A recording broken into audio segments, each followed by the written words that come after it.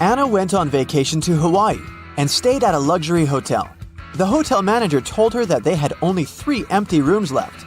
Anna could choose the room she liked best. Can you help her make a wise choice?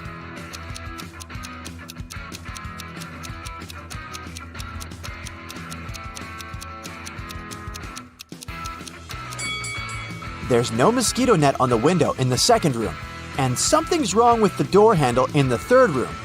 So, Anna should choose the first room.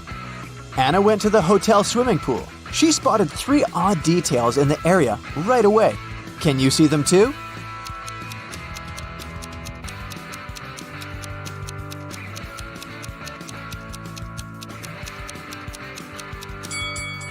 There's no ladder in the pool. There are 2 suns in the sky, and this guy is sunbathing in a winter coat. After lunch, Anna decided to go on a boat trip. At the pier, she met 3 sailors. Bob offered her a 3-hour sailing and fishing trip for $10 only. Kyle offered Anna a personal diving class for $200, and Daniela offered to have a boat trip around the coastal cliffs for free. But only one of these offers is actually a good deal. Can you guess which one?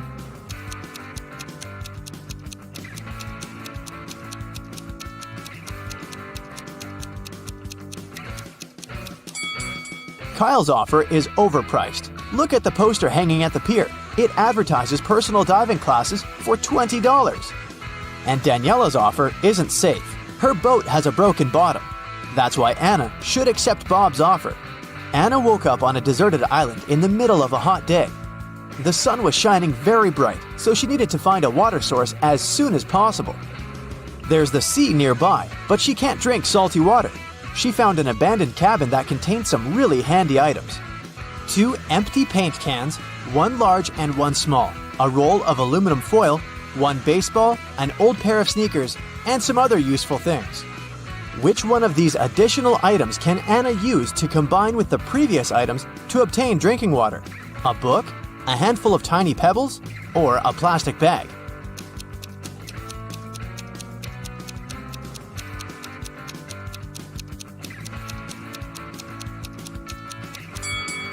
The book is useless in this context. The pebbles can be found all over the shore. As for the plastic bag, Anna can fill 1/2 of the larger paint can with seawater. Then, put the smaller can inside of it. Next, she should use the laces from the sneakers to pull the plastic bag tight over the large can. And finally, place the baseball on top of the plastic bag directly above the smaller can to make a small indentation. Then, just leave this construction in the sun. Drinking water will evaporate and condense on the plastic bag. The indentation will push the water into the smaller paint can. Anna decided to explore the island. Soon, she found a tunnel and got lost inside it. At the bottom of the tunnel, Anna saw 3 pits leading to freedom. But, unfortunately, every pit is hiding some danger. A huge squid is hiding in the first pit. There's a hungry hyena in the second pit. And there's a poisonous porcupine hiding on the third path. Can you help Anna choose the safest way to escape?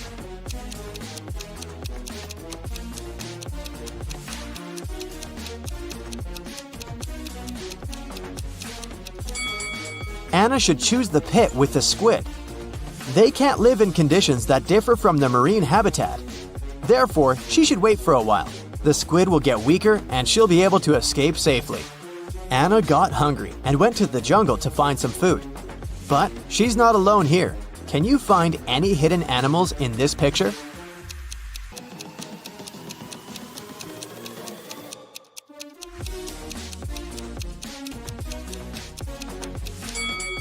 There are 6 animals in the jungle. Here they are: a butterfly, an alligator, a rabbit, a camel, a snake, and a deer. Finally, Anna found 3 bushes with berries. They all look delicious, but only one of them is safe to eat. Can you help Anna make the right choice?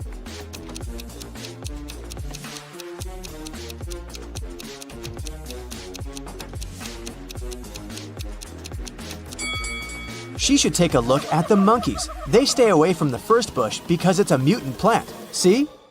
It has teeth and emanates toxic gases. Meanwhile, the monkeys enjoy berries from the second and third bushes. But a cobra is hiding under the third bush. So the second bush is the safest choice. Anna got sunburned during her walk. Which item from the cabin can she use to cool down? Aluminum foil? Fresh water from the paint can? Or the sponge with some seawater?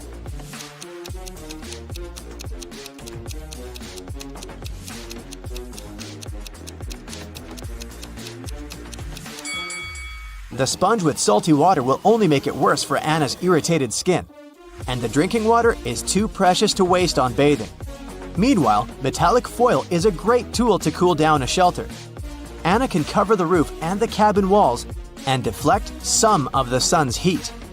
The next day, Anna continued her travel around the island and came across an abandoned village. She found a car with the keys still in it. The car was parked outside the local library, but before Anna could do something about it, a nearby volcano erupted. She didn't see any signs of glowing red lava, but a huge cloud of black smoke was moving towards her. It'll reach the place where Anna's standing in a minute. What should she do? 1. Head down to the library's basement, which is filled with vampire bats. 2. Take the stairs to the library's roof and hide there. Or take the car and try to ride away.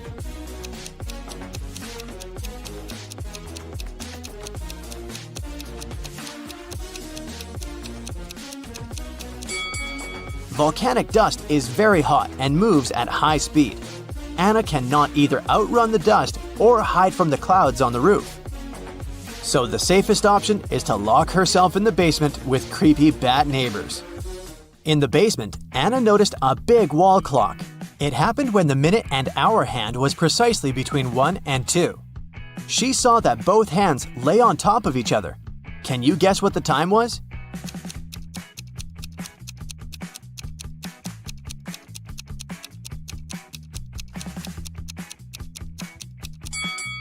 $12. Both minute and hour hands lay exactly between the number 1 and 2 in the middle of the number 12.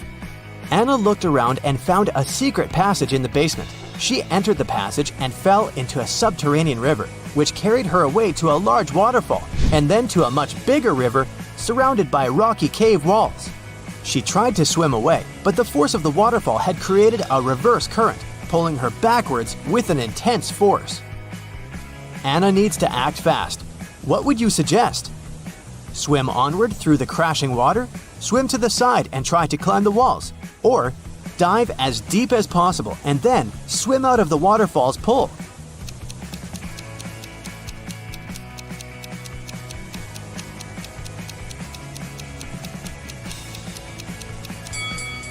Swimming onward isn't an option. The current will pull her back anyway.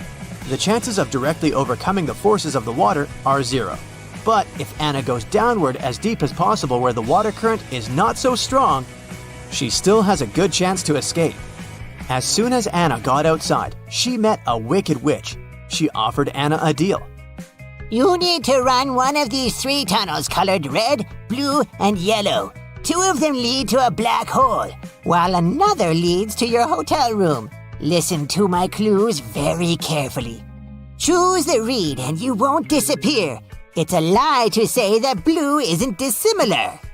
The yellow doesn't have less in common with the red than the blue. Can you help Anna make the right choice?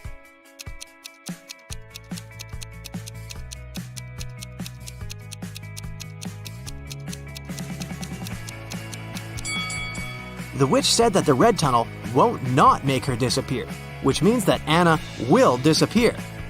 So we can exclude the red one, and the yellow doesn't have less in common with the red than the blue, which means that the yellow does have more in common with the red.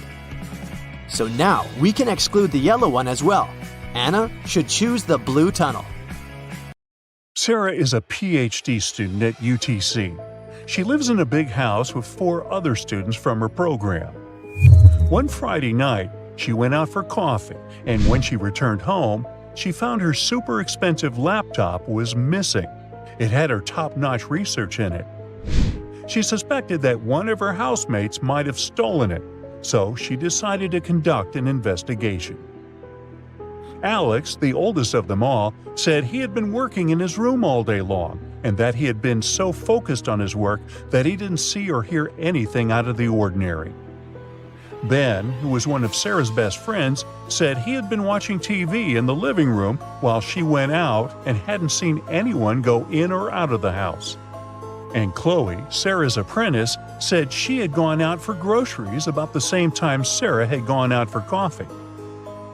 After hearing all of them out, Sarah knew immediately who had stolen her laptop. Can you guess who did it?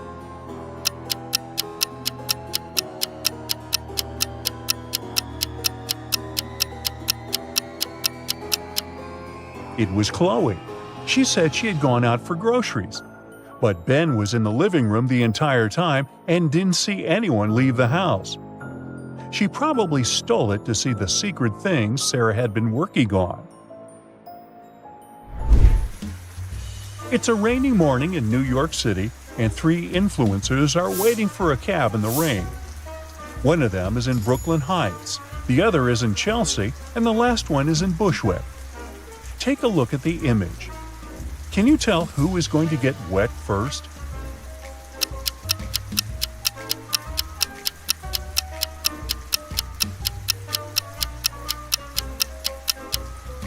It's definitely the one who is in Bushwick.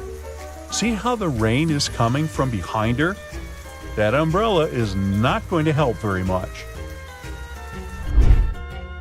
A group of friends were backpacking through Europe during the summer. During the last week of their trip, they decided to go to Italy. They spent the morning visiting ancient ruins, and by lunchtime, they were ready for some pasta. They sat down at a local restaurant and ate delicious Italian food. But when it was time to pay the bill, they noticed their wallets were missing. Since they didn't have money to pay for their meal, the restaurant owner called the police. As soon as the police arrived, they questioned each one of the travelers. "I remember seeing Alice with her wallet before we left the hostel," Emily said. "Well, I did have my wallet with me, but it might have fallen in the last Uber drive we took to get here," Alice said. "I'm sure I had my wallet with me when I got to the restaurant, but I just can't seem to find it now," Jake said. "My wallet was in the bag the whole time, but I just noticed someone opened it and left it open," Lily said. The police officer wasn't sure whether the group of travelers was telling the truth, so he asked to see the restaurant security footage.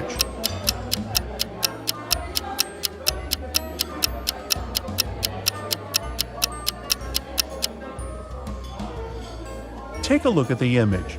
Is the group of friends lying or telling the truth? They were telling the truth. Look at that suspicious guy that entered the restaurant. He pretended to be a waiter to get close to the table. But he stole all of the travelers' wallets. Yike! We're talking a master pickpocket here. A small town only has 3 detectives.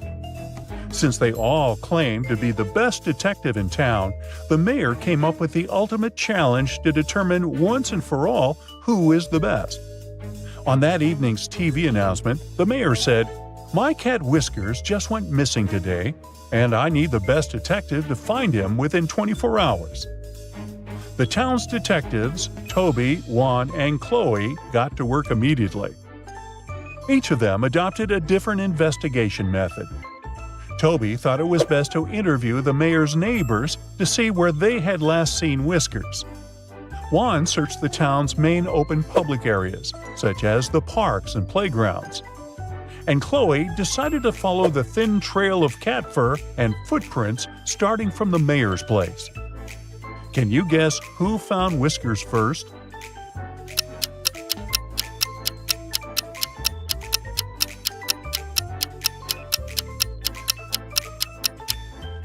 It was Chloe. By following the trail left behind by the cat, she found Whiskers a few miles away from the house and won the title of the best detective in town. Liam was a famous engineer working at Gentech Corp. He had recently won an award for inventing an AI-driven robot assistant. One day, he arrived at work and found that his highly secured lab door was open and his robot was missing. His lab was protected by high-tech security devices, so he knew the person who broke in knew what they were doing. He accessed his computer logs and found a sequence of numbers that looked out of place. The numbers were 12, 9, 6, and 5. At the bottom of the page, a 4-spaced box appeared, asking for a key. He tried typing the numbers in, but they didn't work. He reflected upon them for a while and realized they were hiding an encrypted message. He discovered that the numbers translated into a word. Can you figure out what the message was hiding?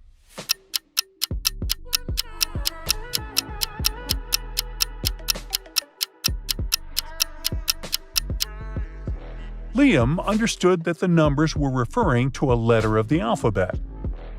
The 12th letter is the letter L, and the 9th letter is the letter I.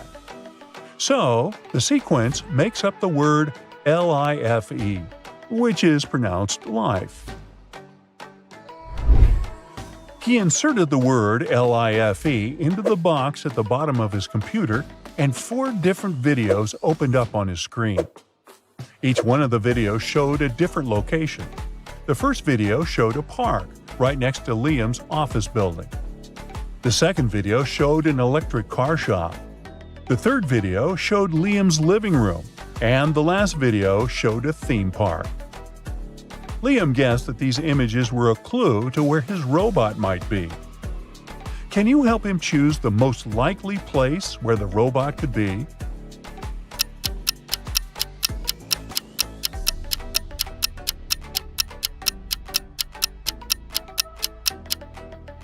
If you look closely, the robot's legs appear in the first video.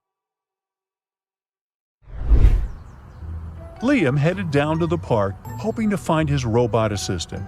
As soon as he arrived, he saw the robot sitting on the park bench alone.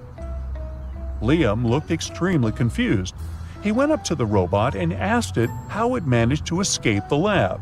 It said it would only answer Liam if he correctly guessed what phrase was hidden in this enigmatic image. Can you help Liam figure it out?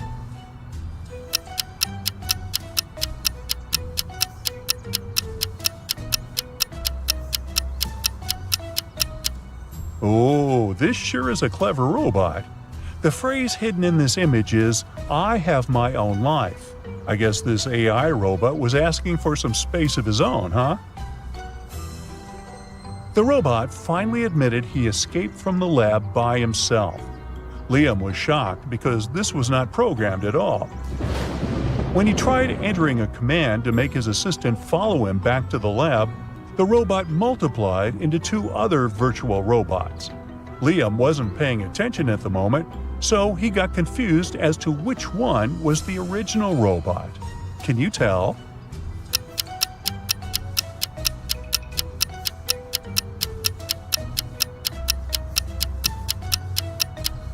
It's the third one on the right. See how the sun reflects on its metal, but not on the other ones? Meanwhile, it was Johnny's 7th birthday, and the family decided to celebrate with a picnic at the park.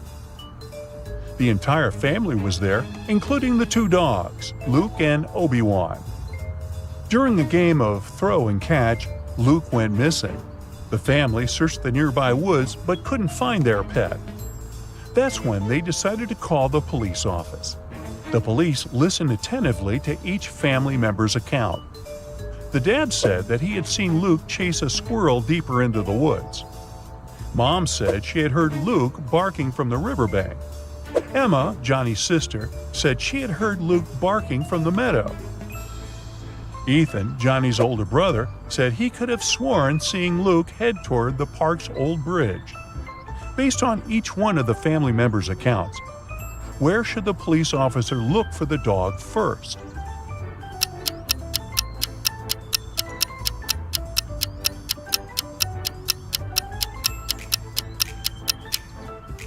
He should start at the old bridge.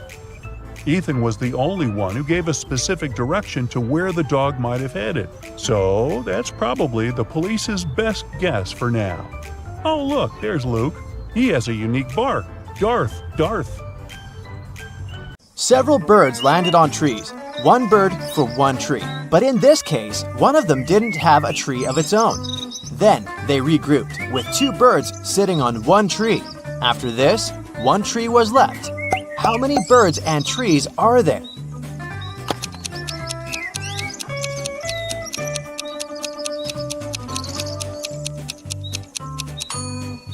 There are 4 birds and 3 trees. Look at these 4 people in a grocery store. Can you figure out who's going to steal a watermelon?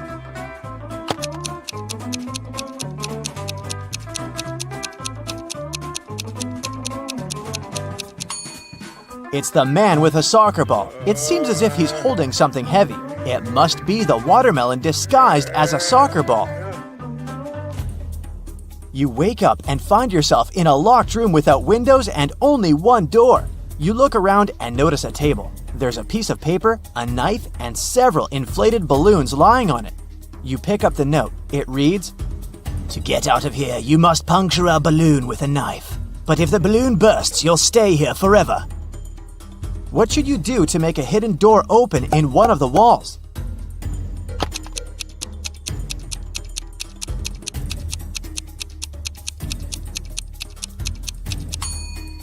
You should deflate one of the balloons. After that, you can easily puncture it with a knife. You're walking along the beach and spot an expensive-looking watch in the sand. There are only 3 other people on the beach. Who does the watch belong to?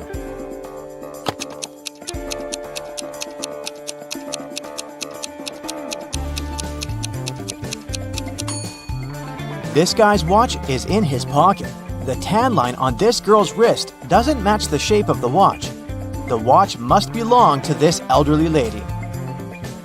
You've got a sack filled with coffee beans. You need to use this coffee to completely fill 2 other sacks of the same size. How do you do it?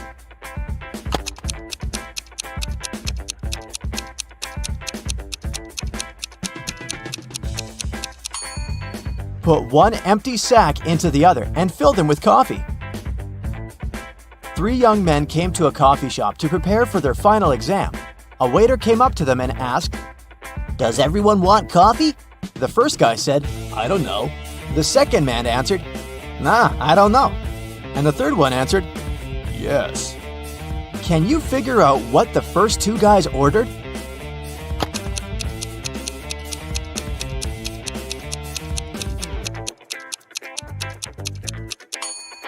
All young men ordered coffee. Each of them wanted to have this drink, but the first 2 couldn't know if it would be everyone's choice. If the first 2 guys hadn't wanted coffee, they'd have simply said no. So when the third guy heard his friend's replies, he figured out that both of them wanted coffee. And since he was going to get a cup, he said yes. You have to think outside the box to crack this one. 1 is to 3 as 3 is to 5, and 5 is to 4. And 4 is the magic number. Can you figure out the pattern?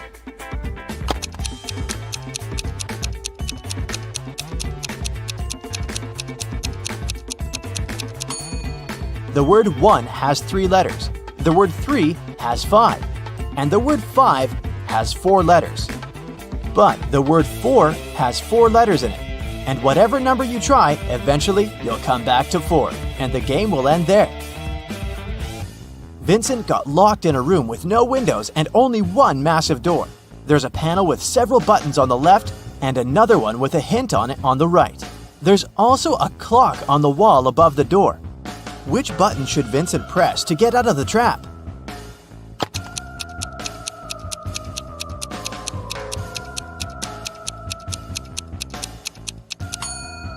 The green triangle. The numbers on the panel represent hours. If you connect them on the clock face, you'll get a triangle.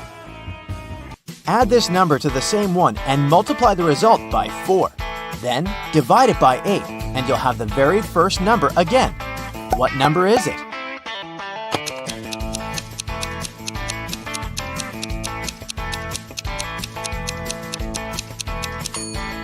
It can be any number. You can try it out to make sure. Look at these women attentively. Which one seems to be suspicious?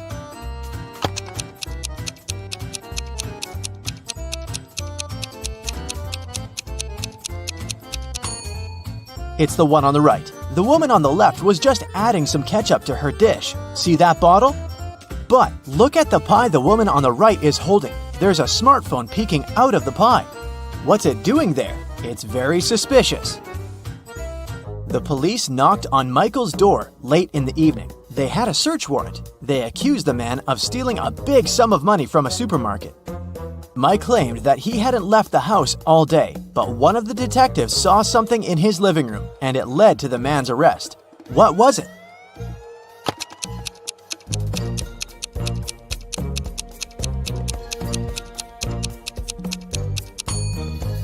Look at the date on the receipt lying on the table. It's the same as the date on the calendar, which means Michael lied about not leaving his house that day. Look at these guys attentively. Can you tell which one has drawn the graffiti?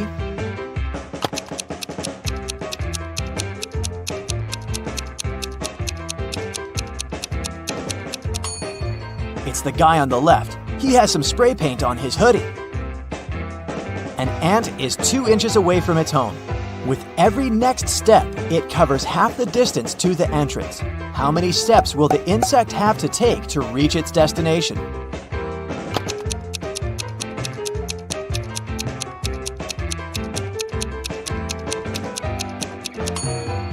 The ant will never reach the door because every time it'll travel only half the distance.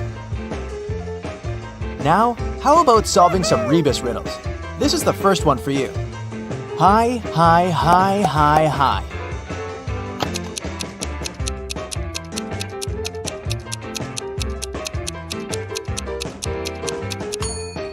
That's high five.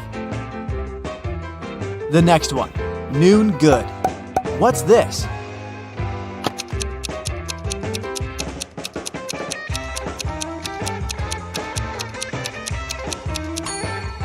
That's how you greet people. Good afternoon. Okay, now try this one. Way, progress.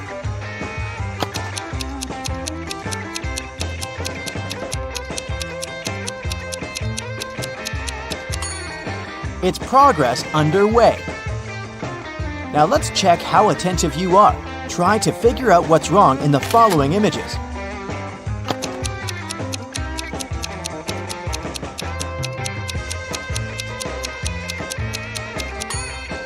There's no way anyone can wear those blue shoes. They're both left ones. How about this one?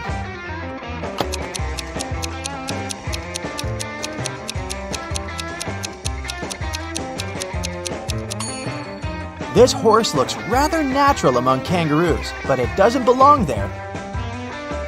What's wrong in this picture?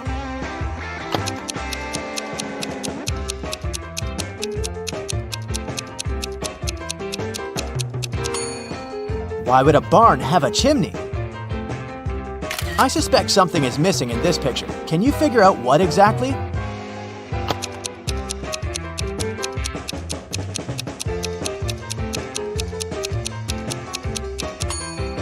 The bus doesn't have side mirrors and windshield wipers. Detective Lucas was called to investigate an accident. A car crashed into a store window and smashed the glass. There are 2 suspects. Both of them deny their involvement. Detective Lucas doesn't need much time to figure out who the culprit is. Do you know the answer too?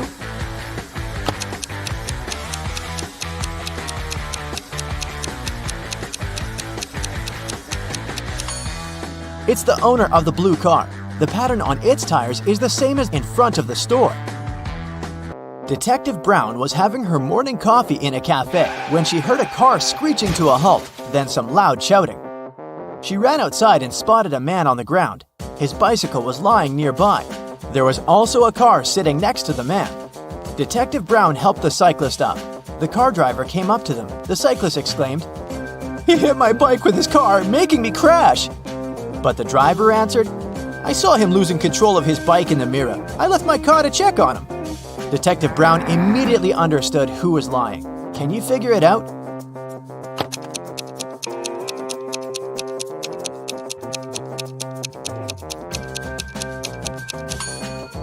Strangely, the car doesn't have side mirrors, and all that stuff in the back seat blocks the view of the road, so the driver couldn't have seen anything in his rearview mirror either. He's lying.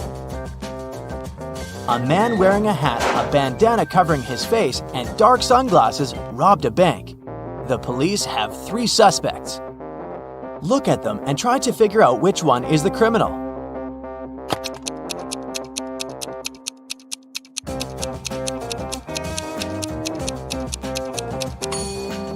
Usually, people tie bandanas under their ears. But in this case, the bandana covers the robber's ears. It probably hides something that distinguishes the man from other people. The criminal must be that man with only one ear. When Louisa entered the office, she noticed that her colleague Anna was very upset. It was the beginning of the working day, but someone had already stolen her purse. Only those who worked in the company could get into the office. Louisa questioned her colleagues. Maria, who worked in IT, said she'd been fixing somebody's computer. Jane, the secretary, answered she'd been on the phone with some clients. Andrew, a sales manager, said, I've just returned from a 3-hour-long meeting. I'm exhausted. Can you figure out who took the purse?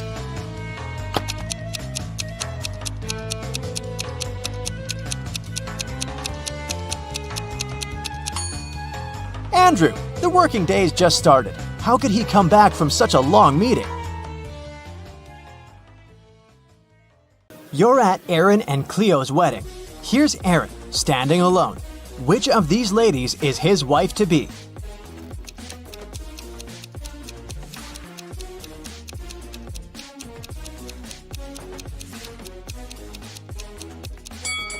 It's this one. Look, there's her name, Cleo, on her bracelet. 3 girls are fighting over a doll. It belongs to one of them, but each of the 3 says it's hers.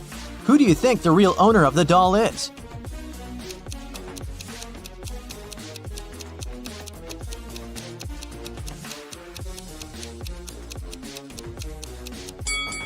It must be this girl. Look, she and the doll have matching outfits. It's Halloween, and some people got dressed as ghosts, but there's one real ghost among them.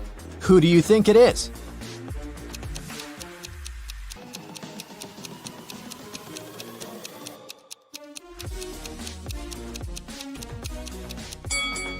Look, this person doesn't cast a shadow. 3 friends went camping. 2 of them are real people, and 1 is a robot. Take a closer look at the photo of them and tell me who you think the robot is.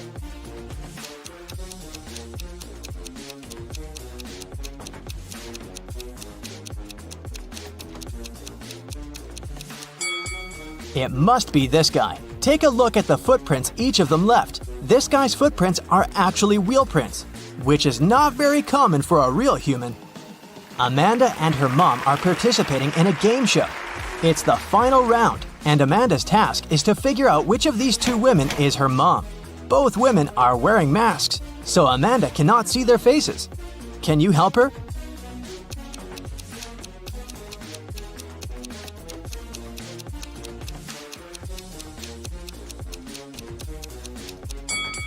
Pay attention to the woman's hair color. Amanda is redheaded. This woman has red hair too, so I'd bet it's her mom.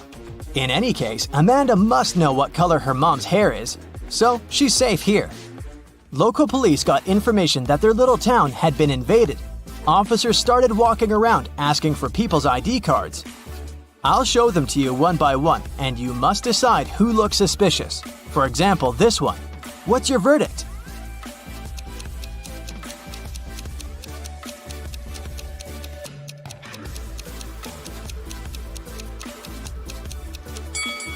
Look at this guy's birth year. No, it's definitely not a real ID.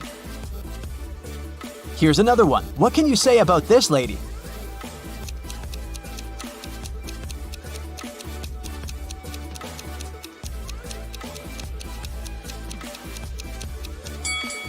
Look at her place of residence. It's just the name of some place. There's no mention of a state or country.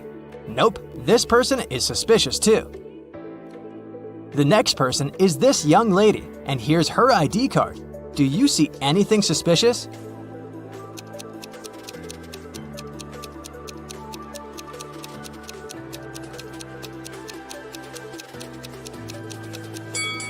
She seems fine to me. I'd let her go.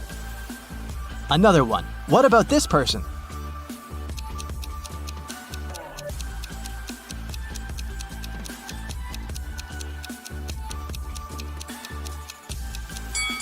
This time, pay attention to this photo.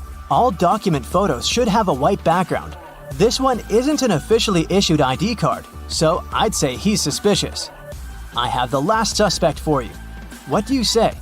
Is there anything we should be concerned about?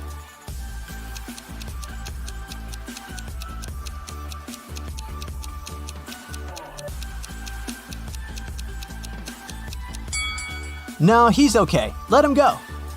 A rich lady, Mrs. Reed, was looking for a person to clean her house every week.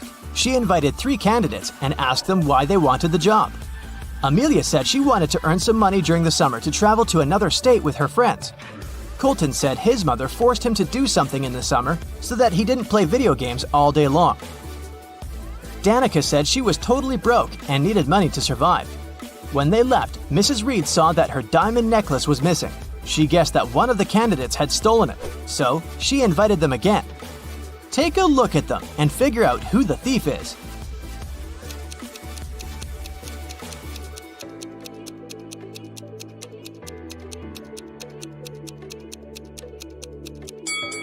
It's Danica. She said she was broke.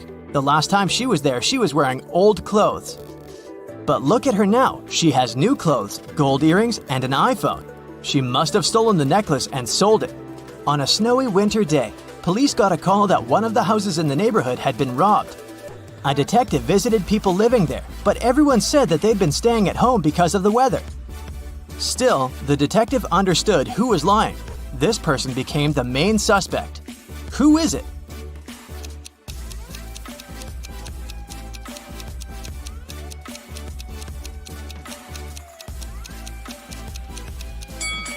It must be the person living in this house.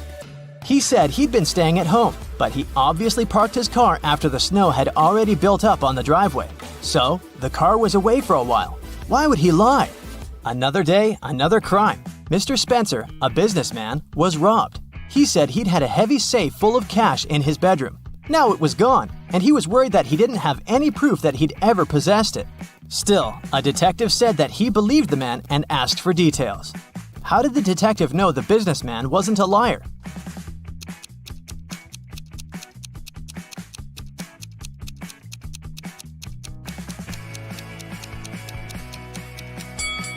Look, there's dents on the floor. Something really heavy was indeed standing there for a long time. There was another robbery in a small town. And the main suspect was Damon, the victim's old friend turned enemy and ex-business partner. The next day, on August 7th, the police paid Damon a visit. He wasn't at home. When they reached him by phone, Damon said he was on vacation in Greece and that he left a week before. The police examined his apartment. When the detective looked around, he realized Damon had left recently. How did he understand it?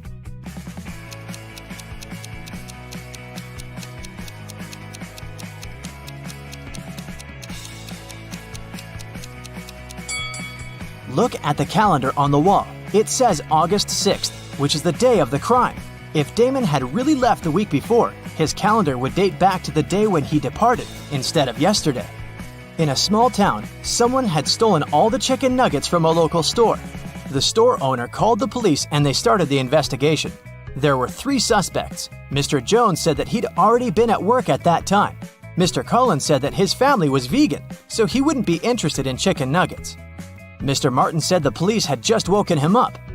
Who's a liar?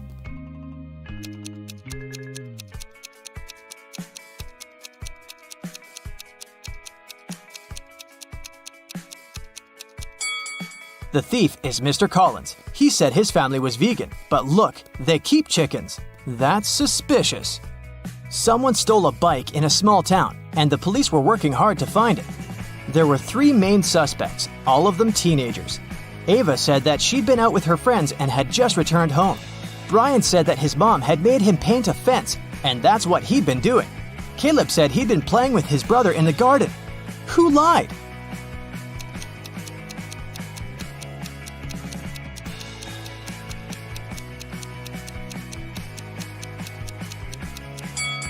Brian, look, the fence is red, but the grass next to it doesn't have any stains, so the fence isn't likely to be freshly painted.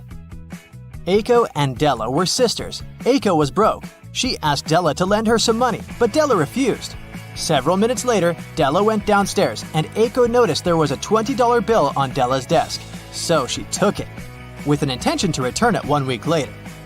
When Della came back and asked where the bill was, Aiko said that a gust of wind had suddenly blown inside and the bill had flown out the window. Della didn't believe her and asked her to give the money back. How did Della realize it was a lie?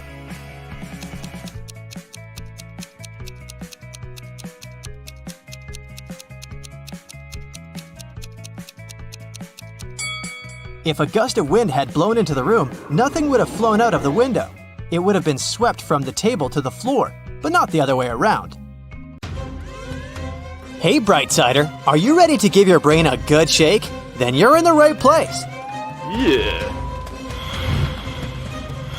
Ryan was a famous artist. Unfortunately, he was 60. He had an accident that left him blind. The man hired 3 people to help him.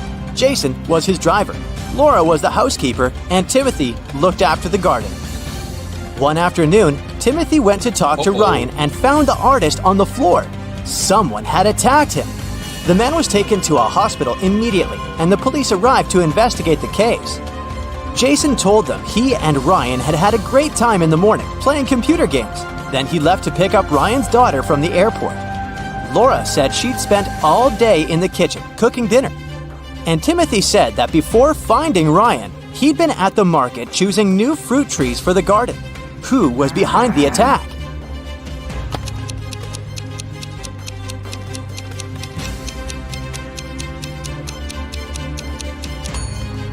It was Jason. Ryan was blind and couldn't play computer games. Kenneth, a newbie police officer, was walking along the street, proudly wearing his uniform. Suddenly, a pretty girl rushed towards him. "Help!" she screamed. "I've been mugged!" After Kenneth made her calm down, the girl told him her story. "I was walking home from college when a man ran up to me. He hit me in the eye and took all my jewelry and money." When Kenneth heard this, he immediately realized the girl was lying. How?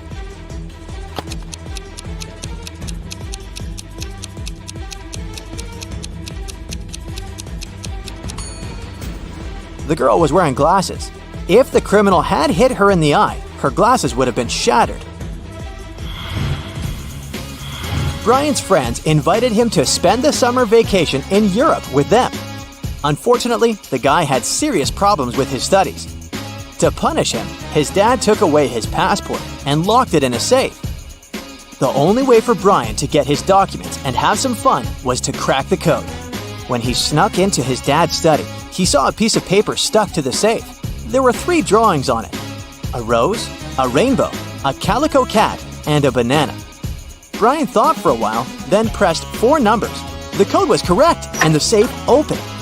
Which numbers were they?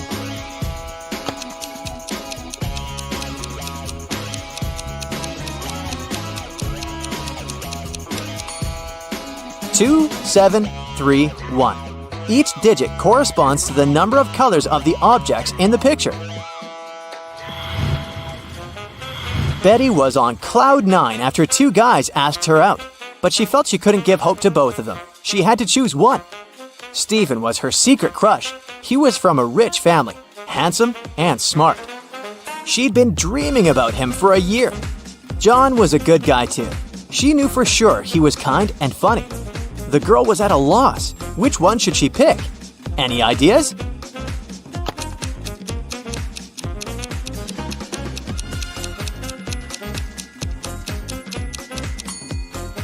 Betty should go for John. Stephen isn't serious about her. He has a lipstick mark on his neck. Look at this picture. Who, in your opinion, is from the future?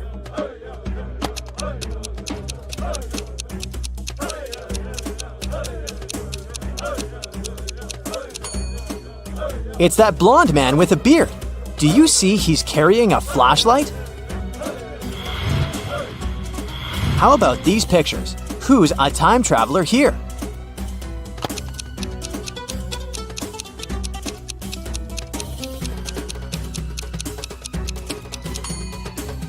It's the man in the third image. He's carrying his produce in a plastic bag. See? A real Viking is hiding among these soccer fans. Can you spot him?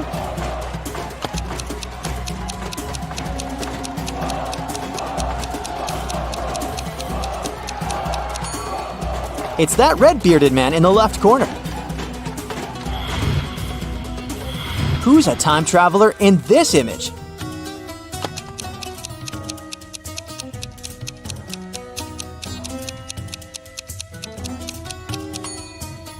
It's the woman wearing a yellow skirt. She has wooden shoes on. If it's not a fashion statement, then she's definitely from the past. How about these guys? One of them is from the future. Can you figure out which one?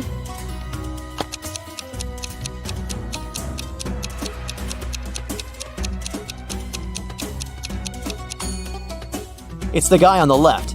A smartphone is lying next to his hand. But look at the computer he's using. At that time, there were no smartphones yet. The next image is for you. Your task is to figure out who is from the past.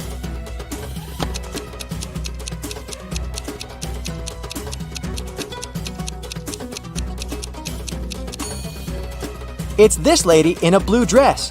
Have you noticed a bag where she probably has some coins on her waist? These people look very, shall I say, ancient? But one of them is just pretending. He's actually from the future. Who is it?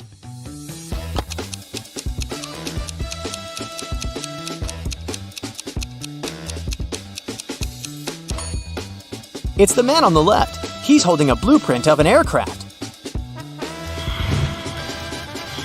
Okay, now try to use all your attention skills. Which painting is fake?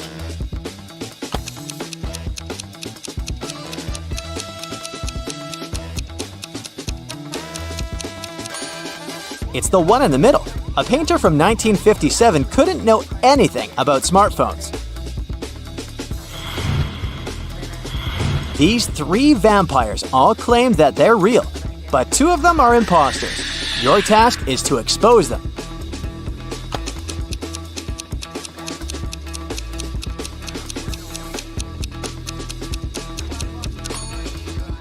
Look, there's a mirror behind the vampire on the left, and he does get reflected in it. As for the one in the middle, where are his fangs? So, only the vampire on the right is the real thing. Which of these people isn't very smart?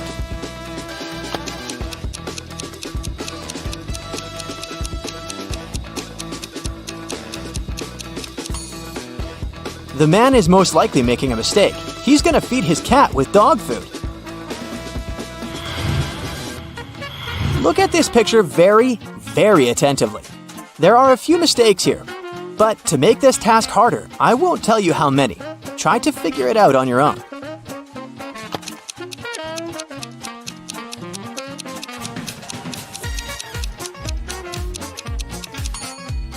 For one thing, there's a car in the painting hanging on the wall, and it definitely looks out of place there.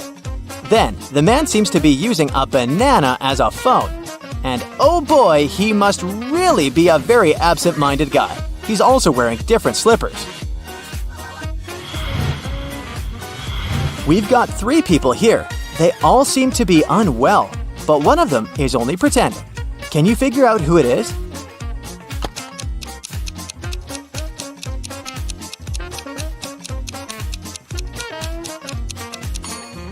It's the guy on the right. His phone is in his right pocket. He must have used his right arm to put it there, but it's broken. How is it possible?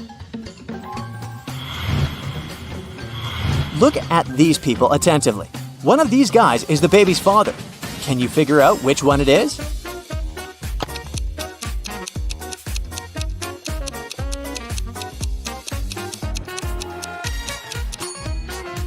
It's the guy on the right. The baby has his eyes. Mark and Liza had been dating for 2 years. One day, the guy came to his girlfriend's house. He was going to propose to her, but when he made it there, he found Liza with another man. Mark was furious. The other guy got scared and rushed out of the house. Liza was shouting that it was her brother, but Mark knew better. Unfortunately, he hadn't seen the guy's face clearly. When he ran outside, he saw 3 men. Which one is Liza's lover?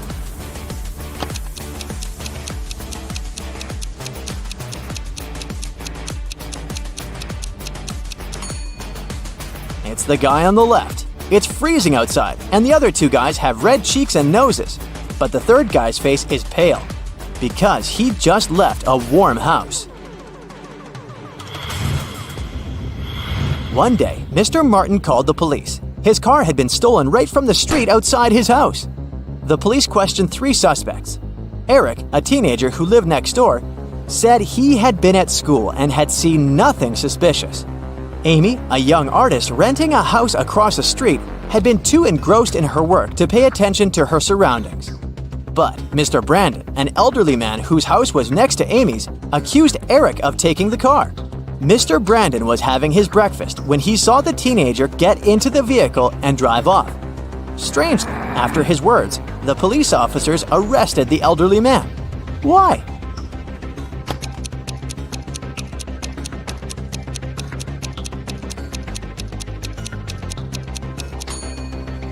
Everything Mr. Brandon could see out of his window during breakfast was his tall brick fence.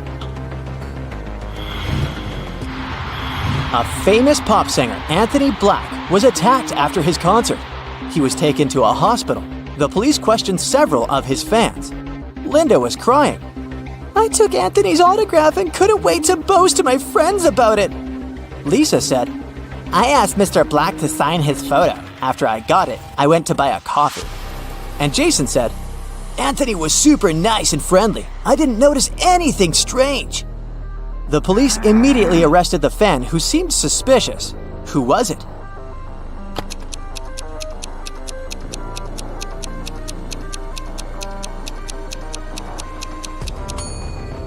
It was Lisa. The autograph on the photo looks different from the singer's real signature.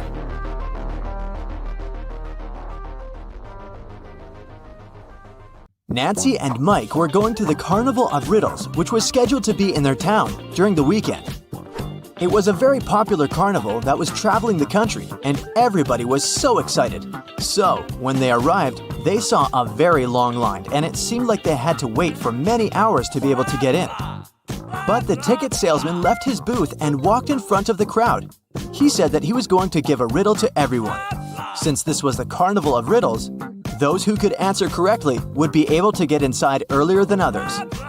The riddle was this: I am the beginning of eternity. I am the end of time and space. I am the start of every end. I am the end of every place. What am I?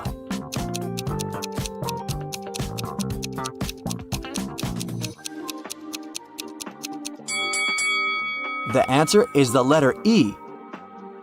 Nancy and Mike were so happy that they knew the answer and didn't have to wait to get in. But even though they were able to move in front of the line, they still had to pay for the tickets. But they were so expensive. The salesman offered them another riddle. If they could answer it, he would give them a 50% discount. I have an X number of candy apples. If I count them by 3s, the remainder is 2. If I count them by 5s, the remainder is 3. If I count them by 7s, the remainder is 2. How many candy apples do I have? Mike was kind of a genius, so he knew the answer immediately. Do you?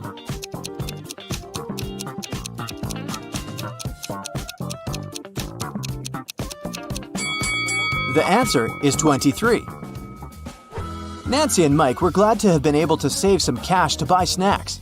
Nancy wanted to get something sweet for herself and her brother, so they went to the candy booth. They had 3 options to choose from. They could either buy cotton candy, candy cane, or a candy apple. Which one should they pick?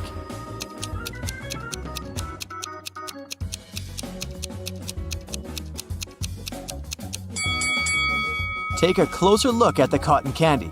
There's a teeny tiny spider stuck inside. Yikes! And did you notice that little apple worm inside the candy apple? That's never good. So, they should buy the candy cane. Before leaving the candy booth, Mike wanted to get a gumball too. However, when he inserted his coin into the gumball vending machine, he realized that something was strange. Hey! Do you see it too?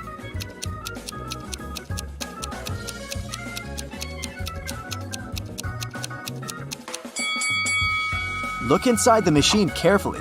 Not everything in there is a gumball. This and that are eggs. How weird is that? Hey! After eating their candy, they came upon a tent with a sign that said, "Enter if you want to see real magic." They were intrigued, so they decided to walk in. There were 3 different magicians. The first was holding cards in his hands. Then he made them disappear. The second one also had cards, but he was making them levitate. And the third one put a pen through a card, but the card was unharmed after. Only one of them was capable of real magic, and the others were just doing tricks.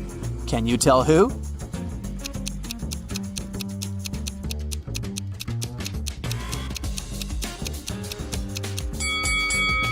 Take a closer look at the first magician's sleeves.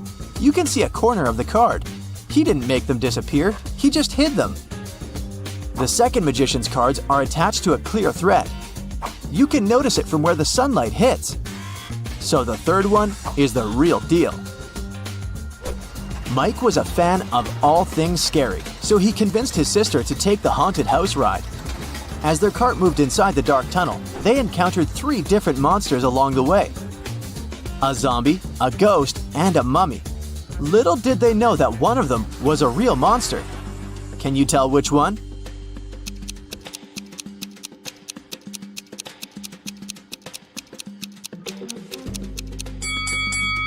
Take a look at the zombie. Its makeup is kind of melting, which means that it must be an actor. As for the mummy, look at his ankle. His skin slightly shows under all that mummy gauze. So he must be a dressed-up actor as well. That makes the ghost the real monster. So creepy.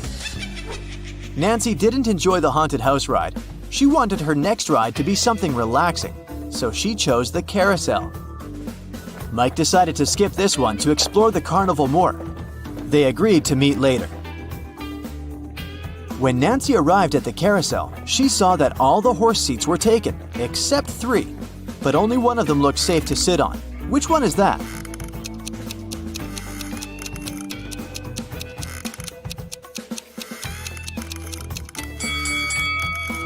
The second horse mount is cracked. It's not wise to pick that one. And the third horse is slowly moving back and forth even though the carousel is not rotating yet. Its screws must be loose or something. So she should choose the first one. It's the cutest one anyway.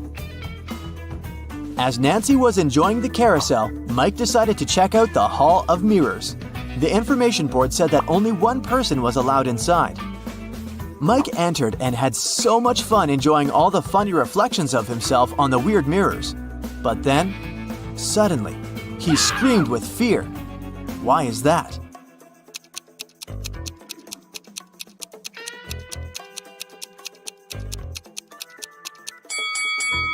Take a closer look at the mirror reflections. One of them doesn't belong to Mike, so he is apparently not the only one inside, even though the sign said he would be. Mike was so scared of the unexpected reflection. He ran out of the Hall of Mirrors immediately, but as he did, he tripped on a stone and twisted his ankle. So he decided to visit the first aid tent to get some ice. When he walked in, he saw that the nurse was in panic and in no condition to help him out because there were 3 pregnant women sitting in front of her, all claiming they were going to give birth now. However, Mike noticed that one of them was lying and faking her pregnancy. Can you tell who?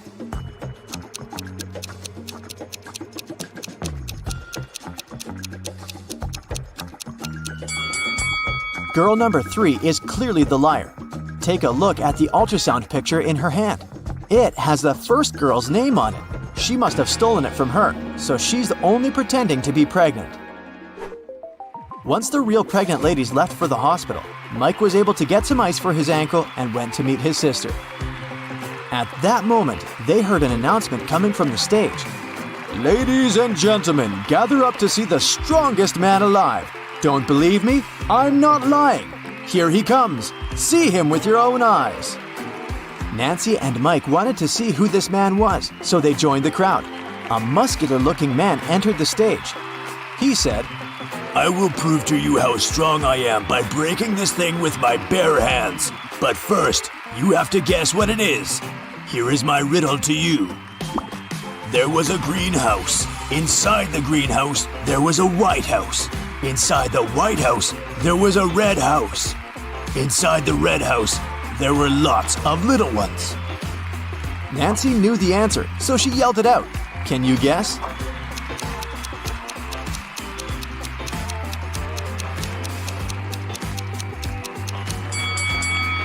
It's a watermelon, and the strongman was able to break it with his bare hands indeed. So cool!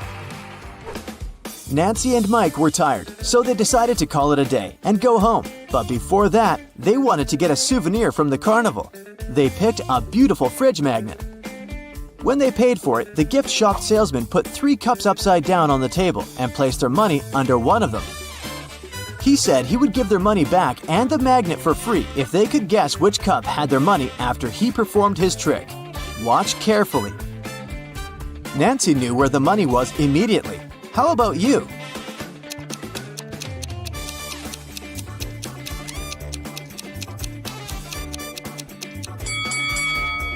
It's here. You thought it was under this one, right?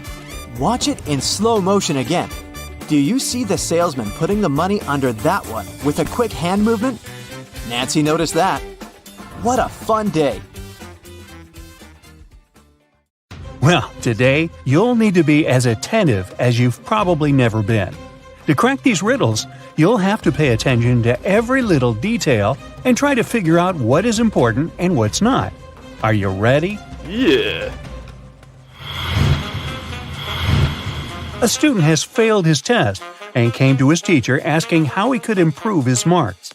The teacher replied, "If you manage to solve my riddle, I'll give you a better mark. You have a cardboard box. It's easier to lift from a wooden floor than from a steel table. What's in the box?" The student thought for a while and answered correctly. What did he say?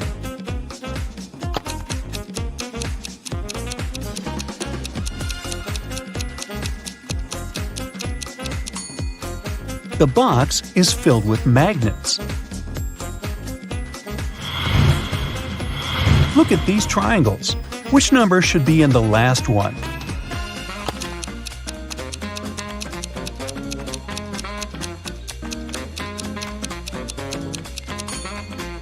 It should be 3. To get this answer, you need to subtract the left number from the upper number and multiply the result by the number in the bottom right corner. Now, both of these watches seem perfectly fine, but only at first glance, because one of them is real while the other is just a toy. Can you figure out which is which?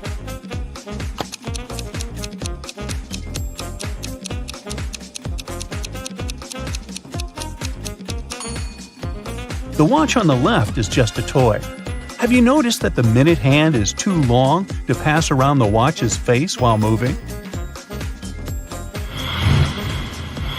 Your task is to separate these trees in such a way that there are 5 rows with 4 trees in each row. How can you do it?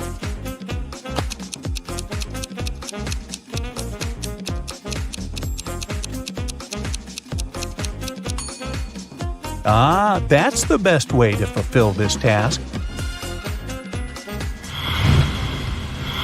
A dangerous criminal managed to escape from the police. He got a job in a wealthy mansion. When the detectives arrived there, they found out that 3 men had been hired recently. They questioned each of them. Michael, the cook, told the police he'd been working in a restaurant before. But then the restaurant went out of business and he found a new job. John, the gardener, answered he had always been interested in plants. After finishing garden design courses, he landed this job. And Robert, the security guard, said his father was the house owner's friend. He helped Robert get his position. Who's the criminal?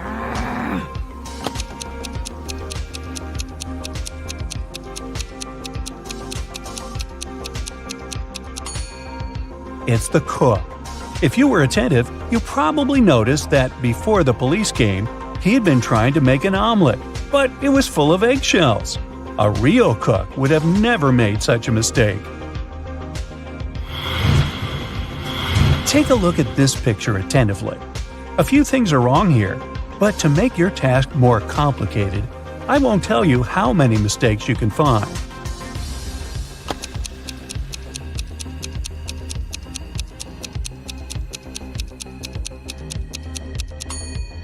If you found 3 mistakes, congratulations! Yes, this clock is all messed up. June only has 30 days, and the shoes the girl is wearing are from different pairs. How about this next image? Can you find any mistakes here?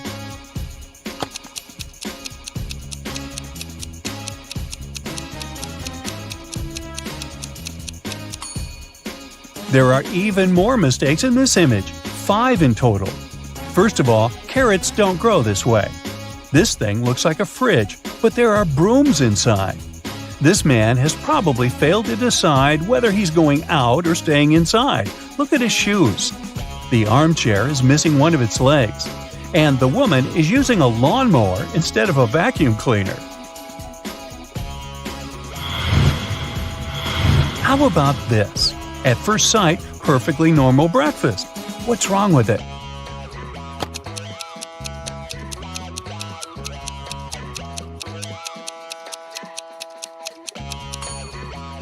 It's the kettle.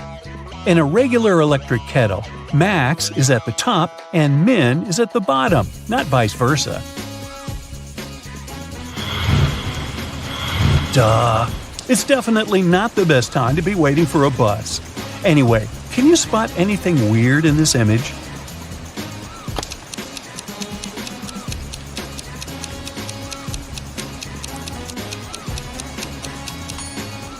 The girl in the red dress is perfectly dry, but she doesn't have an umbrella and it's pouring with rain. Now, Sherlock, you need to figure out what's wrong with this picture.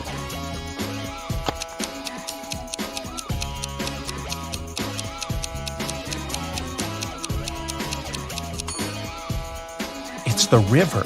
Where does it disappear after going under the bridge?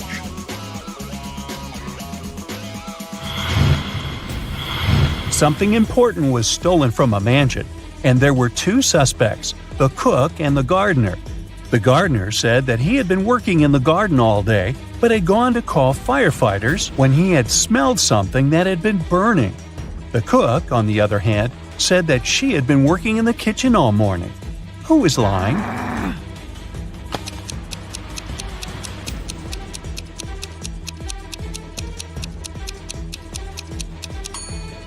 The cook is a liar.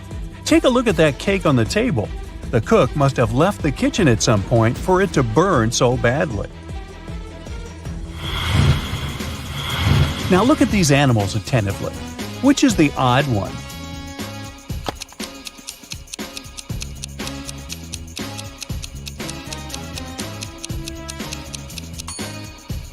It's this kangaroo. It's the only creature whose name doesn't start with C. Melissa stayed late at work one evening. When she was walking home, it was already dark. Suddenly, she noticed a group of people. They were moving in a strange, jerky way, coming closer and closer. With growing horror, Melissa realized that the approaching people were actually zombies. In the next moment, she got surrounded.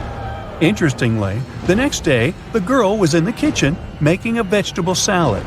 How is it possible?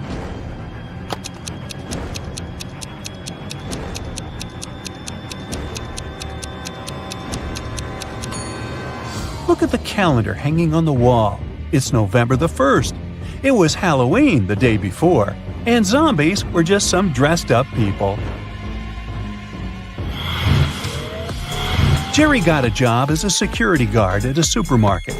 On his first day, he heard an alarm go off when a young woman was leaving the store. He stopped her and asked whether she had a receipt. She did, so Jerry checked it and the girl's bag. Everything looked okay, but the guy still called the police. Why?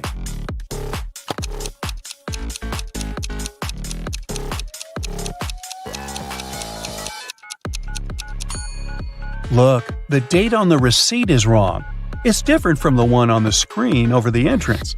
The girl had bought all the products the day before and then came the next day to steal the same stuff.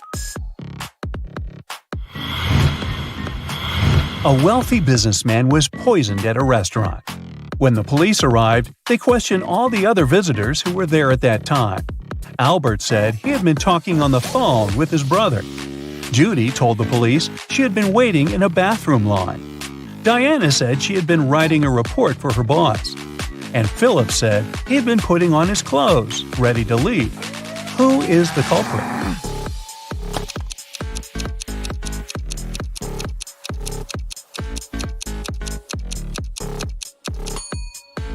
It's Judy. Oh, no. Besides her, there were only 3 other visitors in the restaurant, and all of them were busy. There couldn't be any people waiting to use the bathroom. It's something that comes with a train, leaves with a train, but is of no use to a train. And yet, no train can go without it. What is it?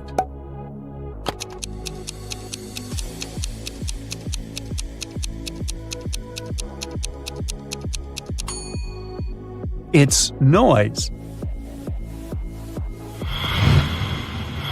Andrew and his friend Kenneth went to the beach to have some fun. Andrew started to play volleyball with Gary, a guy they met there. After the game was over, Andrew went to a beach bar and ordered a lemonade. But after drinking it, he almost immediately fell sick and lost consciousness. Kenneth called an ambulance and his friend was taken to a hospital. There, it was discovered Andrew had been poisoned. The police questioned the suspects. Kenneth said, "I'm sure the barman put something in Andrew's drink."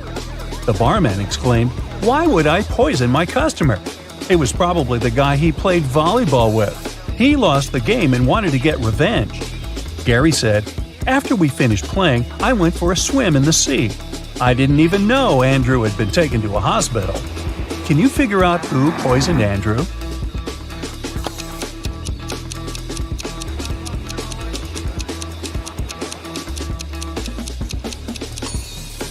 It was the barman. He lied about Gary losing the game to frame the guy. 2 girls, Tina and Betty, got lost in the forest. After some time, each of them found a clearing with lots of berries growing there. At that moment, the girls had been starving. They decided to snack on the berries. But for one of them, it's going to be a grave mistake.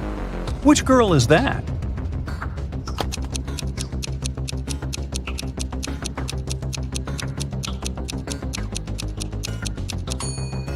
Betty is eating berries from endangered plants. She's not supposed to do it, but they won't make her sick.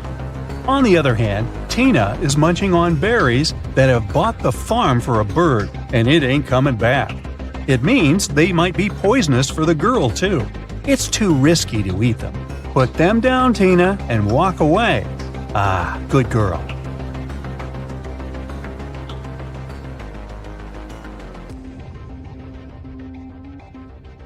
Oliver, Olivia, and Henry were best friends at college. But after graduating, they all went to live in different cities and rarely met. That's why this year, they promised one another that they'd finally gather together for a camping trip. And they did. On the day of the departure, they were all at Olivia's, doing some last-minute packing. Look at the things they're going to take with them, and say what they should leave at home. A slight hint, try to think outside the box.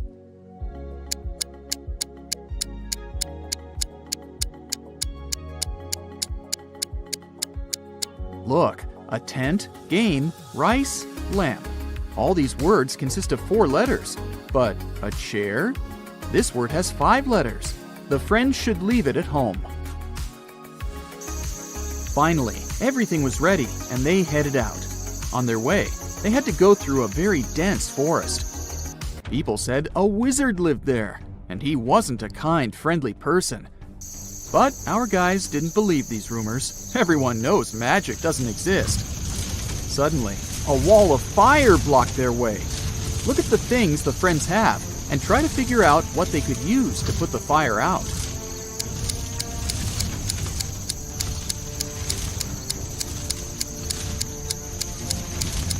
They could use this bucket to bring some water from that puddle. But it wouldn't be enough to put out such a large fire. This hose is useless. There's nothing to attach it to. The friends should choose this spade and use soil to put the fire out. The guys kept walking, and soon it started raining. They noticed a cave and hid there. But as soon as they walked inside, the opening behind them closed. There were 3 tunnels, and one of them led to freedom. But the first tunnel was full of crocodiles that hadn't eaten for 2 years. In the second tunnel, a lion that had been hungry for 2 weeks was hiding. And the third tunnel led to a red-hot desert. Which tunnel should the friends choose?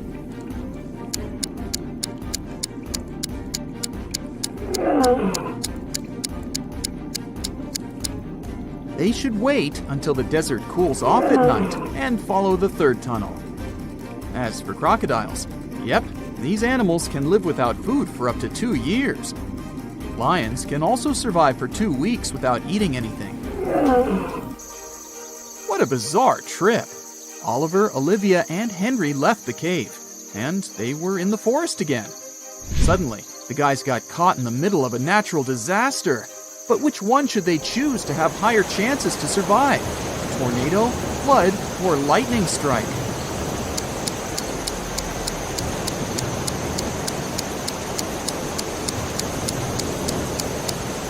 The only place where they might find some kind of shelter is a high hill over there. But high ground during a lightning storm or a tornado is a terrible idea. This means the friends can only survive a flood. As soon as they climbed the hill, the sky cleared and the sun started shining again. The guys decided to continue their journey. Soon, Oliver, Olivia, and Henry saw a huge rock. They couldn't walk around this obstacle. But Henry noticed something strange. Were those 2 doors? Then suddenly, 2 guards appeared out of nowhere. The scariest thing? They were made of stone. Soon, the guys found out that one guard always lied, and the other always told the truth. One door was safe to open, and the other hid a terrible danger. The friends could only ask one guard one question to figure out which door they should go through. What question should it be? If I asked the other guard which door was safe to open, what would he say?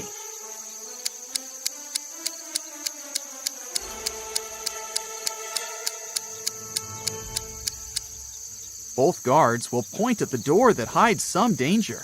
The lying guard, because he's, well, always lying, and the guard who tells the truth, because that's what the lying guard would tell them. So the friends just need to open the other door. There was a long corridor behind the door. Soon, the guys saw another door. But to open it, they needed to solve this puzzle. Which piece is missing here? Which button should they press?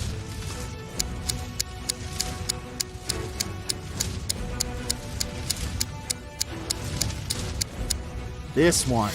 In the upper row, the only element that's missing is a double triangle. And in the second row, there's no arrow.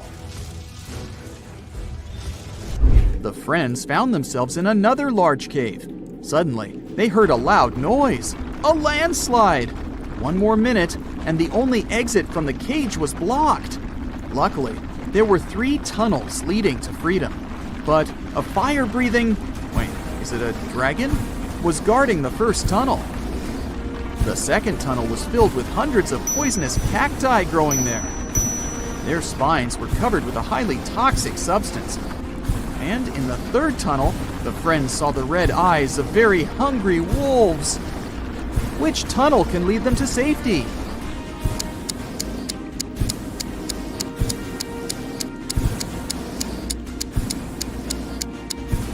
They should choose the tunnel with the cacti.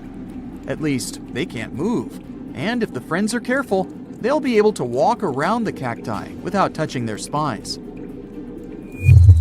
Finally, freedom! Or not. A man appeared in front of the guys. He was wearing a black cloak and a mask. He seemed angry. You've managed to avoid all the traps I've set for you, but let's see if you survive my next challenge. Suddenly, the friends found themselves upside down in the air. Their legs were tied. On the ground under Oliver's head, there were several venomous snakes. Under Olivia's head, a fire was burning. And on the ground under Henry, there were a couple of scorpions. How can the friends escape?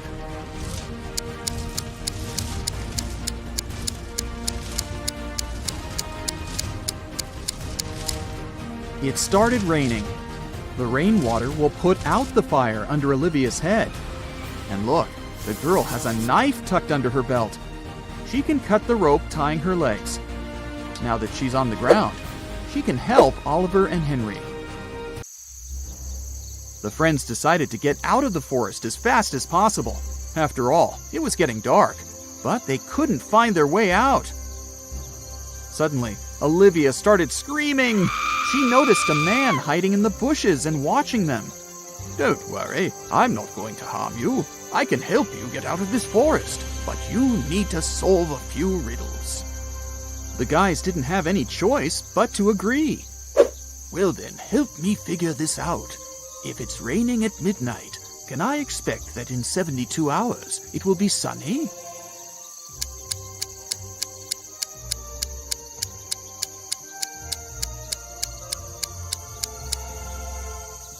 "Nope," Olivia said.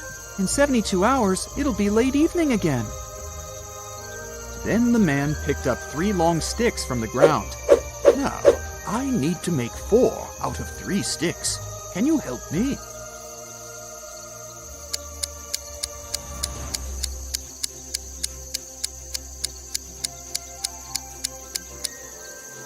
Henry immediately figured out what they had to do. He took the sticks and put them on the ground like this. Done! The next riddle from the man was this. There's a combination of letters, OTTFFSS. What will be the next 3 letters in this sequence?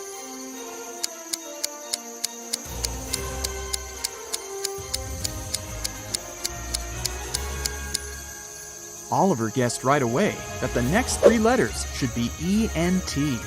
These are the first letters of the numbers from 1 to 10. The man didn't want to give up. There is a bridge that is 1 mile long.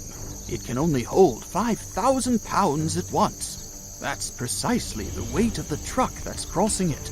The truck reaches the middle of the bridge and stops. Suddenly, a hummingbird lands on the vehicle. Is the bridge going to collapse now?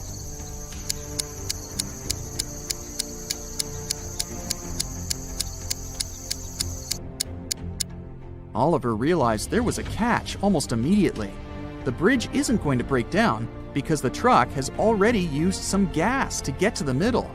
This means that it weighs less than 5,000 pounds, and the weight of a hummingbird won't make any difference. Now you need to help me get something that's mine, the man said. Among trees, the friends saw a square swimming pool. Right in the middle of it, there was an island with a treasure chest. Hungry sharks were circling the island, so no one could simply swim there. The distance to the island was 10 feet on all sides. The only things the guys could use were 2 wooden boards, each 9 feet long. How can they get to the treasure?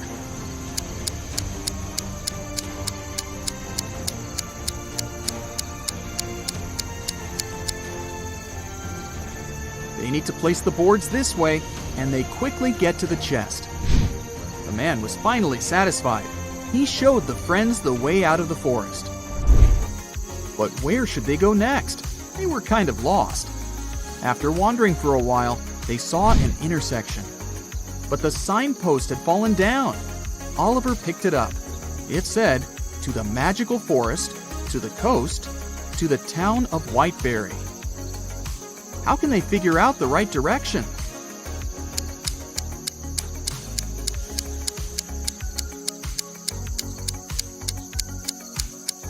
Well, the guys definitely know the right direction toward the magical forest.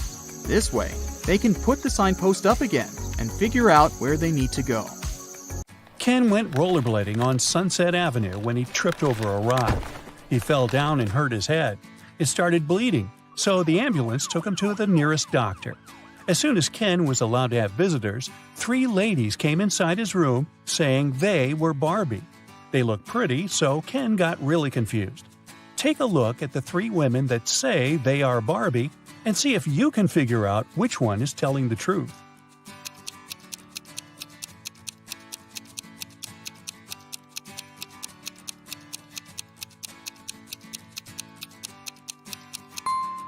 It's the woman on the right. Since Barbie is a doll, she can't change her expression. If you look attentively, you'll see that the first woman is blinking, and the second woman has a wink on her face. This leaves us with the last woman, which is the one and only Barbie. After getting out of the hospital, Barbie suggested that they go get ice cream. Ken said yes, so they went to their favorite place. Barbie ordered a blue ice cream, and Ken got a green one. When they were about to eat their desserts, a stranger came next to them and said one of the ice creams was poisoned. Take a look at the image. Can you tell which ice cream isn't safe to eat?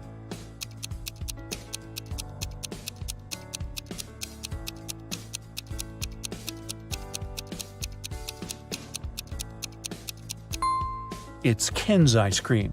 Sure, it was originally green, but there's a strange smoke coming out of it. It's probably a reaction to the poison. Yikes! Sure looks like someone's after him, huh? One lovely morning, Barbie was driving to work when her sight suddenly went black. She woke up in an empty warehouse. There was nothing but 4 doors in front of her.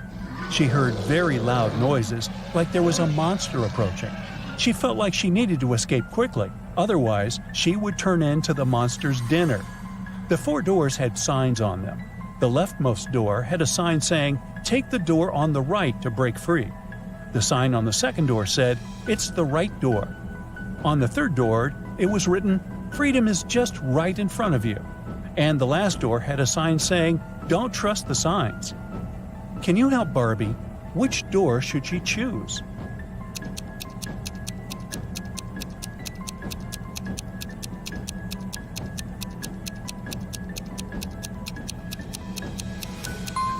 Well, there's a bit of wordplay here. Let's see why.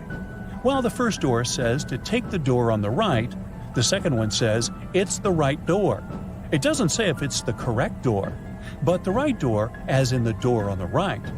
The third door says freedom is just right in front of you. That just doesn't make any sense, does it? You can interpret that it's pointing to the door just on Barbie's right, and that is it. She should choose the last door. It says not to trust the other signs, but it doesn't say that they are false, does it? Marjorie is the owner of an organic farm. One morning she walked inside the barn and found all of last week's production of apple juice shattered on the floor. She was devastated. This was going to cost her a fortune. She asked her employees to clean it up. Meanwhile, she took the time to interrogate them. Sean, the farm's volunteer, said that he had put all of the apple juice bottles on the shelf before heading home. He said everything seemed fine until then.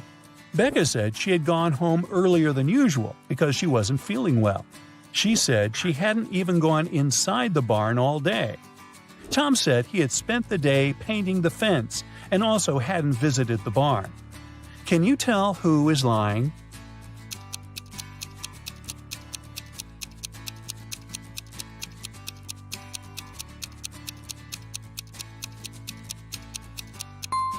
Tom is the one lying. Take a look at the fence behind them. It's definitely not painted. Linda was staying at a famous hotel where a lot of celebrities live. The glamorous building had 7 floors. 5 A-list celebrities were living on the ground floor, and 8 Hollywood stars were living on the first floor. On the second floor, there were 11 not-so-famous people. Each floor above those had 3 more celebrities living on it than the previous one. All of these people leave for work every day. Can you guess which floor calls the elevator the most?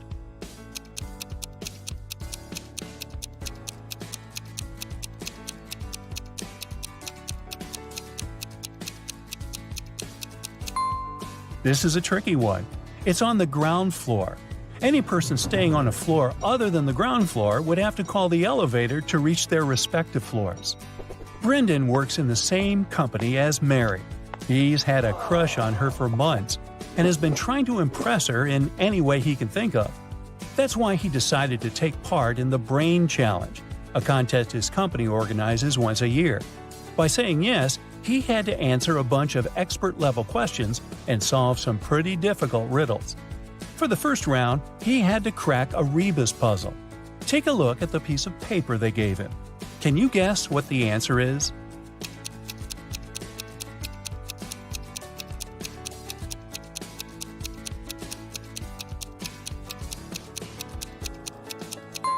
The answer was broken promises. Ooh, nice. For the next round, they took Brendan to a room full of random stuff. His task was to find a specific object. As a clue, they gave him a piece of paper that said, "What goes up when the rain goes down?" Look around and help Brendan find the object.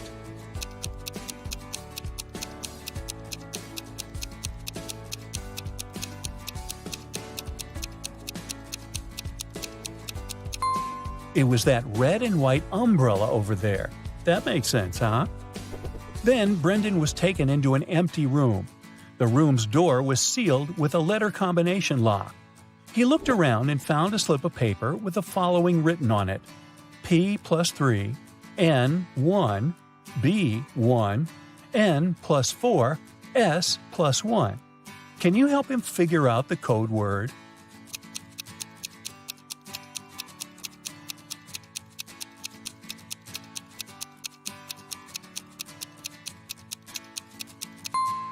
It took Brendan a while to figure it out, but he was able to crack it.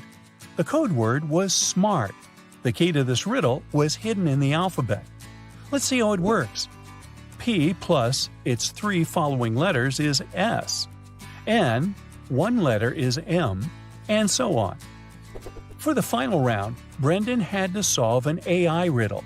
If he answered it correctly, he would win the contest's main prize and probably Amy's heart. The riddle said, "I speak without a mouth and hear without ears. I have no body, but I come alive with the wind. What am I?" Can you guess what Brendan answered?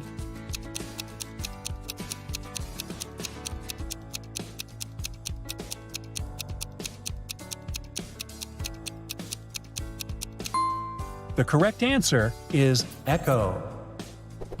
Dave, a chief police officer, received a call late one night.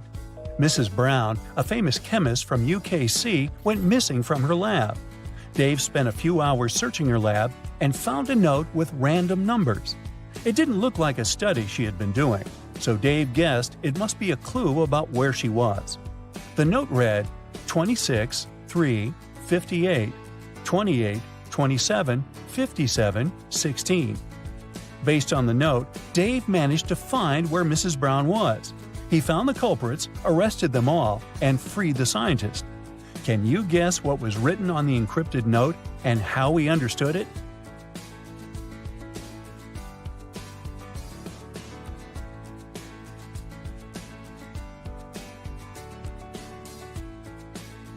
Here's how he figured it out. Each number on the note corresponded to an element in the periodic table. So the element that corresponded to the number 26 is Fe, iron. The number 3 is Li, lithium. And 58 is Ce, cerium. Using this logic, the first line spelled out Felice. By the same logic, the second line spelled out Nicholas. After discovering the names, Dave must have tracked the two people down, arrested them, and discovered where they had taken Mrs. Brown. In a small town, 3 teachers went on leave all on the same day. Janet said she had gotten into a car accident and had broken her leg, so she was having difficulty walking with her new cast. Emma complained that she had a very unfortunate workout and had injured her neck, so she was having trouble looking sideways. And Tina said she had fallen from her bike and had hurt her arm. One of the teachers was lying. Can you tell who?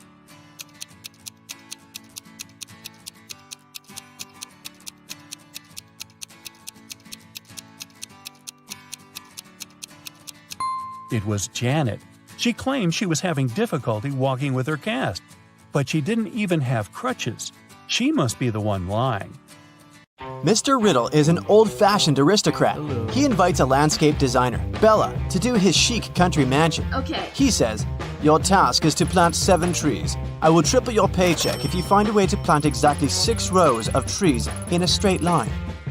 Also, each row should have 3 trees in particular." Do you have any idea how Bella can accomplish this task?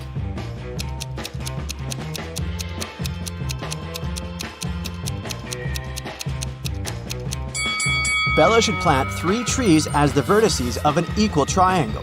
3 more trees should be planted at the center of each side of the triangle. The last tree should be planted at the center, and voila! While working in Mr. Riddle's garden, Bella finds 3 hidden words. Can you see them too?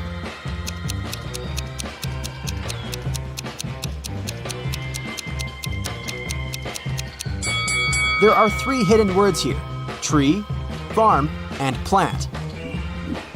The local gardener is playing a quiz game. He keeps asking the same question to everyone he meets, but each time the answer is different. Can you guess the question?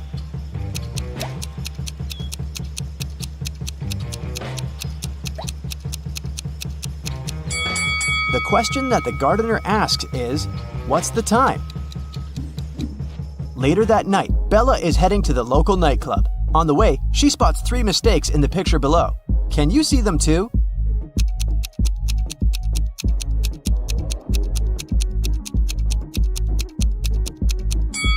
December 32nd doesn't exist. There's no green light at the traffic signal, and this trolley doesn't have any rails.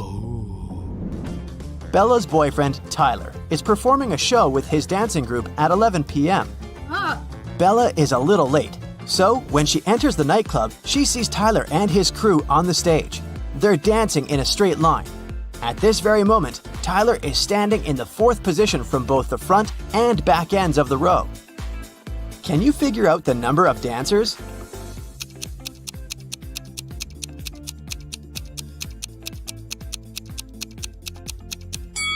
There are 7 people in Tyler's dancing group, including himself. Tyler was the 4th from both ends, which means 3 dancers were at the front and at the back. After the performance, Bella is wandering around the club and sees these 2 guys in the VIP section. Can you tell who's fake?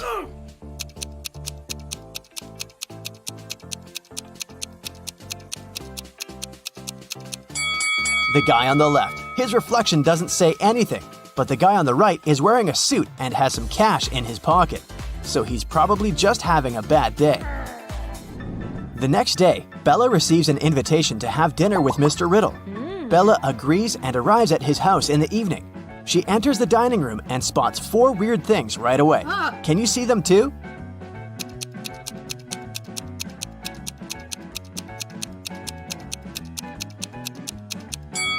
This candle has a purple flame. Someone is peeping through the eyes in this portrait. This fireplace burns without any wood. And finally, both hands of Mr. Riddle are left. During the dinner, Mr. Riddle tells Bella, "I'm so grateful for your work. I decided to give you a gift if you manage to crack my puzzle. So listen carefully.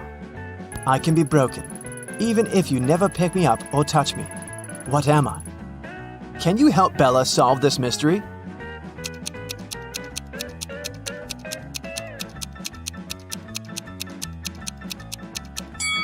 The correct answer is a promise.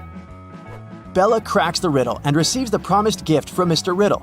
The gift has lots of keys, but it can never open a door. What is it?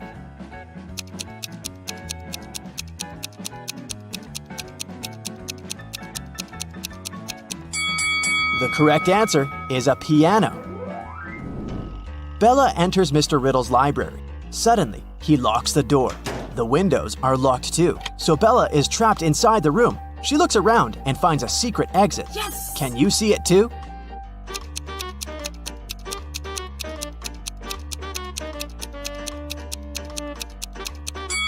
Take a look at the floor. There's a door to the basement hidden under the carpet. In the basement, Bella finds a door that leads outside, but it's locked and requires a 5-digit password. Do you have any idea how to open it?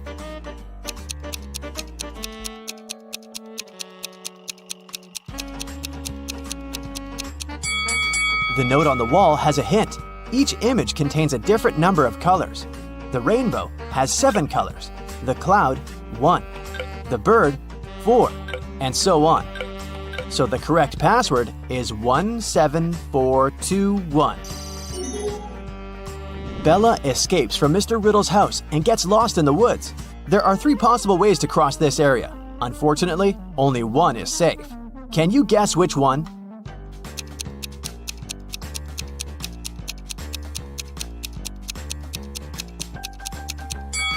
Bella should pick the second path to survive. Bella arrives at the nearest village in the mountains. She enters the local diner to call the police, but she regrets her decision as soon as she gets inside. Why?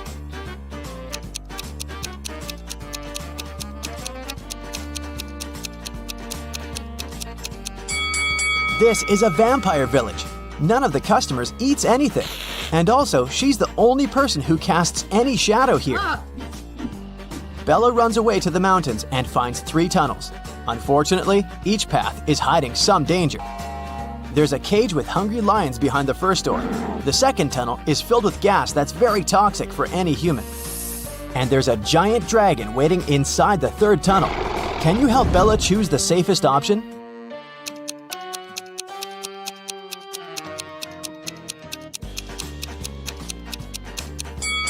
Bella should choose the first tunnel.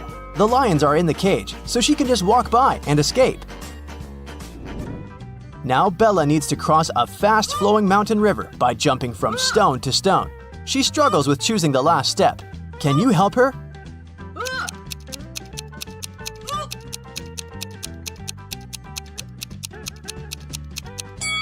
Each stone has a particular number: 1, 2, 4, 7, 11, 16.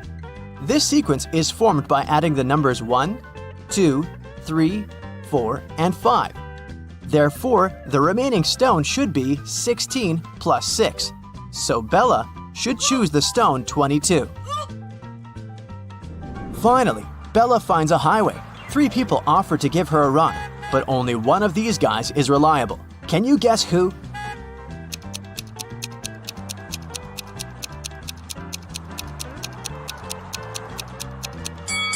The second guy's car has no license plate and it's been painted recently, so the car is probably stolen. Take a closer look at the third guy's hand. He's a zombie, so Bella should choose the first guy. Bella arrives home and finds out that someone had robbed her apartment. She calls the police and questions 3 neighbors. Ryan says, "I think I heard weird noises from your apartment 2 hours ago, but I thought it was your TV." Peter says, I noticed a suspicious delivery guy near your door about an hour ago when I was taking out the trash. And Emma says, "I've just arrived from my business trip in London. I don't know what happened here." Who's lying?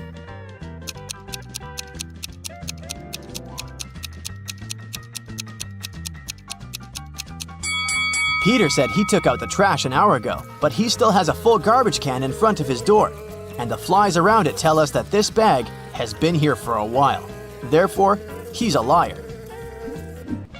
The next day, Bella enters a supermarket to buy some food. The manager complains that someone had stolen a watermelon. Bella spots the thief right away. What about you?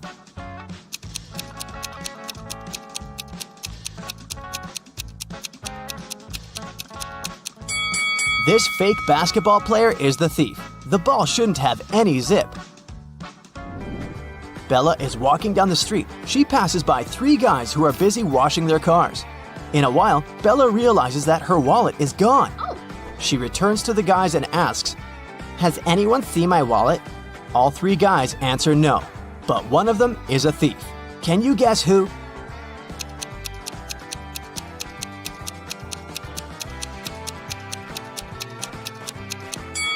It's the guy on the left. The level of water in his bucket increased after he threw Bella's wallet into it. Bella approaches the parking lot and finds out that someone had stolen her car. She calls the police. The officers begin to chase the thief. The light over the license plate of Bella's car isn't working. Also, the police car has a faulty headlight. But eventually, the officers succeed in catching the thief and return the car to Bella. How did they manage to catch the criminal? Do you have any ideas?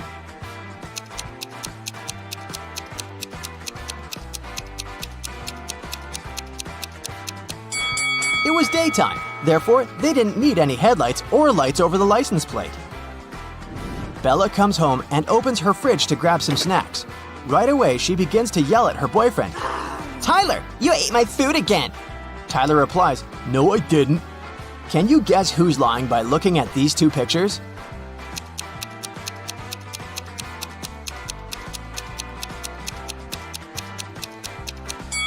Tyler. He took these 5 items from the fridge. Come on, movie lovers, try to figure out the names of the movies hidden in these emojis.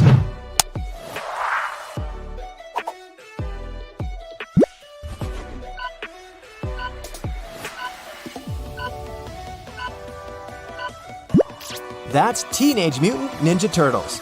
Not just the movie, but also Ninja Turtles cartoons and comics will make you want to order an extra large pizza.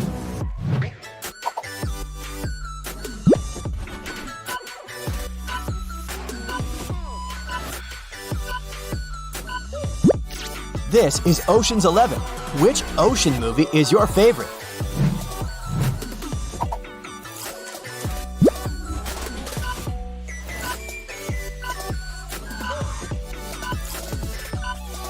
Night night. This is Sleeping Beauty. This movie is a classic now, yet it wasn't a hit at the time when it was first released. Critics thought the movie was too slow and lacked character development.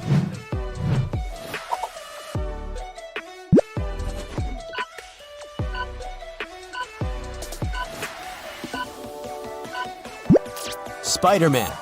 With great power comes great responsibility. You're right, Uncle Ben.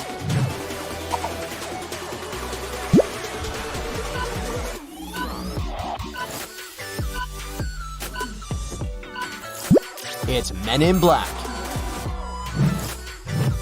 Okay, it's not so much about dresses as it is about their number.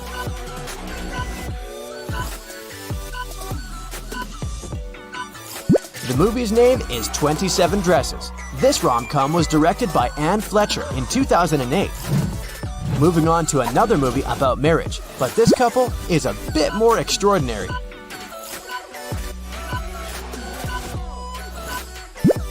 Mr. and Mrs. Smith.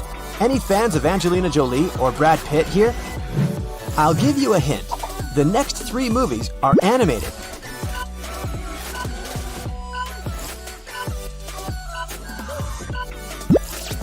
Frozen. Do you prefer earlier hand-drawn 2D movies by Disney or the latest 3D ones?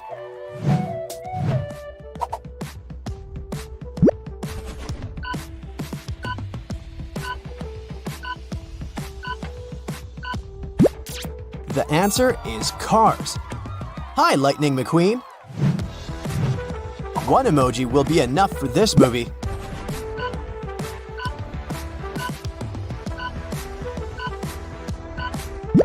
It's The Little Mermaid.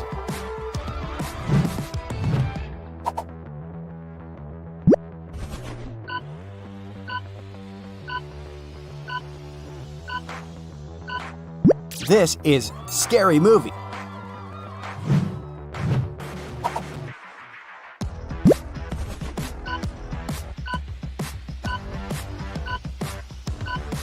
The answer is Night at the Museum.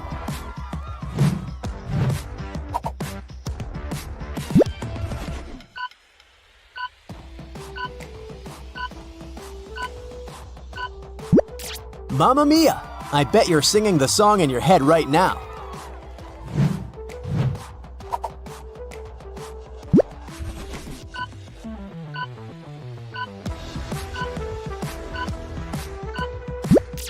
This is Thor, or maybe it's Loki in disguise. Better be cautious.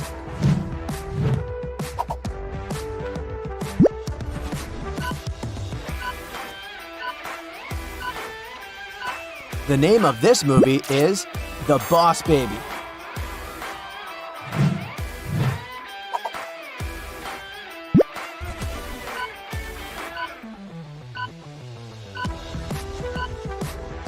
This is Tim Burton's iconic Edward Scissorhands. This movie is already 32 years old. Can you believe it?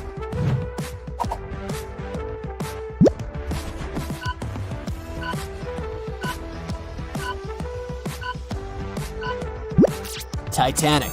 The director, James Cameron, wanted to keep the name of the movie confidential, so he called it Planet Ice while getting the shots of the iceberg. Imagine what would have happened if the movie had been released under that name.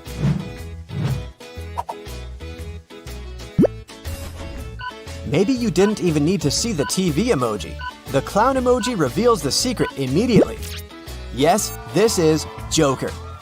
Is it a good time to ask you who your favorite actor playing this role is?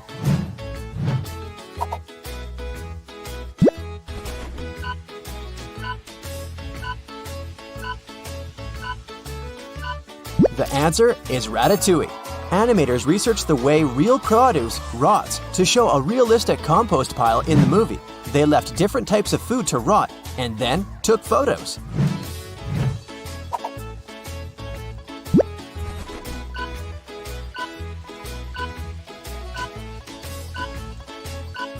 This is Fantastic Beasts and Where to Find Them.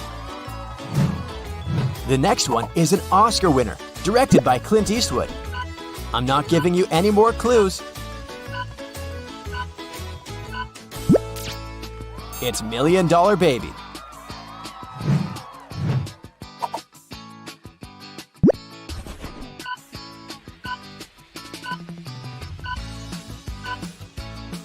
The answer is Finding Nemo. When director Andrew Stanton was pitching his Finding Nemo idea to the chief creative officer of Pixar, he got interrupted. And then he heard this exact sentence: "You had me at fish." Wow, lucky Stanton. Here's another movie Johnny Depp acted in.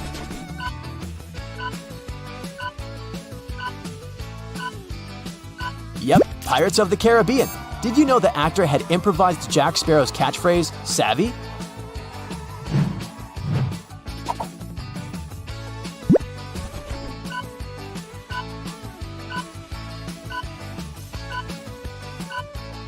The Sound of Music. You change one emoji and it can turn into another movie. Sound of Metal.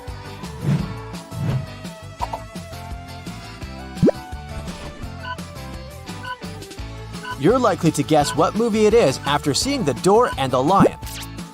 It's The Chronicles of Narnia. There's a door in this one too.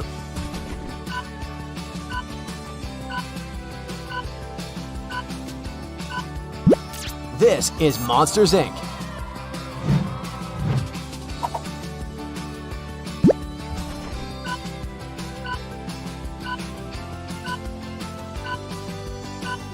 This is Star Wars. Yoda says, "For my ally is the Force, and a powerful ally it is."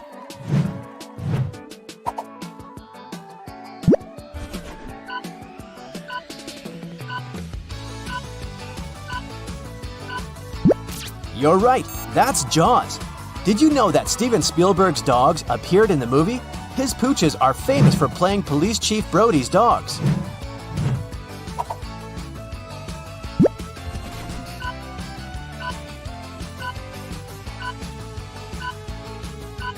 This is Jurassic Park.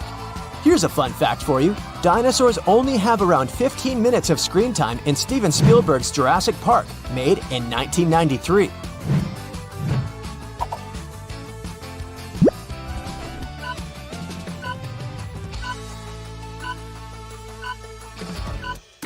This is Harry Potter. You probably guessed it immediately after seeing a wand and a bolt of lightning.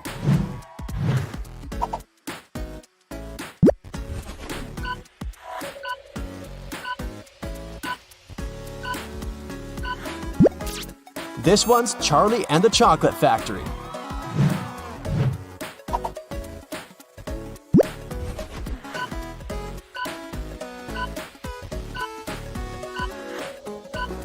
It's The Silence of the Lambs. By the way, it's the third movie in the Academy Awards history to collect the Big Five Oscars: Best Picture, Actor, Actress, Director, and Screenplay.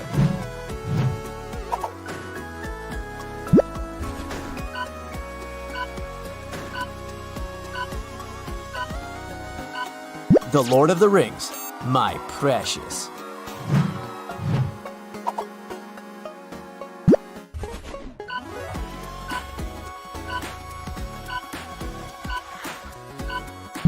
It's Blade Runner.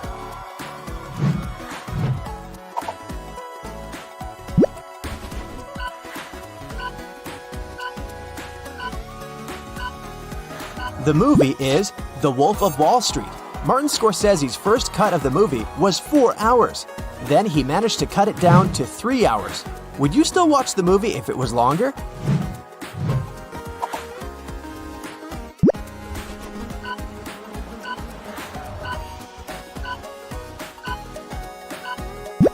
It's The Sixth Sense.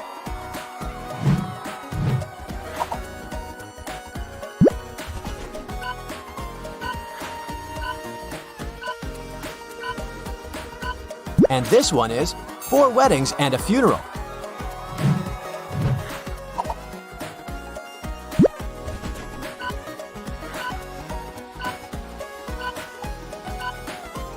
The answer is King's Speech. Which movie is this?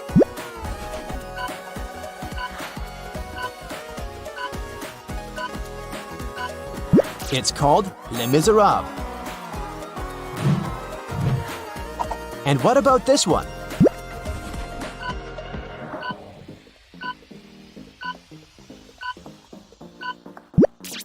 Train Spotting. Can you speak fluent emoji? Continue to test yourself. This time, city names are written with emojis.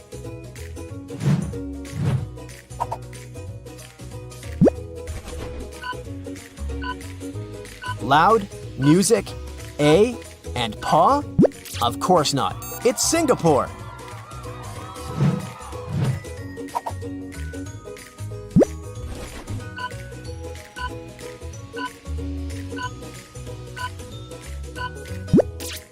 It's Helsinki. Makes sense, huh?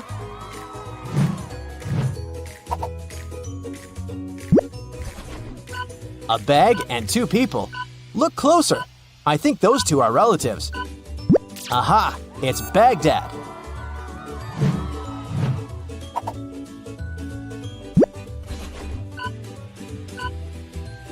Foot, key, O? No, wait. It's Tokyo. Tokyo.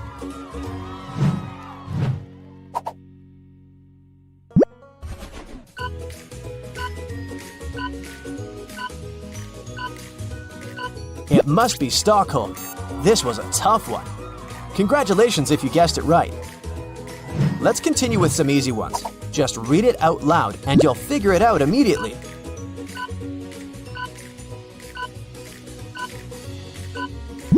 It is Athens.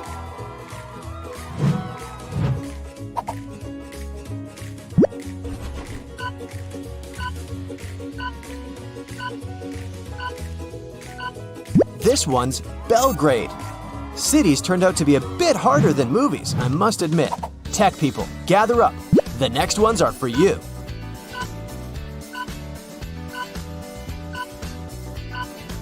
Facebook. Super easy. Okay, I'll add some letters in between for this one.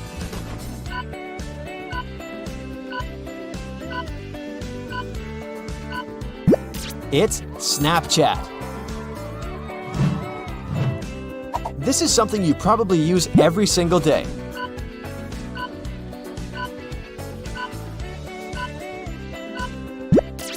Google search.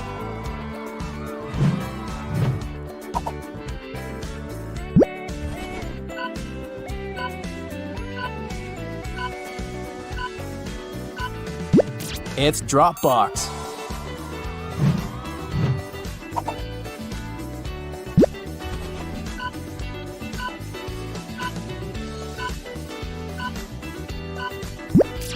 Play Store. All this talking has made me hungry. I'll go to the food court. Guess the fast food chain.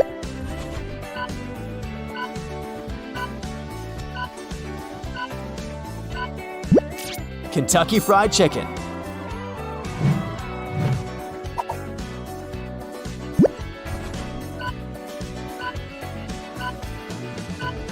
This one is pretty self-explanatory. It's Taco Bell.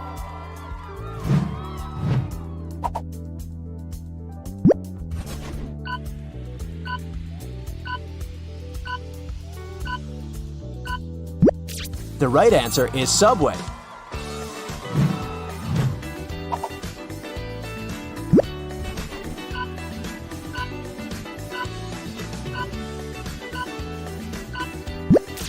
It's Wendy's.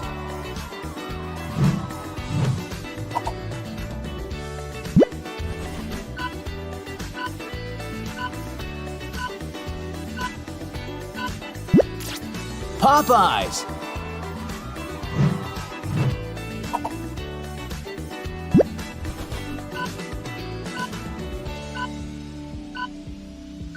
Airby? Nope. Arby's.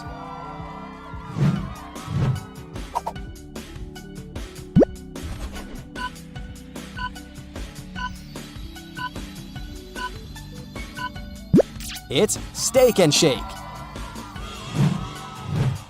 Now let's order something to eat.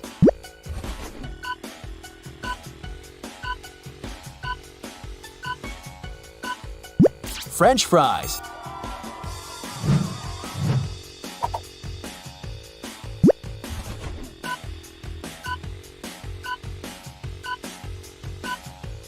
Instead of fries, you may get some onion rings.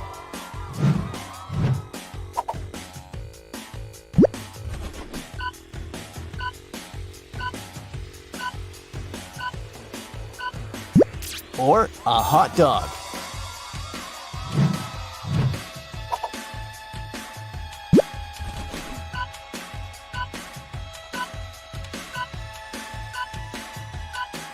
It's shepherd's pie. Okay, I've just realized I'm not that hungry. French fries and a hot dog were enough for me. I'll jump straight to dessert. Was it a piece of cake, or did you find it difficult? It's moon pie.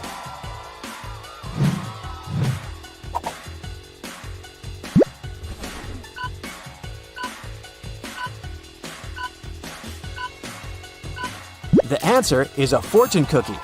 Here's one for you. A person of words and not deeds is like a garden full of weeds.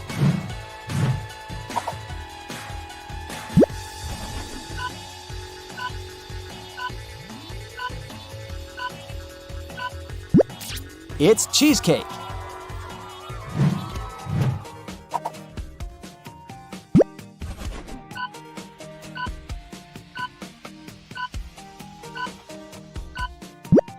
Cornflakes. Are you a continental breakfast kind of person?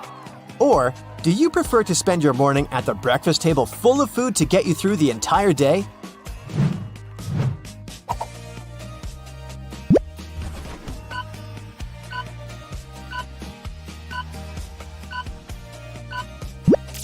Popcorn.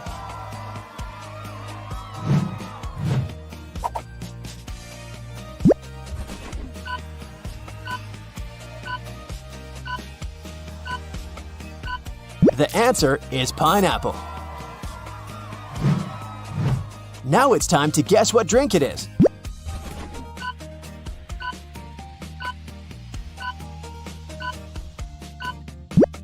It's Red Bull. Bingo!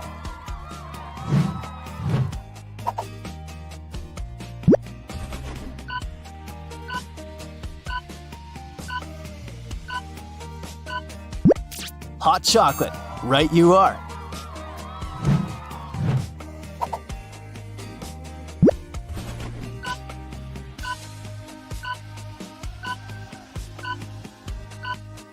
This one is 7-Up. Easy, right?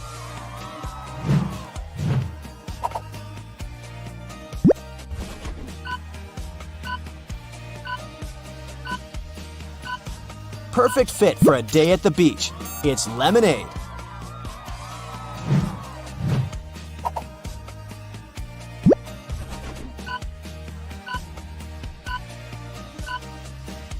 It's a green teapot. Just kidding. It's green tea.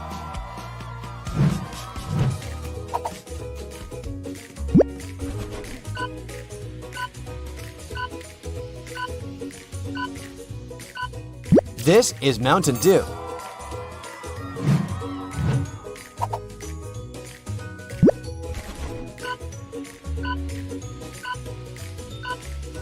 It's literally what you see on the screen. Iced coffee. Let's move on to something harder, shall we?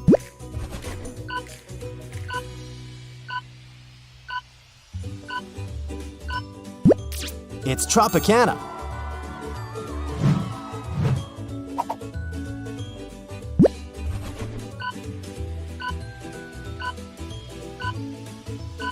Dr. Chili Pepper?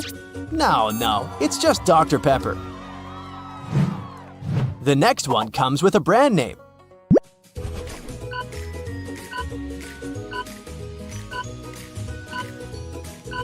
Right you are, it's Lipton iced tea.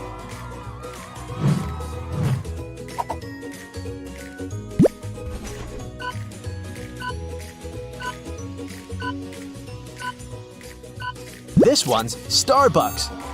Who wants a strawberry frappuccino?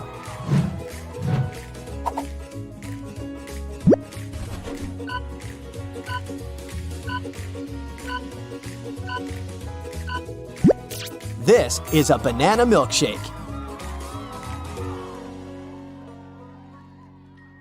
Bella is planning a workshop for hairdressers. She needs a model with natural hair color.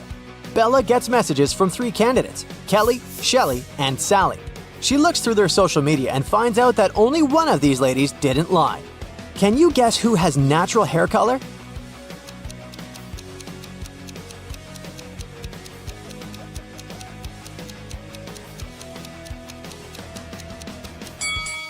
Kelly has gray roots, so she dyes her hair. Shelly has yellow blonde hair.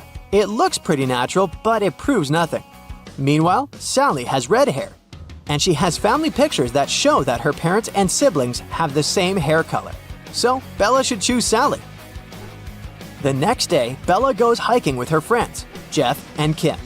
They're hanging out on a high rock. Can you spot who's in danger?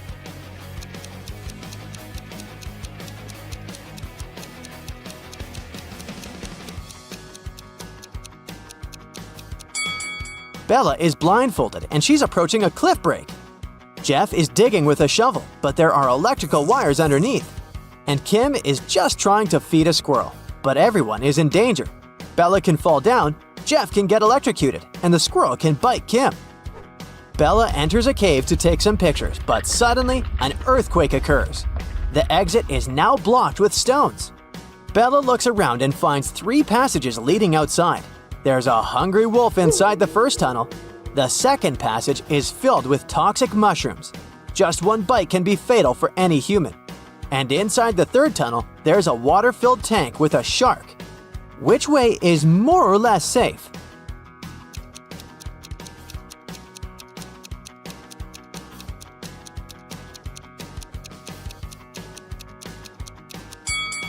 Bella should choose the second passage. The mushrooms are only dangerous when eaten. No one is forcing Bella to eat them. Bella is walking back home and sees a lonely dog on a playground. One of these guys is its owner. Can you guess who?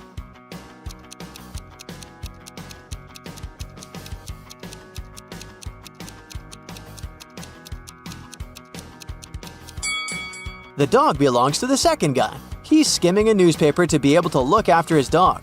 Also, he's holding a collar that matches the dog's size. Meanwhile, another man is scrolling his feed on the phone and pays no attention at all. Bella arrives at work. She's been trying to open the door leading to her office, but it's locked. Someone changed the 4-number combination. Can you help her crack the passcode?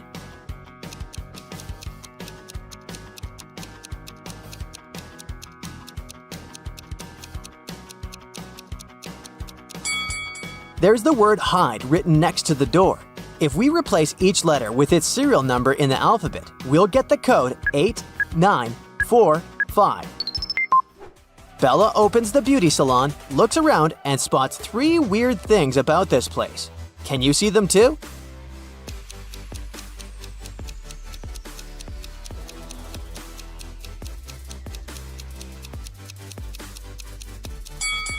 The mirror doesn't reflect reality. There's a spoon in this box of combs, and this unplugged hairdryer is working. Bella hears weird sounds from the street. She looks out the window and sees 2 women and 1 man arguing.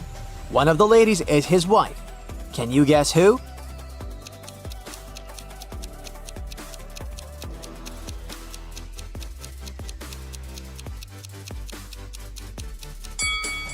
The man and the lady in a yellow shirt have matching rings. Therefore, she's his wife.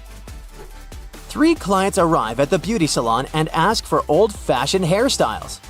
Bella takes a look at them and spots a ghost right away. What about you?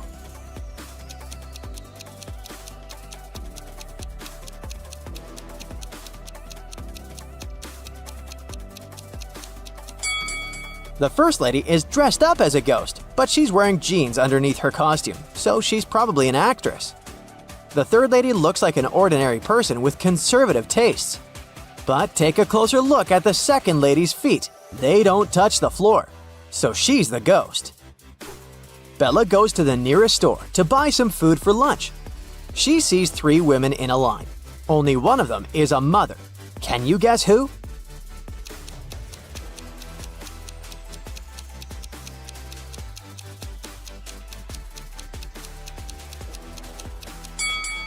The first woman has a cart full of goods including diapers, but the size is big, so they're for elderly people. The third lady is buying fireworks, soda, and red cups. But it proves nothing. She's probably just going to throw a party. Meanwhile, the second lady has a stain on her dress and she looks pretty sleepy, so she's a mother. Bella moves on to the next store. There's a line with 3 customers, and one of them is a thief. Can you guess who?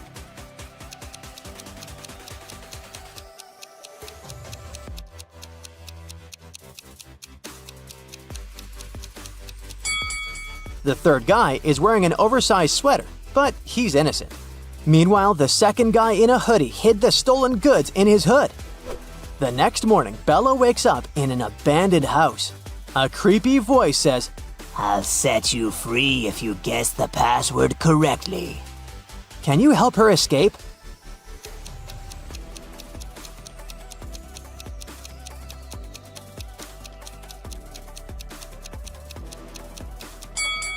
Take a look at the letters on the wall. We can rearrange them into a dream house.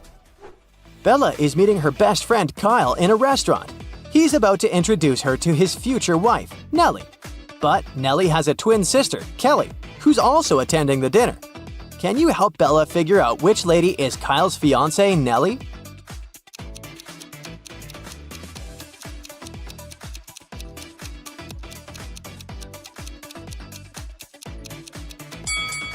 The twins look exactly the same, but Nellie has a heart-shaped necklace. Bella is watching the videos of her favorite travel bloggers. One of these guys is a millionaire, while the other one is broke. Can you guess who is who?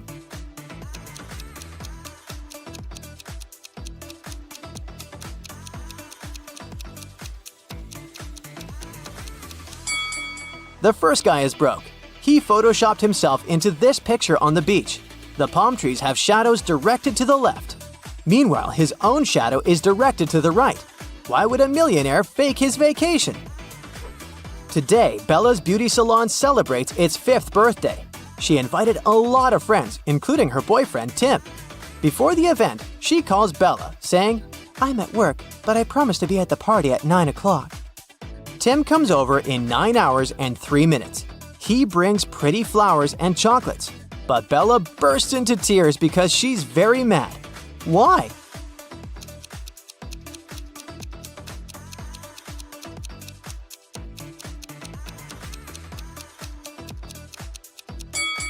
Bella was expecting her boyfriend to arrive at 9 p.m., but he came at 9 a.m. the next morning. 2 ladies show up at Bella's beauty salon. One of them is super rich. Can you guess who?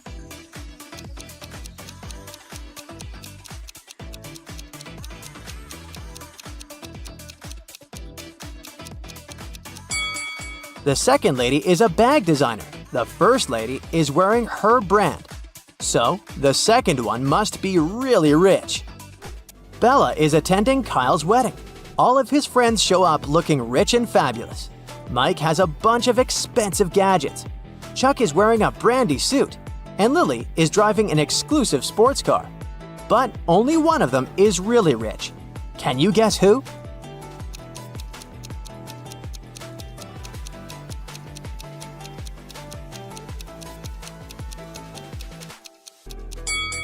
Take a closer look at Chuck's suit. He didn't remove the price tag, so he's probably planning on returning it after the wedding. This fancy sports car doesn't belong to Lily. It's rented. Therefore, Mike is the richest person here. There are too many guests at the wedding for such a small cake. But Bella manages to grab a slice. She puts a plate with her cake on a table and leaves for 5 minutes to wash her hands. Then she comes back and sees an empty plate. Bella questions 3 guests. Alice says, "I've been dancing non-stop for the last 2 hours. I didn't eat anything." Chuck says, "It wasn't me who ate the cake. I'm on a sugar-free diet. But I guess it was Alice. I don't trust her." Lily says, "I didn't touch your cake. I was helping the bride braid her hair." Who's lying?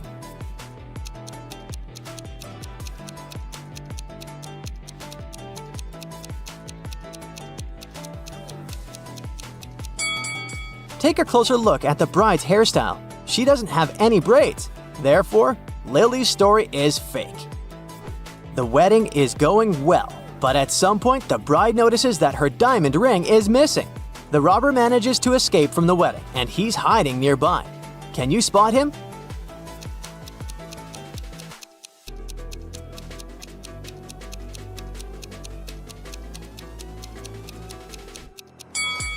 He's over here. The next morning, Bella arrives at her beauty salon. Oh no! Someone stained the walls with paint. Bella finds 3 suspects and questions them. Molly replies, "I spent the last 3 days in another state at my parents' house. You can ask them if you don't believe me." Kelly says, "Yesterday I stayed here after closing to dye my hair. Sheila was helping me with my black roots. But then we left." And Sheila says, "Yesterday I was feeling sick and left earlier. The walls were fine." Who's lying?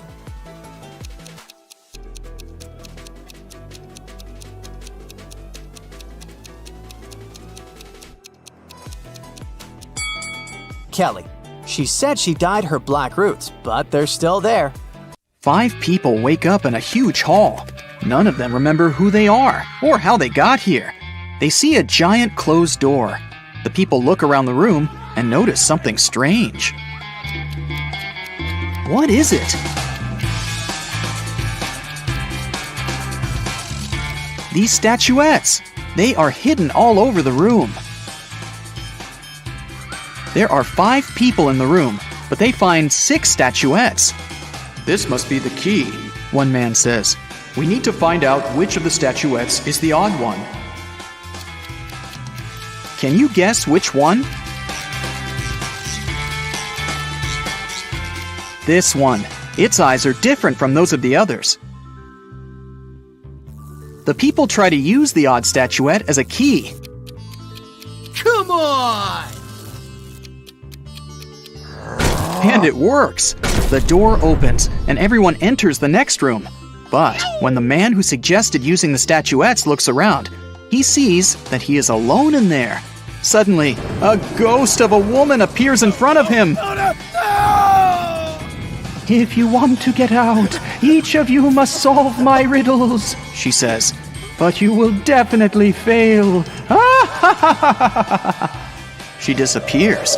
The man looks around the room. He finds a strange symbol and a cipher decoder on the table. Can you find 9 other symbols? These are all 10 symbols. The man begins to unravel the message using a decoder. Can you decipher it?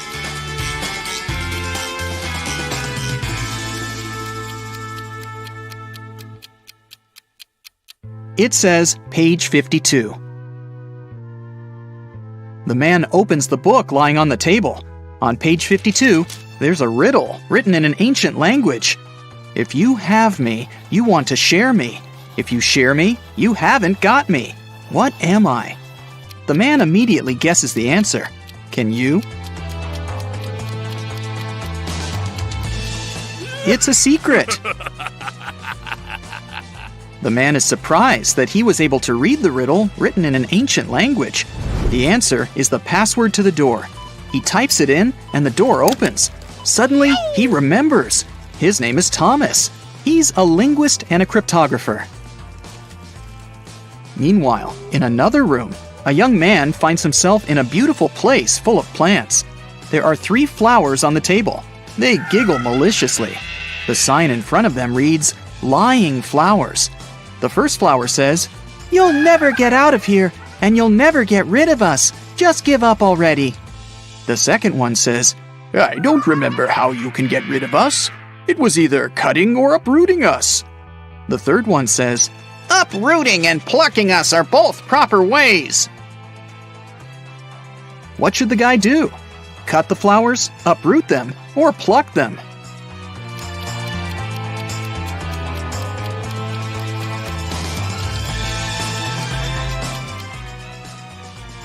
Pluck is the correct answer. These flowers only tell lies, so the conclusions we can draw from their words are these. 1. There is a way to get rid of them. 2. It is neither cutting nor uprooting. 3. And there's only one way to remove them. The only thing that remains is plucking. The guy plucks the flowers. He notices that glowing letters appear on their petals. The letters need to be put together to get the answer. What is it?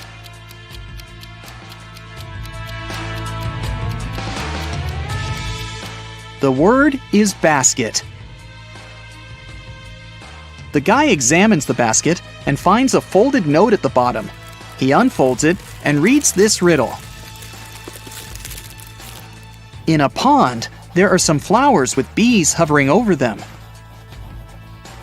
How many flowers and bees are there if both of the following statements are true?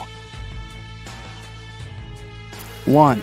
If each bee lands on a flower, one bee won't get a flower. 2. If every 2 bees share a flower, there is 1 extra flower.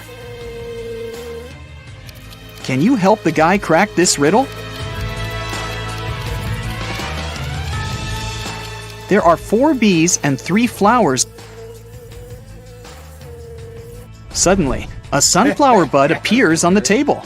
The guy uses it as a key to the door, and it opens. And then he remembers. His name is John, and he's a gardener. In another room, a girl finds herself surrounded by beautiful crystals and gemstones. On the wall, there's a board with the names and pictures of different gems. Some of the gems are the answers to these riddles. 1. Did you know that the queens and the kings of all times really enjoyed that pretty purple color of mine? 2. My name is like water. I'm as blue as the sea. Can you guess what I am and which picture is me? 3. Hey, I am from water as well. I'm seen in strings and found inside a shell. 4. You know me so well. Come on, be excited. I created the city where a wizard resided. 5. I sound like danger, but please don't be scared. I'm striped like a cat and named after its stare. Can you match the riddles and the gems?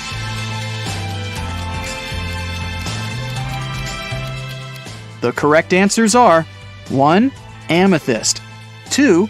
Aquamarine, 3. Pearl, 4. Emerald, and 5. Tiger's eye. The girl hears some noise and notices that the box on the table has opened. She comes up to the box and reads the next riddle. The queen went to the king to complain about her lady-in-waiting. In the morning, the queen put her amethyst necklace in a jewelry box to protect it from sunlight. No wonder, this stone tends to fade in the sun. She spent the day in the library reading books. At one point, she looked out of the window and noticed her lady-in-waiting. She was sitting in the garden, wearing the queen's necklace. The lady-in-waiting began crying and said this was not true. She would never steal from the queen. The king opened the jewelry box and found out that the necklace was still inside. Who is lying?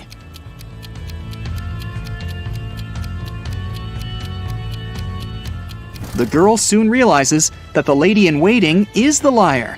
Have you noticed that the amethyst is now much dimmer than before? That means that the lady-in-waiting really wore the necklace outside. The girl solves the riddle. 3 gemstones appear at the bottom of the jewelry box: citrine, garnet, and alexandrite. There's also a note that says, "Figure out the weight of each stone without using scales. This riddle will help you." Can you figure out the weight of each stone? The citrine weighs 10 ounces, the garnet weighs 4 ounces, and the alexandrite weighs 2 ounces. Suddenly, the girl remembers. Her name is Melissa. She is a jeweler and collects crystals. In another room, a woman finds 6 glasses on the table. 3 of them are empty, and 3 are full of water. The woman sees a note.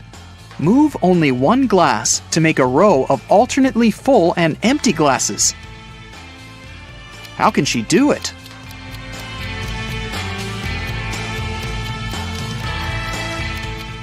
She should take the 5th glass and pour the water into the second one. Suddenly, the glasses disappear. Instead, 2 sets of different ingredients and a note appear on the table. The note says, "Find 3 differences." Can you spot all of them?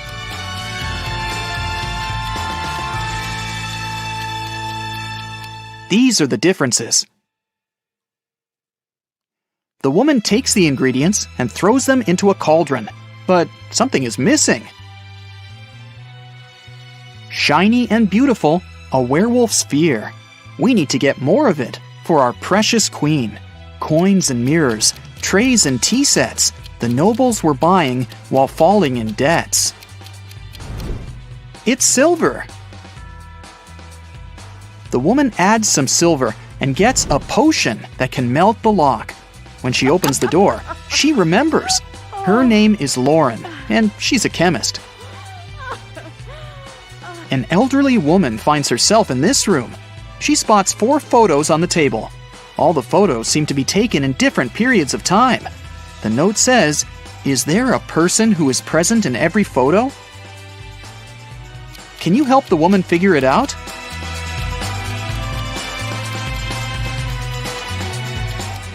Here she is. Despite the signs of aging, you can see that this is the same woman. Look, she has this mole above her lip. A mirror appears in front of the elderly woman. Wait, is that her? The woman from the photos? The mirror shows her with a guy in a suit. He looks confused. There's a maid on the left and a bride on the right.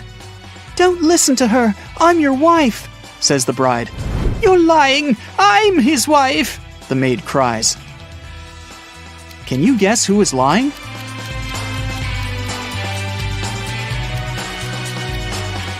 The girl on the left is his wife because she has a wedding ring on her finger. Wait, she also has the same mole above her lip. Is this our elderly woman when she was young? The letters appear in the mirror. IVTCBOE. What does that mean? I'll give you a hint. Try to think outside the box. It's husband. Each letter in this word is replaced by the next letter in the alphabet. And suddenly, the woman remembers. Her name is Brienne. She's a witch, and this is her castle. Brienne opens the door. Everyone else has already gathered outside. "I'm your mother," she says. "We know," Thomas replies. "Another witch tried to steal our father. She erased our memories and put a spell on him. I deciphered the recipe for the potion that can help him remember, but I'll need your help." There is a large cauldron in the hall. Everyone uses their knowledge to prepare the potion. Now Brienne must cast a spell. Solve the puzzle to find out the magic word.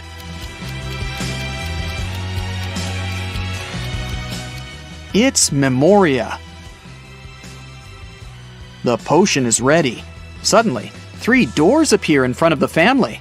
Behind the first door, there's a hot desert, but there are some fruits on the trees growing there. The second door opens to the middle of the sea. Behind the third door, there's an endless forest.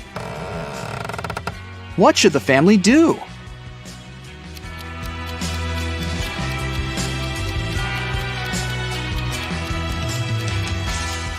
They should use the trees to make a raft and pick up the fruits so that they don't starve.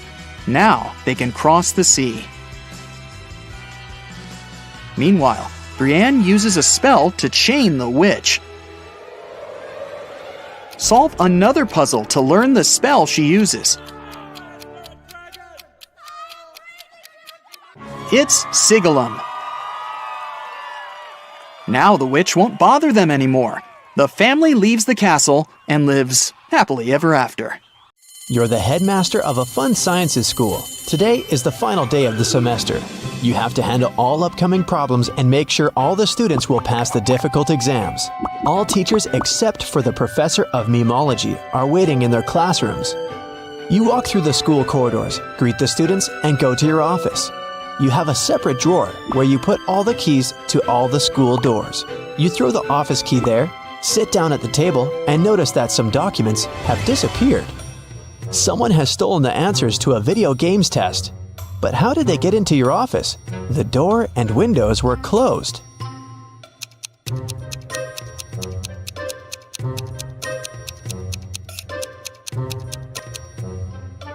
Take a look at the ventilation gate. It's slightly open. Apparently, one of the students broke in there early in the morning. Your secretary is knocking on the door. You say that you're busy and ask to come later. Then, you sit down at your computer, open YouTube, and watch funny videos. The internet signal disappears. Someone has turned off the electricity at the school. You go to the basement with generators. There, you see a turned off switch and 3 people standing next to it. They all say they didn't touch anything, but one of them is lying. The janitor says the lights went out when he came here to clean up. Louise is a new student. She says she was lost in the building and accidentally got here. Richard is a last-year graduate. He came here to find a miniature toy horse, a souvenir he hid many years ago. Which one of them is lying?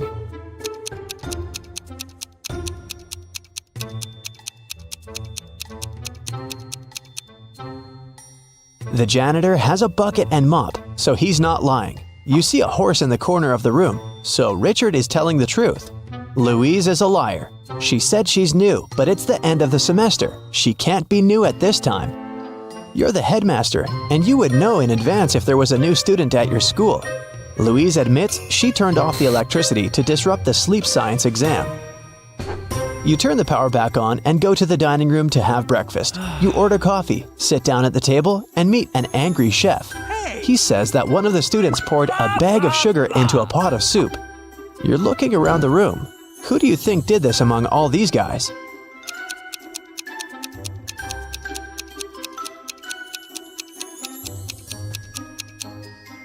They all have deep plates with soup and spoons, but this guy has a plate with a fork. He wouldn't eat the soup because he knew it tasted disgusting. You finish your coffee and head to the office. You walk through a long corridor and see graffiti on a huge photo of a crazy dog, a mascot of the school. The guard catches 3 students. One of them must have ruined the image. Can you guess who did it?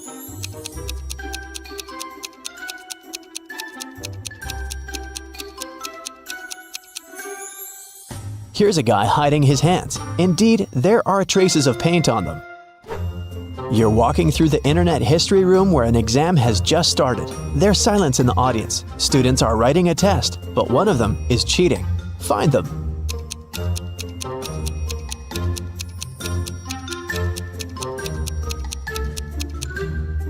Look at this girl. A wire stretches from her sleeve to her ear. Someone is giving her the right answers through her headphones, and that guy is looking at the answers written on his leg. Someone activates the alarm. All students run out of the school. You make sure that everyone is outside. You head to the exit and notice there is no flame anywhere. You can't even smell the smoke. Someone turned on the alarm to disrupt the exams. You catch 3 students. One of them is guilty. But who? Alex says he was in the toilet when the panic started. Amanda was taking a meme test. Luke was sleeping in the dining room. Which one of them is lying?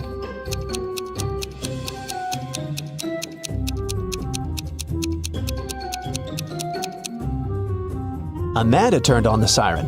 The memology professor isn't there, remember? So she obviously wasn't taking that test today. You go outside and meet the school gardener. He says that someone has cut the roses in the schoolyard. The gardener saw 3 people who could be suspects. You bring them into the yard and ask about roses. Louis says he was in the library all day. Mary was taking an exam on internet history. John was training at the gym. Which one of them is lying?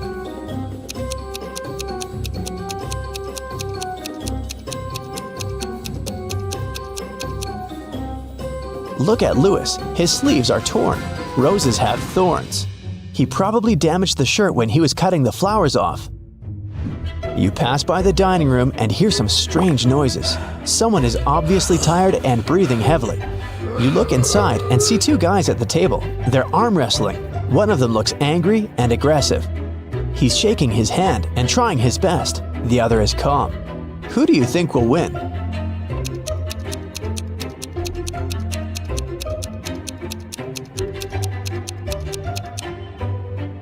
The guy on the right.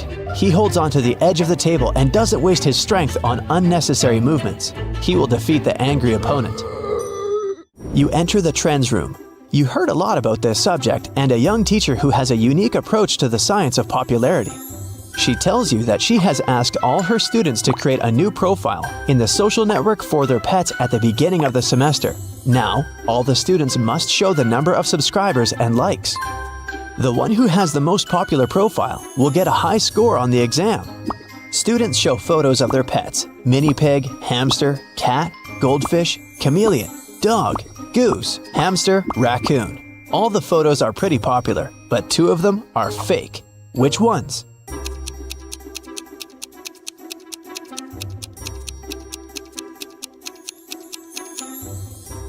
The hamsters. 2 students have identical photos. They must have found those online. You're observing a pseudo-philosophy exam. The teacher gives blank sheets of paper to all students.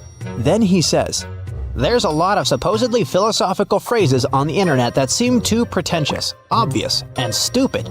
People love to attribute quotes to famous persons that they never said. So there's a person who can say anything that can be true or false. They can say both good and bad things, and no one in the world can prove that this person didn't say that. The authorship of this person is unquestionable. Who is this person?"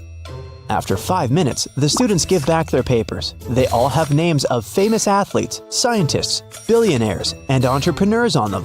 No one has passed the exam except for one girl. She wrote just one word. Which one?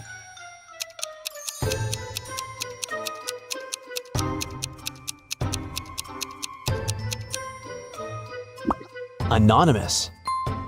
You walk around the school and hear someone screaming. Several students are running away from the biology classroom. They say a poisonous snake has escaped from the terrarium, and now it's crawling in the room. It's too dangerous to have lessons here. You call the rescuers, but to catch the snake, you need to find it. Look around carefully and find the reptile.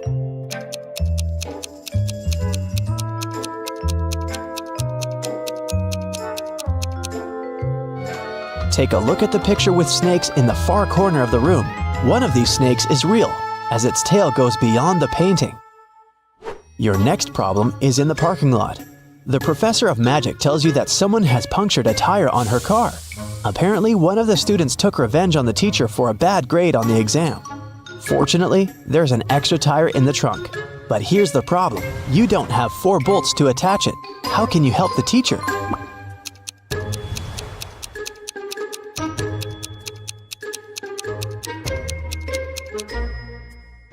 Unscrew 1 bolt from the other 3 wheels and attach them to the new one. Each of the 3 wheels has 3 bolts now. That's enough to get to the nearest car service. You come to your office to take a nap, but hear a sudden cracking noise. You find pieces of glass in the yard. Someone has broken a window on the 3rd floor with a stone. You need to figure out who did this among 3 suspects: a cook, a gardener, and a student. The cook says he was in the kitchen making burgers. The gardener claims that he was watering the roses in the garden. The student says he was sitting in the library at the time. Which one of them is lying?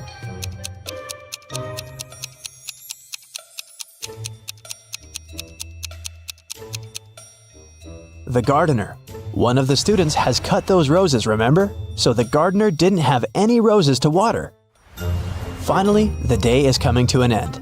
All students have passed their exams and are going home. You walk through a long corridor and hear a knock. Several people are stuck in the gym and can't get out. They've lost their keys, and the door only opens from the outside. You need to help them, but where can you find the keys?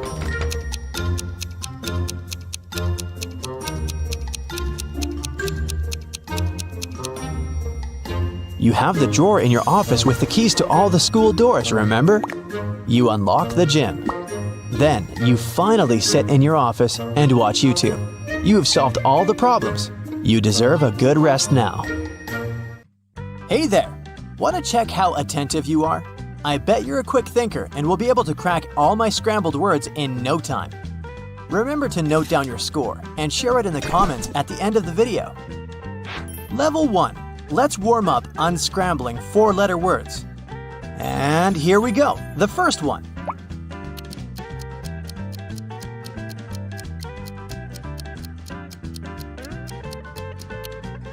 That's right, it's bear.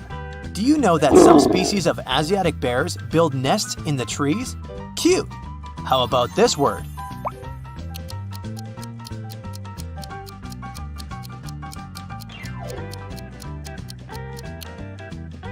If you said cold, you're absolutely right. And in the coldest place on Earth, which is in Antarctica, temperatures drop to negative 128 degrees Fahrenheit. Can you crack this one?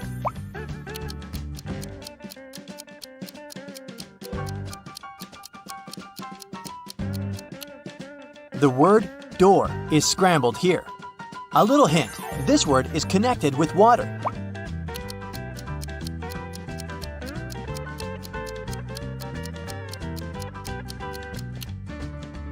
Yep, that's fish. By the way, the shark is the only fish that has eyelids and can blink. The next one.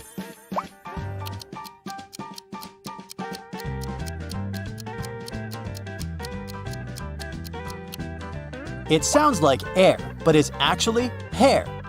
Do you know that the average person has 100,000 to 150,000 strands of hair?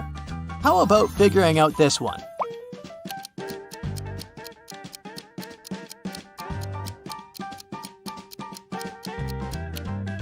That's the word road.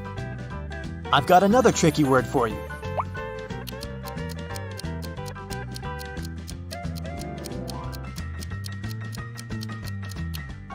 And if you said skin, you're absolutely right.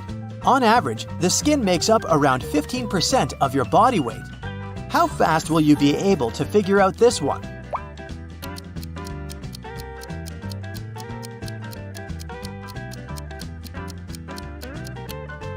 Right, the word year is hidden here. The next tricky word for you.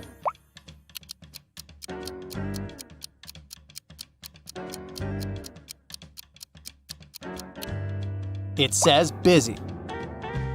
And the next word is already lining up.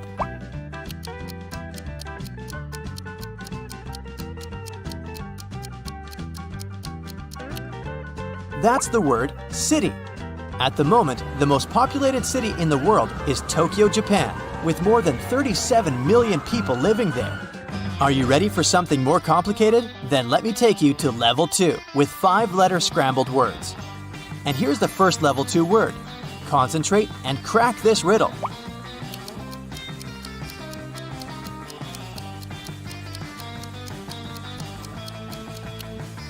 The word dream is hiding here. There's a theory that people started dreaming in color only after the invention of color TV. Do you think it might be true? The next word for you.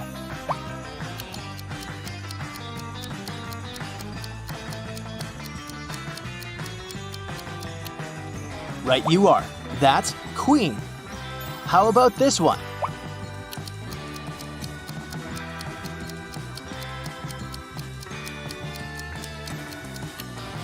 This is river. By the way, billions of years ago, there could have been rivers on Mars. I bet you won't be able to guess what word is hidden here.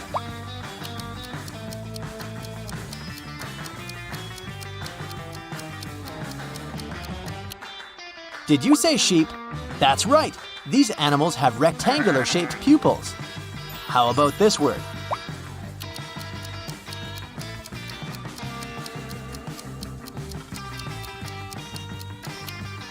That's the word skill. The next word means something endless, something eternal. Oops, did I say too much?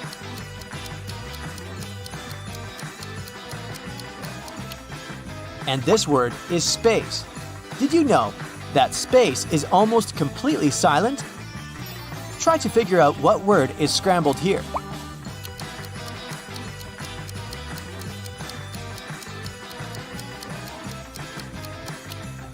That's the word train. Fun fact, America's first steam locomotive lost a race to a horse. The next word for you to unscramble.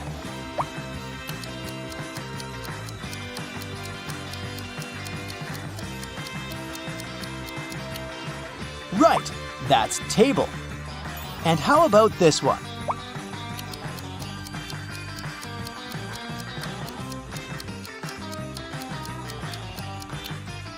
This is stone.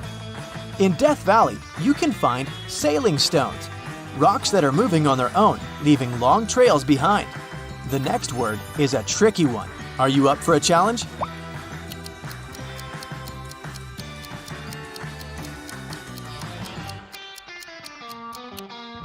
Okay, it was probably not so difficult. Sugar. Level 3. 6-letter words. Wait, what? Calm down, I'm sure you'll manage. Okay, take a deep breath. Ready? Go!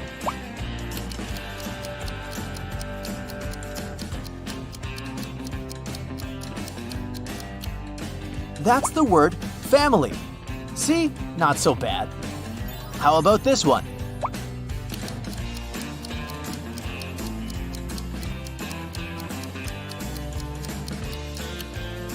The word system is hidden here. Let's see if you'll be able to figure out this word.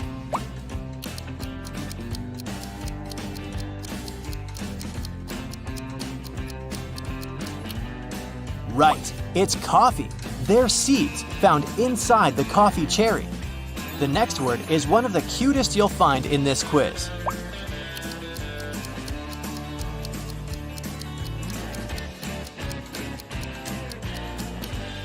If you said kitten, you're absolutely right. All kittens are born with blue eyes because they don't have eye pigmentation until they're around 6 weeks old. How about this word?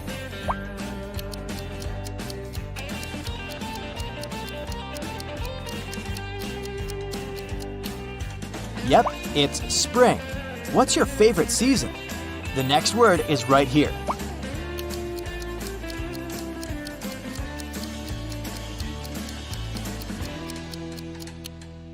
That's the word finger. Did you know your fingers don't have muscles? Here you go. Try to crack this puzzle.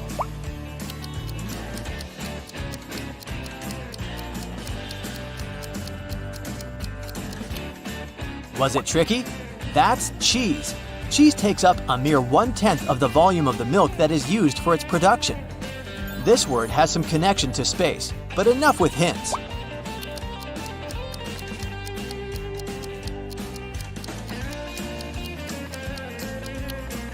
Right you are, that's planet.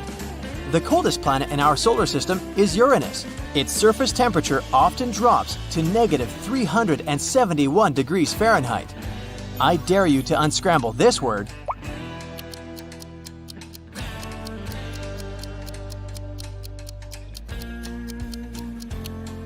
That's the word shower. And how about this one?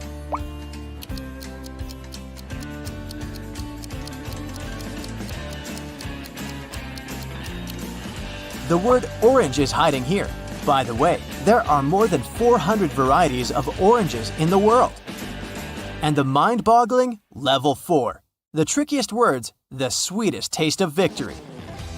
Okay, here we go. The first word.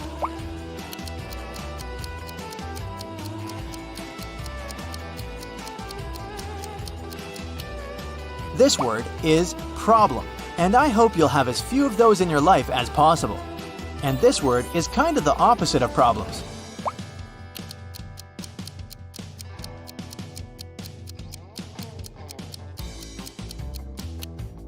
Did you say success? Right you are. Now a word from the animal kingdom. Can you guess this one?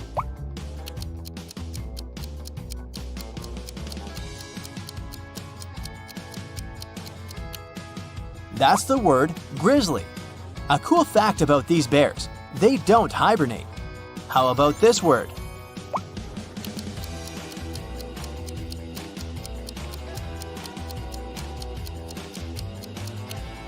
Did you see language hiding here? Specialists say there are more than 7,000 languages in the world. Okay, I bet this word will take you ages to decipher.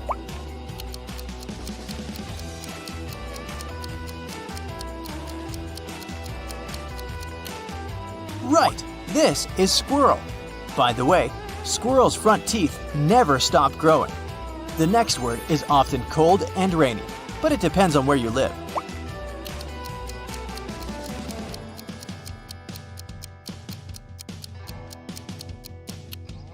That's the month of November. Brr! The next thing can really help you out in November.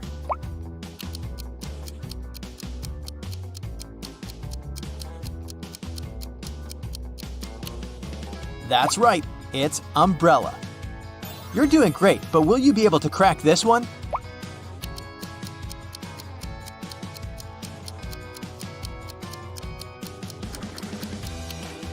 I bet you use it every day.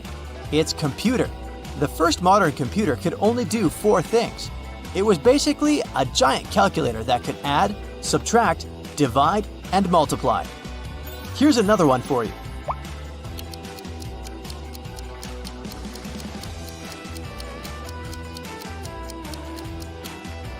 Yummy sandwich. The heaviest sandwich ever made weighed more than 5,000 pounds. If you ever found this thing, you'd be happy and probably rich.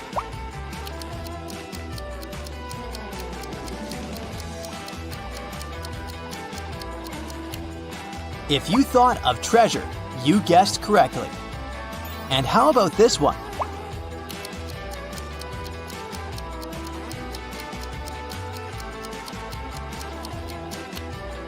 That's the word fortress. Good job. Now, if you figured out 1 to 15 words, you need to work on your puzzle-solving skills. Try to crack more riddles and watch more videos like this one. If your result is 16 to 30 words, you're great at cracking all kinds of puzzles and riddles. Some more practice and you'll be unsurpassed.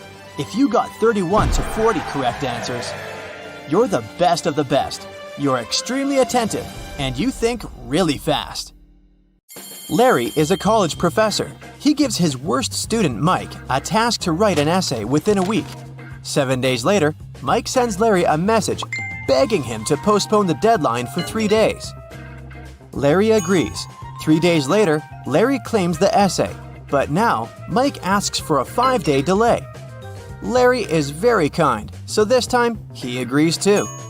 5 days later, Mike shows Larry a burning candle and says, "Sir, can you please postpone the deadline till this candlewick burns out?" Larry laughs and agrees. Mike laughs too, because now he can forget about submitting the essay. Why?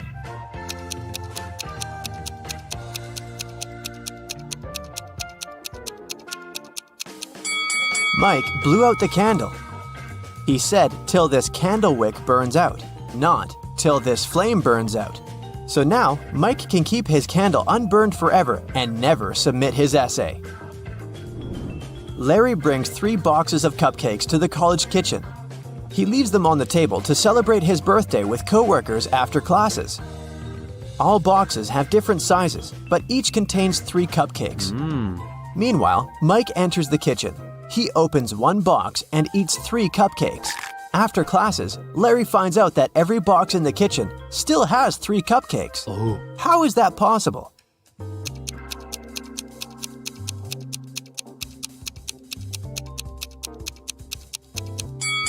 Mike ate cupcakes from the largest box, and then he put a smaller box into the empty box. So when Larry opened the remaining 2 boxes, each of them still had 3 cupcakes. After classes, Mike invites Wendy on a date. Hello. Since they're both broke, they decided to take a bus ride and then walk back. The bus speed is 9 miles per hour, and the guy's walking speed is 3 miles per hour. What's the maximum distance they could ride on the bus if they must come back in 8 hours?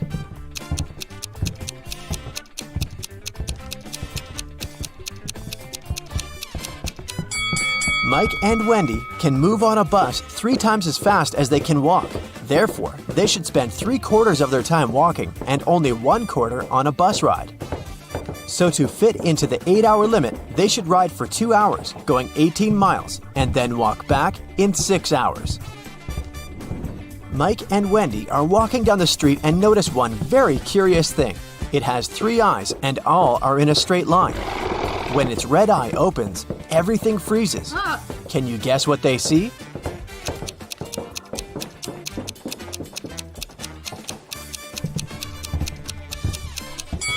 A stoplight. Mike returns to the student dormitory to find out his entire food supply is gone. He questioned 3 people. Can you guess who ate his food?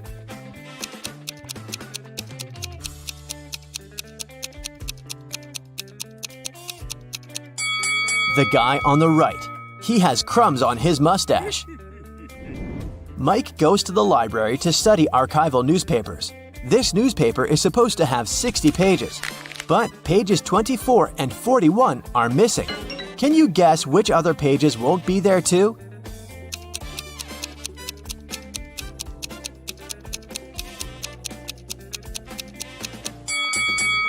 Pages 19, 20, 23, 37, 38, and 42 will also be missing.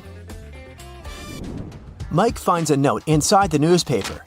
There's a secret maze in the library, leading to amazing treasures. The note shows this map.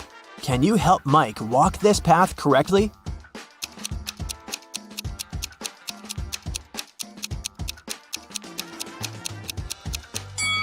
Here's the right way. Mike walks through the maze and finds this bookcase. One of the shelves is fake. Can you spot which one?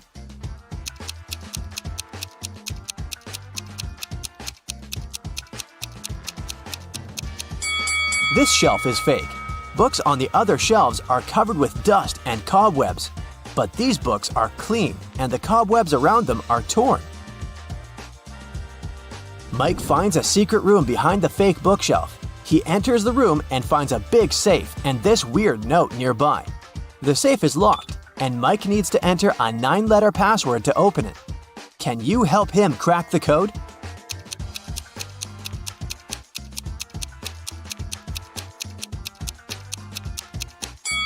The correct password is Moonlight, and here's why. Take a look at the hint note. All Mike needs to do is to use the corresponding number letter of each word. The first letter in the maze is M. The third letter in looks is O. And the second letter in roses is also O. And so on. Mike opens the safe and finds 3 identical gemstones and a note. Suddenly, the door to the secret room slams shut and the walls begin to shrink. Mike reads the note. Only one of these diamonds is real. Find it and put it into the lock. You only have 15 seconds. Good luck. Oh no. Can you help Mike spot the fake diamonds?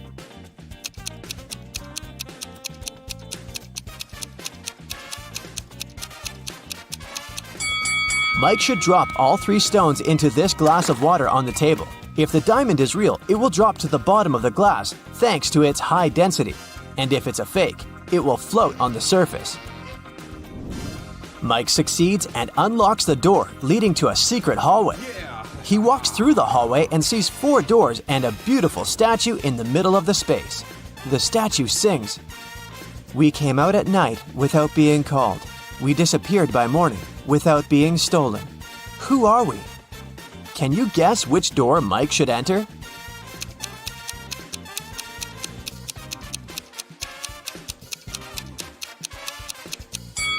The song has a hint for Mike.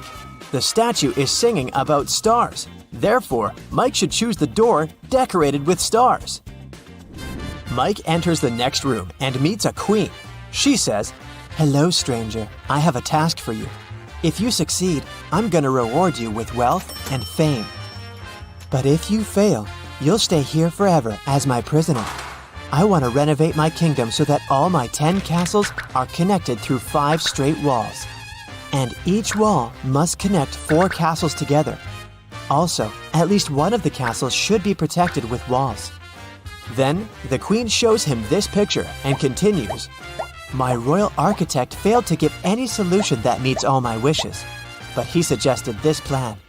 Do you have a better idea?"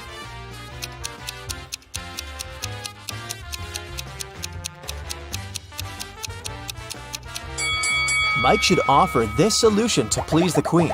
Now 2 castles are protected with walls. The queen kept her word and made Mike very rich. Also, she threw a feast in his honor.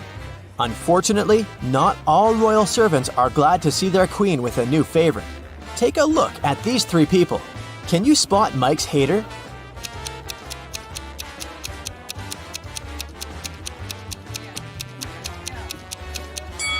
Although this friendly-looking lord gives Mike a bag of gold coins, there's a snake hiding inside his gift. Mike is observing the royal garden. He sees 3 lemon trees. Each of them has exactly 10 lemons. The gardener comes over and picks 4 oranges from each tree. Can you calculate the number of fruits left on the lemon trees?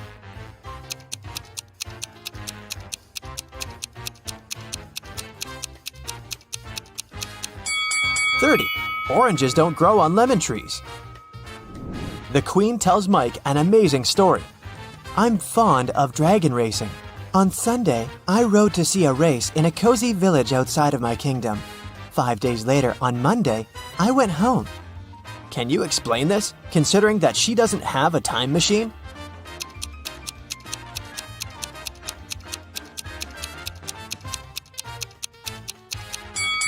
Sunday is the name of her dragon. Mike likes the kingdom very much, but it's time to go home. The queen gives him 3,000 gemstones the size of a watermelon. He rents a truck to carry them home. Mike's current location is 1,000 miles away from home. Unfortunately, the truck can only carry 1,000 gemstones at once. Also, there's a check post on every mile till home. Each post requires all drivers to pay with 1 gemstone while traveling towards Mike's hometown. But the road is free of charge while traveling towards the kingdom. Can you figure out a way to bring the highest possible number of gems to Mike's hometown?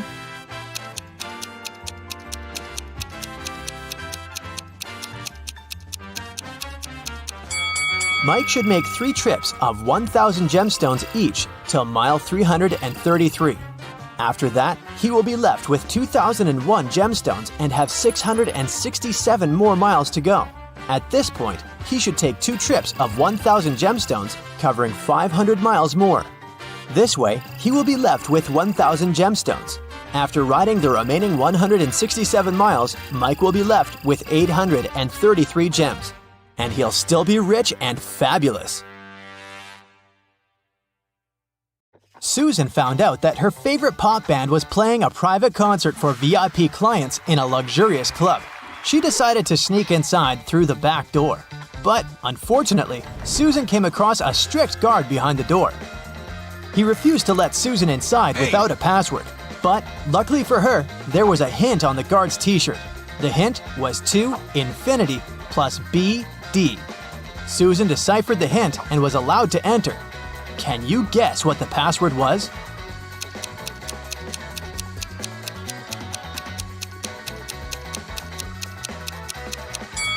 It was to infinity and beyond.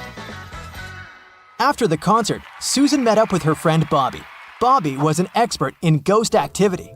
He invited Susan to go ghost hunting to a creepy old hotel. Of course, Bobby had state-of-the-art equipment. Once they arrived at the hotel, his equipment indicated there was strong paranormal activity going on. It looked like the ghost had a sense of humor and wanted to play hide-and-seek with them before it revealed itself. It led Bobby and Susan into a room with 4 doors. Each door had an inscription on it with some clues.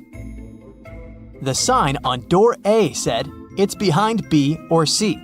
The sign on door B claimed, "It's behind A or D." Door C said, "It's in here." And door D stated, "The ghost isn't here." Bobby and Susan looked very confused until a note appeared next to their feet. It said, 3 of the inscriptions are false and 1 is true. Can you guess which door leads to the ghost?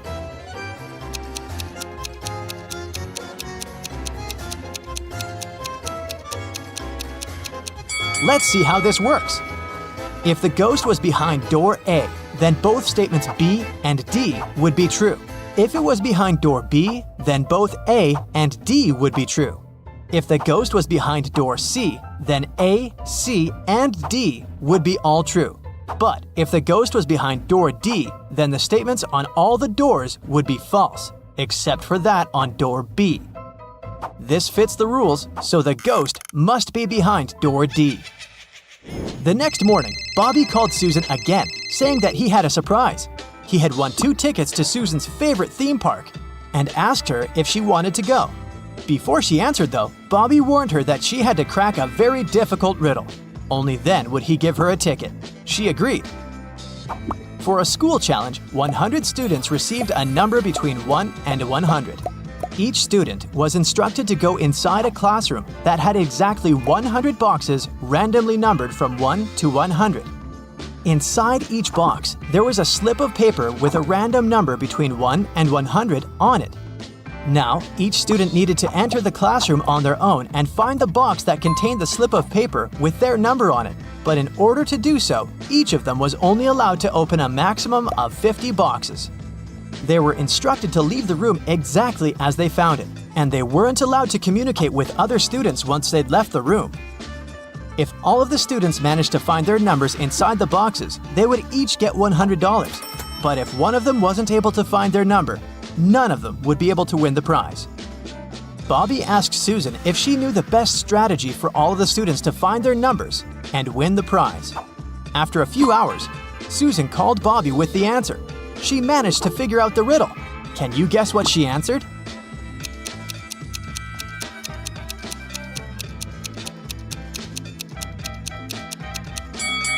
This riddle isn't obvious, but let's see how it works.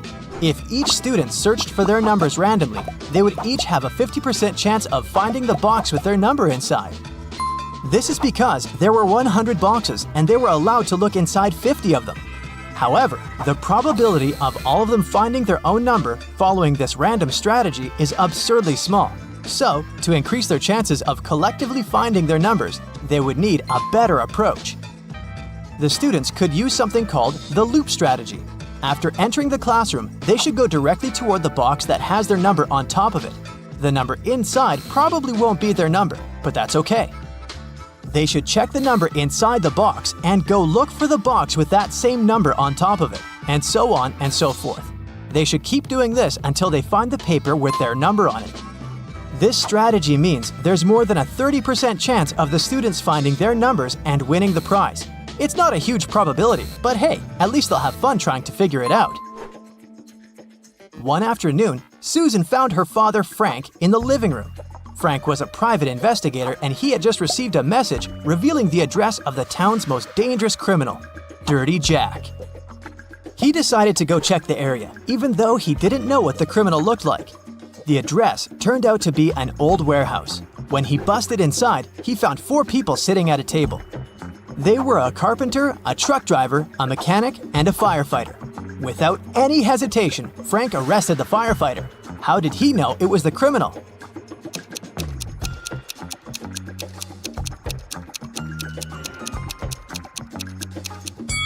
The firefighter was the only man in the room. The rest of the people were women. Bobby and Susan decided to go grab a cup of coffee. But when their orders arrived, Bobby's drink came with a fly in it. He called the waiter and asked him to change his cup. The waiter brought him another cup of coffee, but 2 seconds later, Bobby called the waiter again and said, "Hey, that's the same cup." How did he know?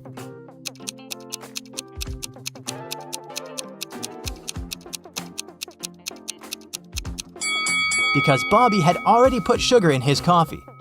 And when he tasted the new drink, it already had sugar in it. Susan and her family went on vacation to their country house, but unfortunately, it was raining heavily. It kept raining for 13 days. When it rained in the morning, the afternoon was beautiful and clear. And when it rained in the afternoon, the next day was blessed with a clear, sunny morning.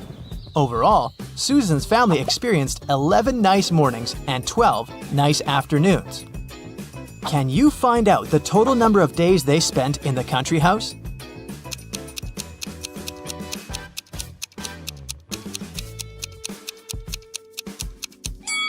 The total number is 18 days. Here's how you can figure it out. Let's call clear afternoons X, clear mornings Y, and periods of time with no rain O. This equation represents the number of days with rain, X plus Y equals 13. And here are the days with clear mornings, Y plus O equals 11. And this equation represents the days with clear afternoons, X plus O equals 12. If we solve these three equations, we'll learn that X equals 7, Y equals 6, and O equals 5. So the total number of days is 18. Bobby started his morning by jogging in the park near his house. When he returned, he got to know some very unpleasant news. Someone had stolen his car. He questioned 3 of his neighbors. Henry said, "I've been playing video games for the past 12 hours and haven't left my basement." Rosie said, "I'm a gardener. I've been planting daisies in the public area all morning, and I think I saw a suspicious man who opened the car using a knife." Jack said, "I saw your car when I went out for groceries, but when I returned home, it was gone." Who's lying?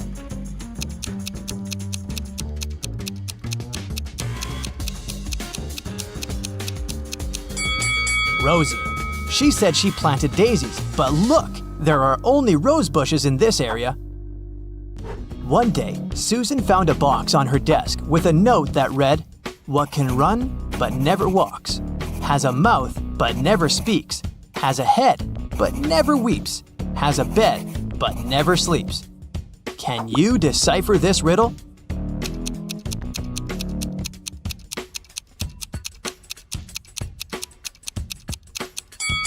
The correct answer is a river. Amy lives in a cozy townhouse with 3 roommates, Jill, Alice, and Nora. Can you guess which one of these 4 roommates belongs to Amy?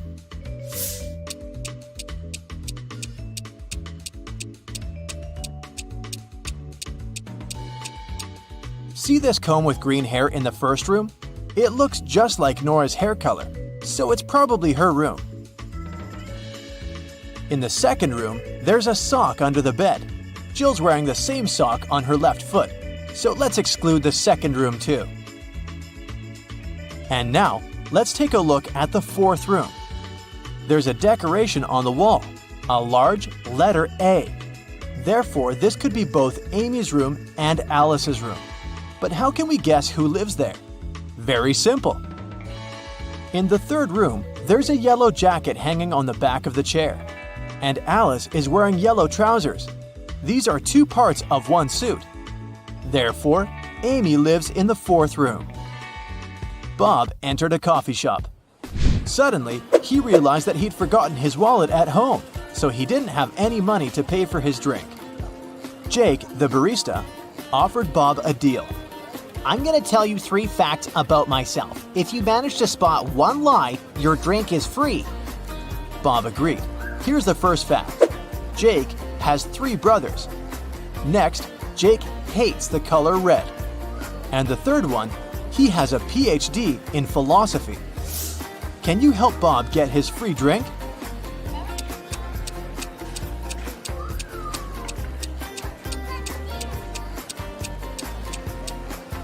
The second fact is false. Jake's phone case is red, but he said that he hated that color. Will and Frank went hiking and found a beautiful spot on a deserted beach. They set up camp to settle down for the night. The next morning, the guys got out of the tent and found out that someone had stolen all food supplies and fishing equipment. Take a look at this picture. Can you guess who stole the food?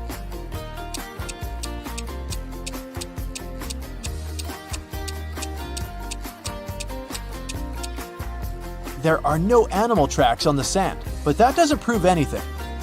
Pay attention to the water level. In the evening, it was significantly lower. Nobody stole their food. Waves washed away their bags. Can you see this carrot in the water? Someone robbed a famous jewelry shop this night between 2 and 3 a.m. In the morning, the owner called the police. He wanted this kept quiet, so he didn't share any details with the journalists. The officers have found suspects previously accused of similar robberies and asked them just one question. What were you doing last night? Peter said, between 2 and 3 a.m., I was playing video games with my friend. He can confirm my words. Bill replied, I watched a TV show with my family and went to bed at 11 p.m. Rick said that he had spent the whole night in a nightclub because he was a DJ. Who robbed the bank?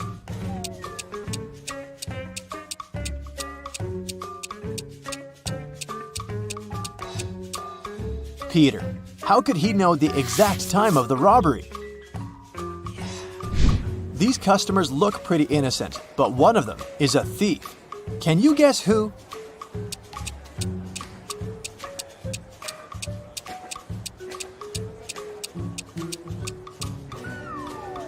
This lady's hiding a pizza in her bag.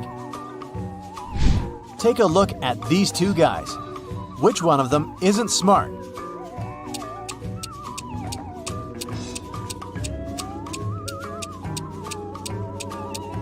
The lady is acting less smart.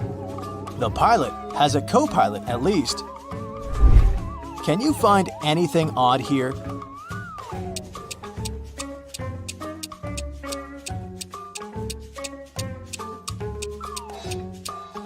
This pen is from another century. Fiona woke up in a creepy abandoned castle. She searched the area and found some old furniture and these 4 doors leading to freedom.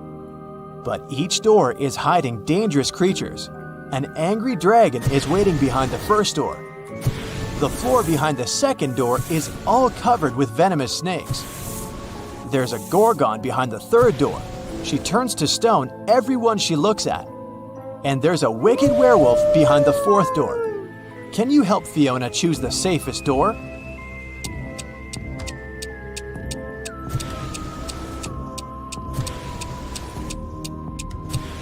She should take the mirror and show it to the gorgon. She will turn herself into stone, and Fiona will be able to escape through the third door. Jill used to be a professional dancer. Finally, she fulfilled her dream and opened a dance studio in Chicago. Her business gained popularity in the neighborhood very quickly. But one weekend, someone robbed the studio. The criminal took all the money and broke the mirrors. Jill called the police and they interrogated 4 suspects. Dan said that he'd been on a business trip in Seattle. Anna said she spent all weekend at her favorite ski resort preparing for the Winter Olympics. Alex was spending time with his dog at home. And Nina was taking care of her sick boyfriend all night. Who's lying?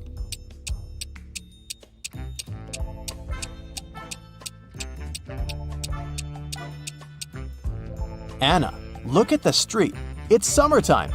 How would she train at the ski resort? Rachel and Mike went on a date. They saw this weird restaurant and decided to check it out. The cook offered them chicken salad, mushroom soup, fish, pasta, and tacos. Can you help the guys choose the safest option?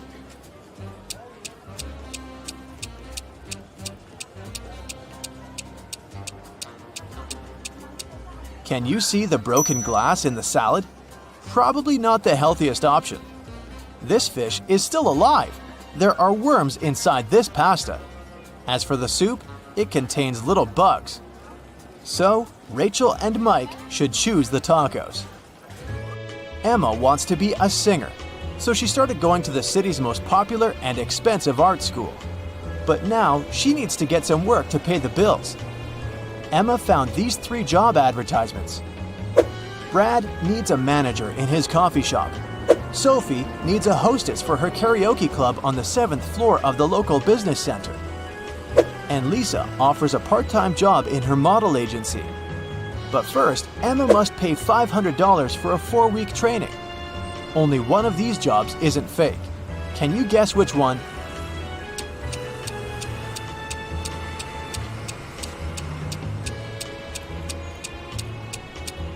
There's no 7th floor in this building. Look at Lisa's picture. Someone scrawled the word scammer on her car. So Emma should choose Brad. Nancy took her son Peter to the bank to discuss his college grant. As soon as they entered the hall, Nancy pointed at these three managers and yelled, "It's your father!"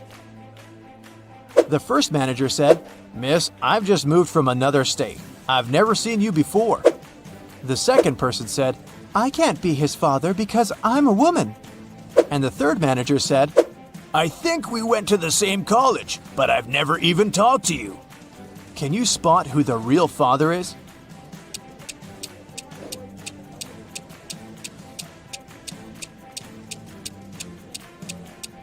The first guy, look at his face. He has the same eye color as Peter. Jane bought her morning coffee and headed to her office, but she suddenly realized she'd left her wallet at the checkout. She ran back to the coffee shop, but the wallet was gone. Jane saw three people standing nearby and told them, "I forgot my wallet here. Have you seen it?"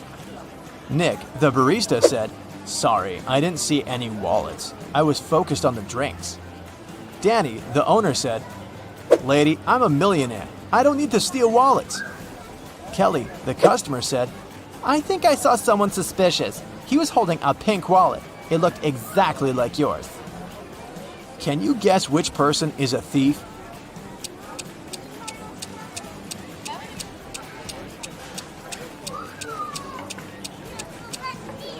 Kelly. Jane didn't mention the color. Tim came for a family dinner to meet the parents of his girlfriend, Hillary. He entered an empty living room and saw a big table with several chairs. Hillary offered him to take a seat. Can you guess which chair Tim should choose?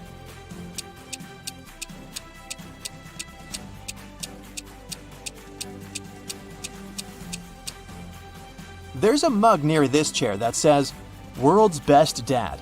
So this chair belongs to Hillary's father. This chair is missing one leg. It will be embarrassing to fall in front of everybody. Someone left a red jacket on this chair. Hillary's wearing a red skirt, therefore it's her chair. Someone put a prank pillow on this chair, so let's rule that option out. There's only one chair to choose from. It looks pretty safe.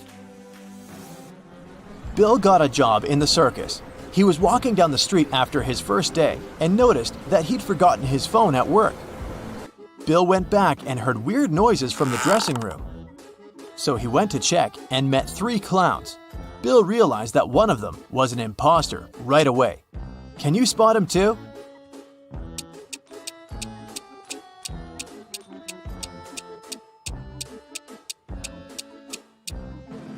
Look closer.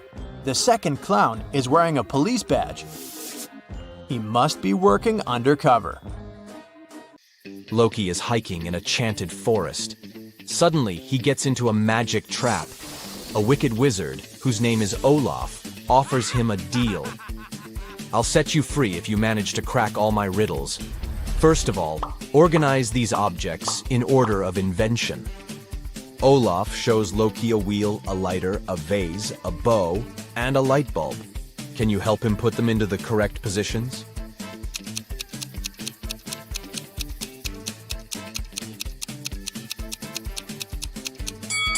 The bow is the oldest invention.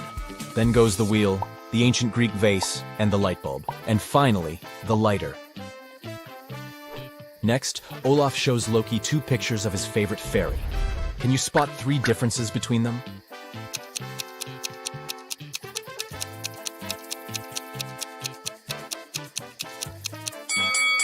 Here they are. The next task for Loki is to guess a word. Even when it passes in front of the sun, it doesn't cast a shadow. What is it?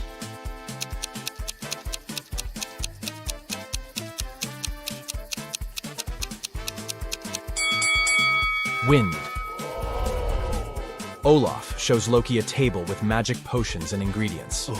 He marked all the ingredients with the colors that they create when added to the potion. Loki has to guess which ingredients were not used in these three potions. Can you help him?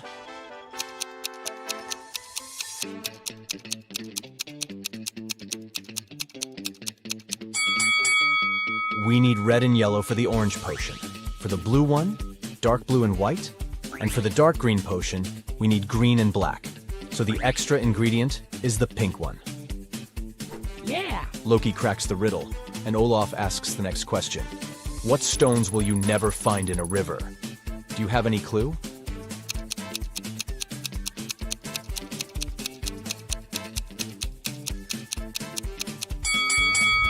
Dry stones. The next task for Loki is to serve the wizard's girlfriends. Roxanne says, I don't want my cocktail to have any yellow fruits or berries. Sabrina says, I want my drink to have an ingredient that starts from the first letter of my name. And Cassandra says, I don't want any green or red ingredients in my drink. There are 3 cocktails in the fridge at the moment. Can you help Loki distribute the drinks among the ladies?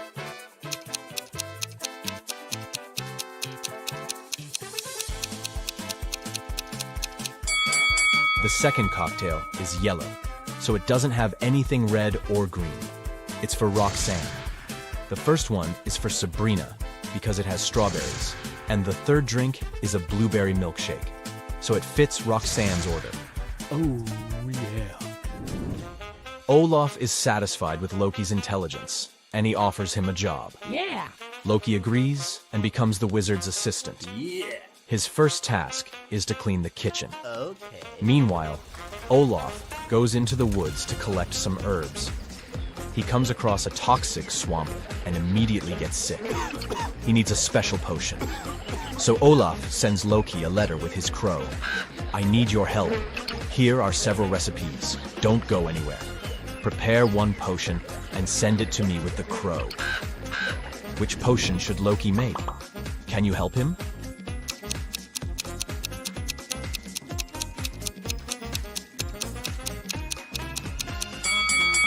Olaf says that Loki shouldn't go out, which means he can only use the ingredients that they have in the house.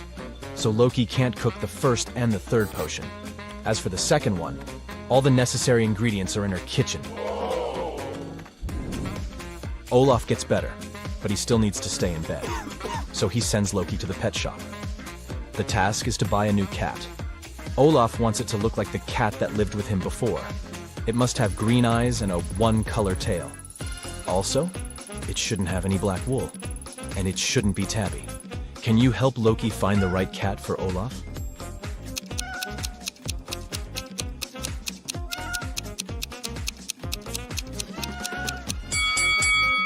Only this cutie meets all the requirements. The next day, Olaf sends Loki to a wild beach to collect some rare magic seaweeds. Suddenly, Loki sees a group of beautiful ladies standing on the shore. He wants to approach, but the ladies notice Loki and begin to move in the opposite direction. Loki runs after them on the sand along the water, but he can't catch up. Then Loki looks around and realizes that he was chasing fairies. How did he know?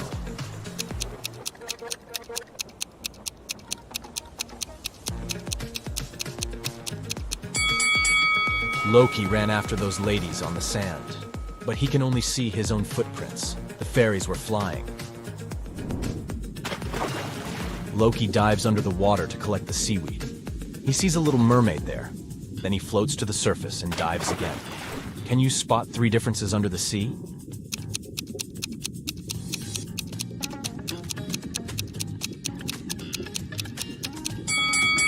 Here they are.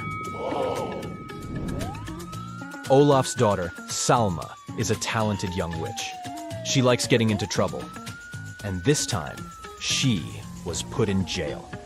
Loki comes to the police station to rescue her. He pays bail, and the police officer is going to release Salma. One of these ladies is about to be free. Can you guess who?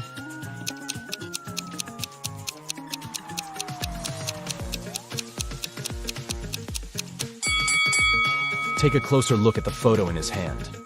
Salma has brown eyes, so he should release the second prisoner. Loki and Salma should go back to the wizard's house, but the enchanted forest has many unexpected surprises. There are 3 possible routes they can take. There's a fire-breathing dragon sleeping in the first passage. There's a young magician hanging out on the second road. He hates all women, and he turns them into stones every time he meets them. And the third road runs through a toxic lake. Breathing its vapor is fatal for any living being. Which way is more or less safe?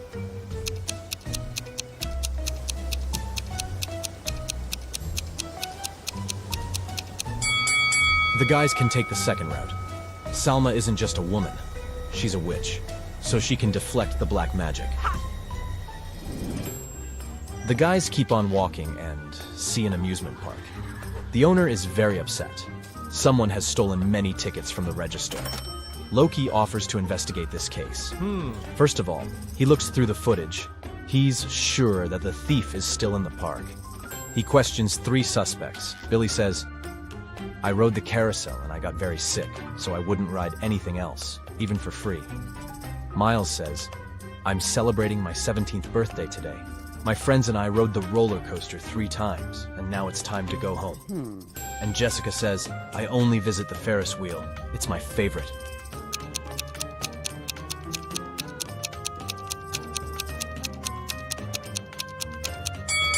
Miles has tricked Loki.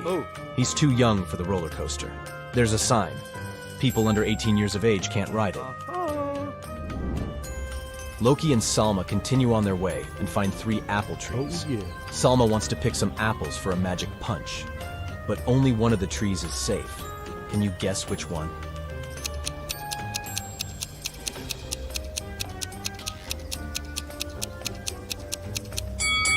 All the footsteps are leading to the first tree, but not a single animal walked away from it, so it probably has some hidden danger.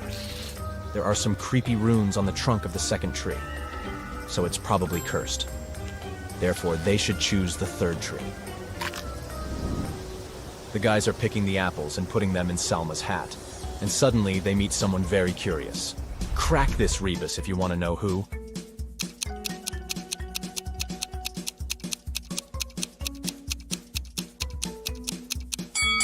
A bear. The guys run away from the bear and hide in a cave. Luckily, Salma managed to collect 14 apples before the escape, because they met 7 hungry gnomes inside the cave. They demand payment for the shelter. How can Salma divide the fruits among the gnomes so that each gnome could get an equal amount of oranges?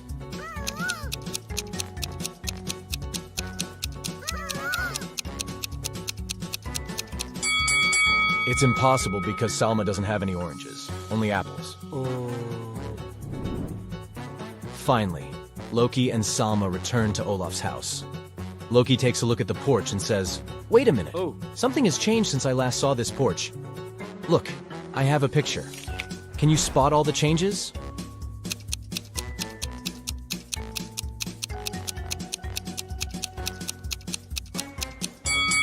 The runes at the door are now reflected. The plant from this pot is gone. The curtains have changed color, and the number of candles is different. Loki enters the house and finds Olaf unconscious on the floor. Someone put a sleeping spell on him and stole his magic tools. Loki interrogates 3 suspects among Olaf's neighbors. Cassandra says, "I just got home from a pumpkin festival. Everyone can verify my words." Ambrose says, "I've been retreating and meditating in my basement for a week. I have no idea who did it."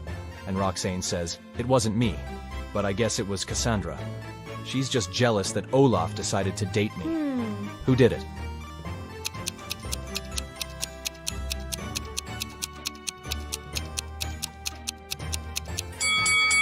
Take a closer look at the witch's cauldron in Ambrose's house. There's an engraving saying Olaf's property, so he's the thief. Daniel needed to visit his relatives in another city, so he boarded a train leaving from the railway station in his town. Not far from the station, there was a rather long tunnel. The train left the station and started to accelerate. Daniel's main problem was that he was a bit claustrophobic. What is the best place for him to sit?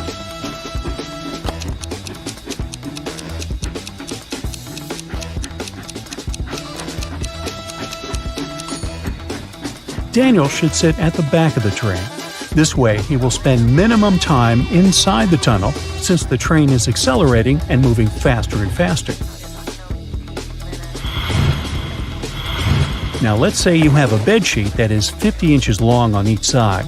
And you need to create 50 handkerchiefs with each side 1 inch long. It takes you 1 minute to cut out a 1-inch handkerchief. How long will it take you to cut 50 handkerchiefs?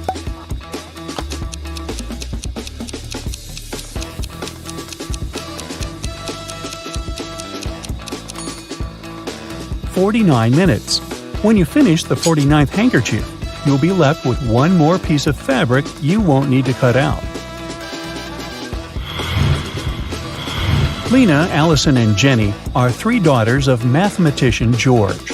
When someone asks George about the ages of his daughters, he replies, "The current age of my daughters is prime.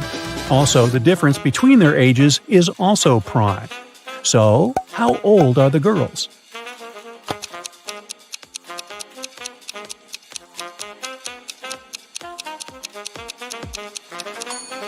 Lena is 2, Allison is 5, and Jenny is 7.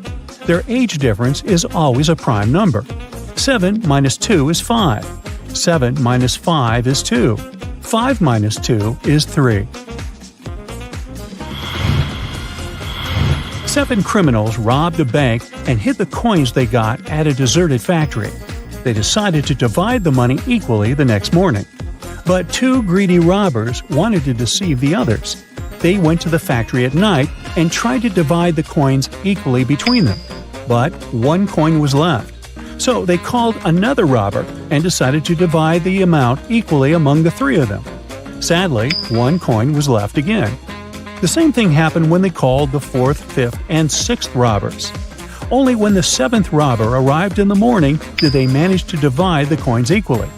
How many coins were there in total?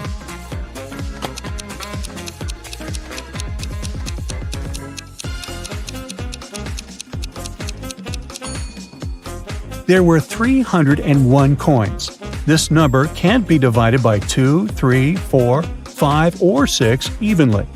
At the same time, 301 can be perfectly divided by 7. Now, look at these 2 ladies performing on the stage. Both of them have to do dangerous tricks. But can you figure out which of them is in real danger?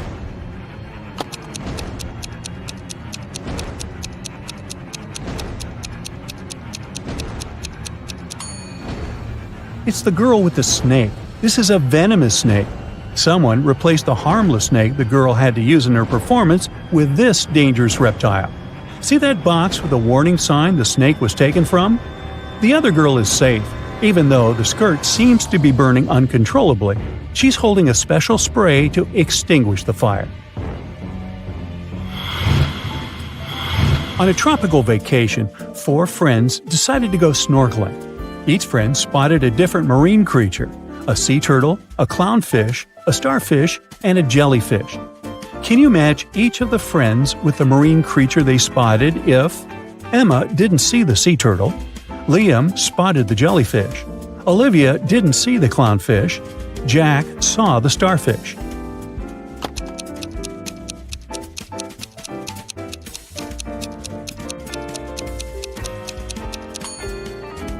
Emma spotted the clownfish, Liam saw the jellyfish, Olivia spotted the sea turtle, and Jack saw the starfish. After marveling at amazing sea creatures, our 4 friends rented 4 different watercraft: a kayak, a paddleboard, a jet ski, and a sailboat. Can you match each of the friends with the watercraft they rented based on these clues? Emma didn't rent the kayak or the sailboat. Liam rented the jet ski. Olivia was choosing between the paddleboard and the sailboat. Jack didn't rent the sailboat.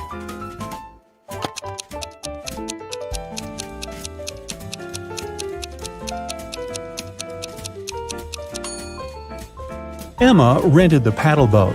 Liam rented the jet ski. Olivia rented the sailboat, and Jack rented the kayak. So, I have keys but can't open any locks. I have a flat surface, but you can't stand on it. What am I?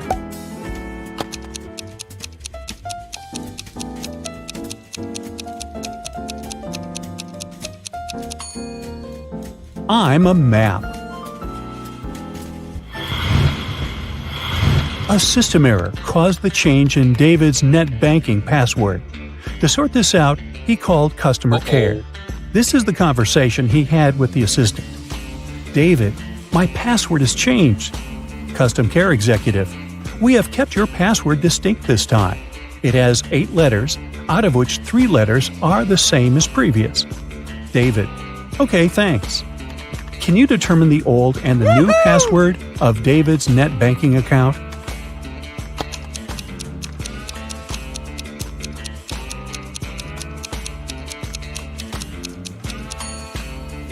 The original password was changed, and the new password given by the customer care executive is distinct. In the 22nd century, robots live among people, and it's nothing out of the ordinary. But sometimes, they resemble people so much, it makes the detective work way harder. Like this time. Eric Blank, an experienced police officer, has to figure out which of the 3 suspects is guilty of identity theft. He knows for sure the culprit is a robot, but who isn't human?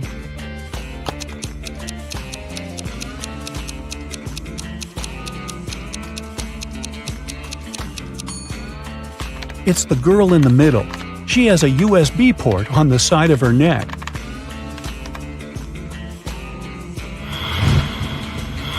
There is a wide field of corn. A goose finds its way into the field and starts running. Can you figure out up to which point the goose can run into the field?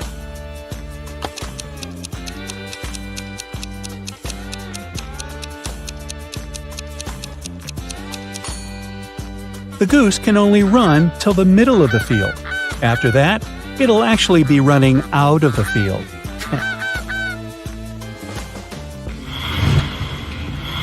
Look at these 9 marbles and the way they're arranged. Can you move just 2 marbles to form a square?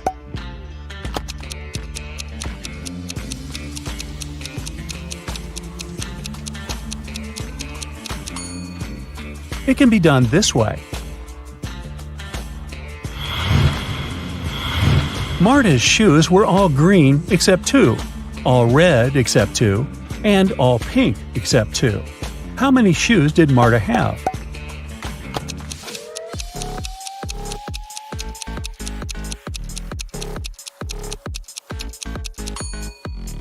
Just 3, 1 of each color.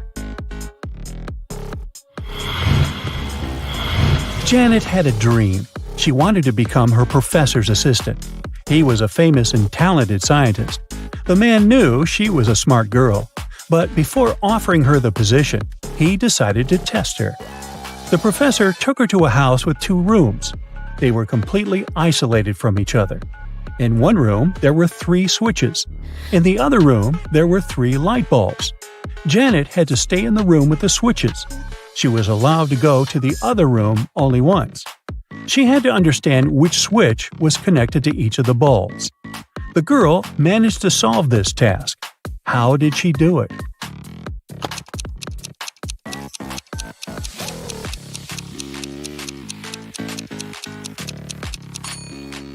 She turned on the first switch and waited for a minute. Then she turned it off. After that, she flipped the second switch and went inside the room with the bulbs. One of the bulbs was on. It was the one connected to the second switch. Janet touched the remaining bulbs. The warm one was connected to the first switch, and the cold one was linked to the third switch. You've drawn a long line. How can you make it even longer without touching it?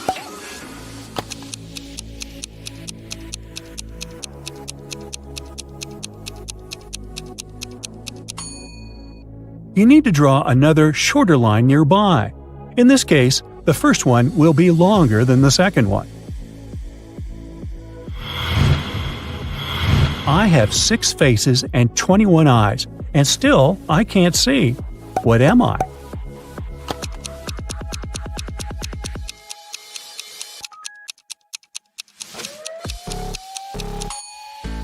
I'm a dice.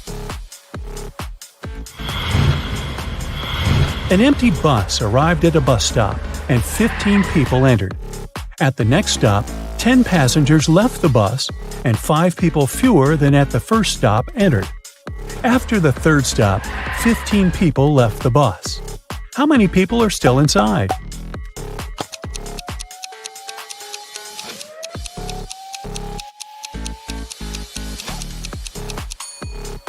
Only one person, the driver.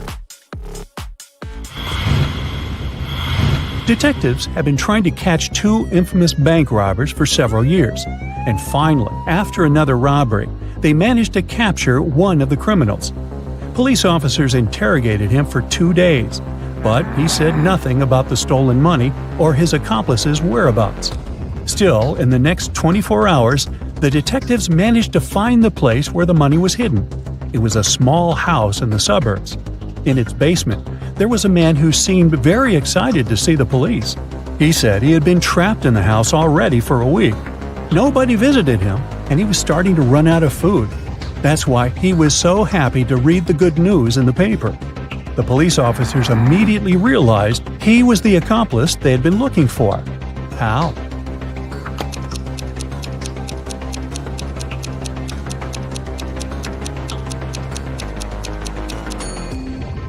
If he was trapped in the basement, how could he get a hold of fresh newspapers?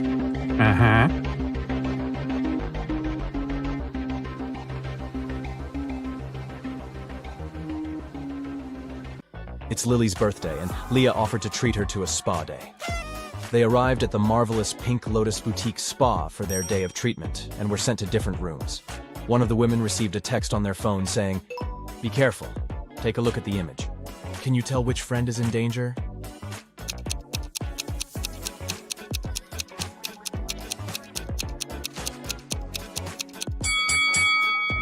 It's Lily. The drink on that waiter's tray is definitely poisoned. She should get out of that place as fast as she can. Hello. Jonah woke up in a different timeline. Normally, he was a straight A student, but in this reality, he was a pretty bad student.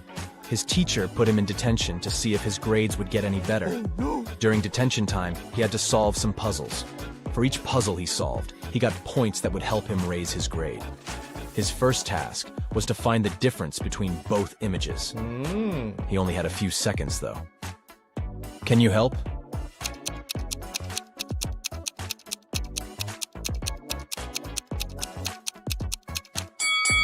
Yep, that one on the right didn't have the scribble on the paper.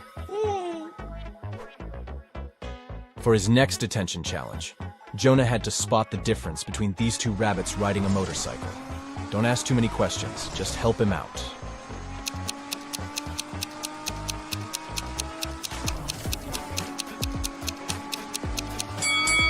Yep, it was the helmet all along. Dana is a swimming champion preparing for her competition on Monday. 24 hours before the big day, she disappears. Nobody can find her. Her mother calls the police and asks them to investigate the crime, and they come up with 3 suspects. All of them are swimmers. Hannah says she hasn't spoken to Dana since their last practice. Ashley explains that she invited Dana for lunch on Saturday, but Dana refused because she was getting her hair done for the competition. And Melanie says that she spoke to Dana the night before. Dana told her that she was feeling anxious before the race. One of the swimmers is lying. Who is it?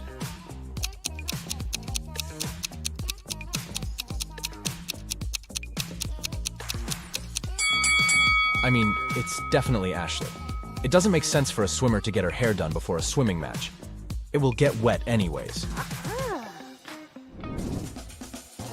Daniel is a sailor on a large cruise ship. One day the captain asked him to go to the ship's lowest deck and get some supplies. But as the man was walking down the ladder, it broke and he fell down.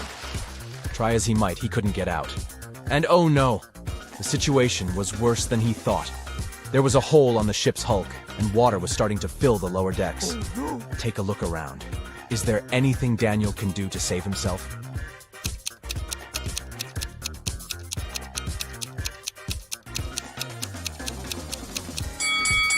Yep, he could put on a life jacket and wait for the water to fill the lower deck. He will simply float upwards, and then he can climb up those stairs again. I mean, if that ship doesn't go all Titanic, right? Yeah. Amelie was exploring her grandmother's closet when she came across something spectacular. A time machine. She set the date back to the 16th century and pressed go. She spent the day exploring a local market, but people kept looking at her differently. One man came up to her and said he knew she was a time traveler. He locked her in his basement and said he was going to look for where she hid the time machine. Amelie was so frustrated she got caught and was afraid she might never go back to her real life. That's when she saw that the basement had an old piano. Do you have any clue how Amelie can use that piano to escape?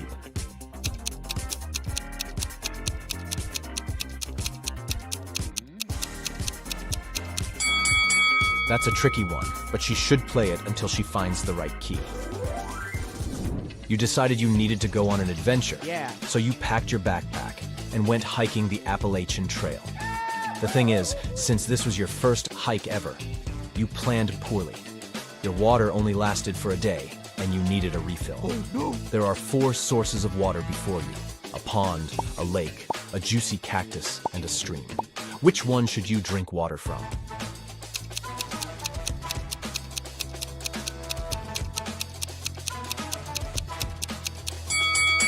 Most cacti are toxic, so you should keep away from them.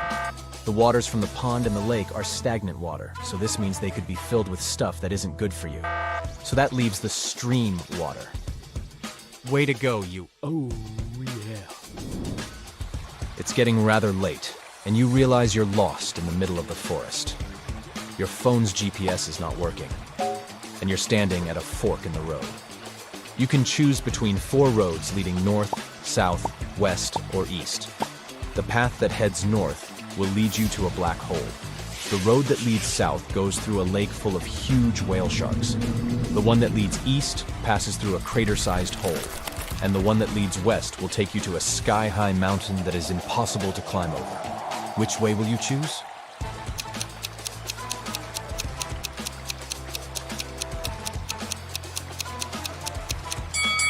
You should head south. Whale sharks pose no threat to people, and it's probably not true that they exist inside that lake. I mean, they are sea creatures. Harry has spent the last 2 weeks in Egypt exploring ancient pyramids. He's an archaeologist, and he was looking for some groundbreaking discoveries on the history of the mummies. Inside one of the pyramids, he found a secret chamber. Written on this chamber's walls was this: if one can answer correctly, an ancient secret will be revealed. And right below this, Harry found a riddle. The next answer that should escape your lips should be the creature wrapped up in cloth strips. Can you guess what Harry should answer?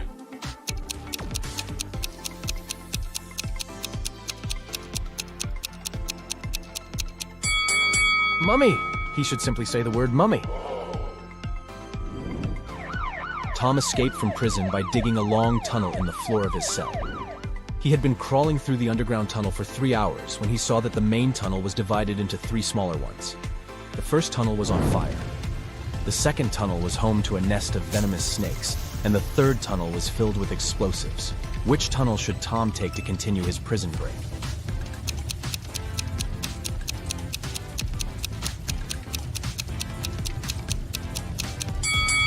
He should choose the tunnel with fire.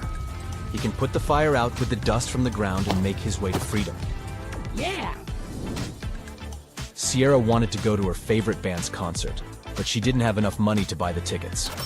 Her local radio station was putting on a contest, and the winner would get tickets to the show. All she had to do was answer their riddle correctly. She called the radio station, and they asked her, "Every night I'm told what to do, and each morning I do what I'm told. But I still can't escape your scold. What am I?" Sierra won the tickets. Can you guess what she answered?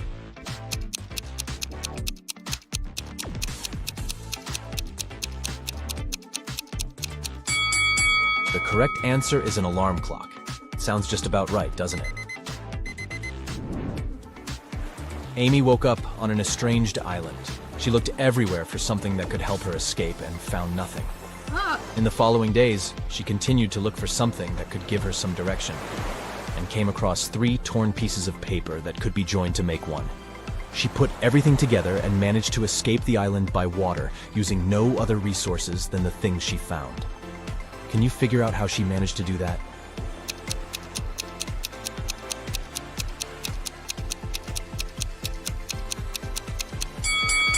This one is tricky.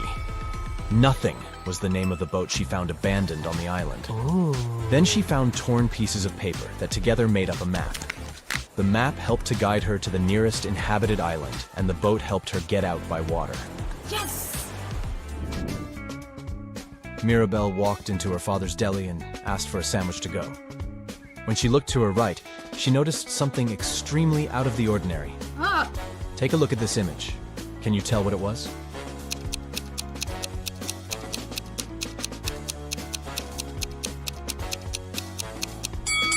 A turtle is hiding under the counter.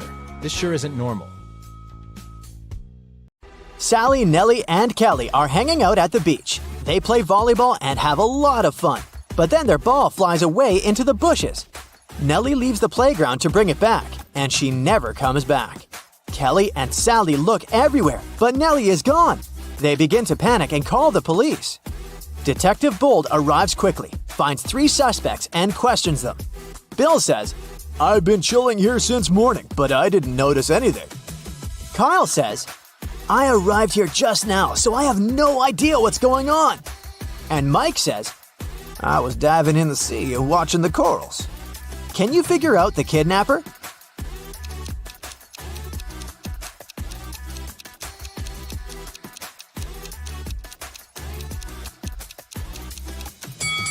It's Kyle. He's wearing the same cap as Nellie. It seems too small for his head. That's because Kyle kidnapped Nellie and stole her cap.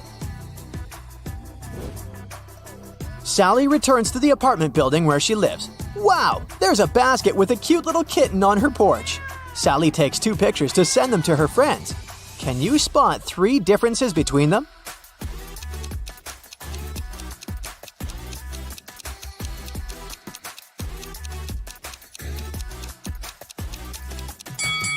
Here they are. Sally wants to know who brought the kitten, so she interrogates her neighbors. Tom says, I've been playing video games since early morning. I didn't leave my place at all.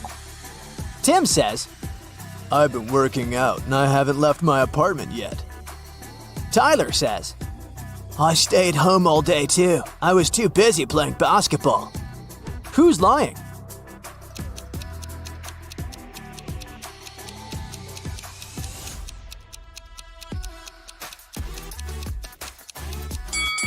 Tyler. He's playing with a soccer ball, not a basketball. Moreover, it's pretty hard to play basketball alone inside the apartment. Sally goes to the supermarket to buy some milk for the kitten. Only these 3 packs of milk are left on the shelf. Can you help Sally choose the best option?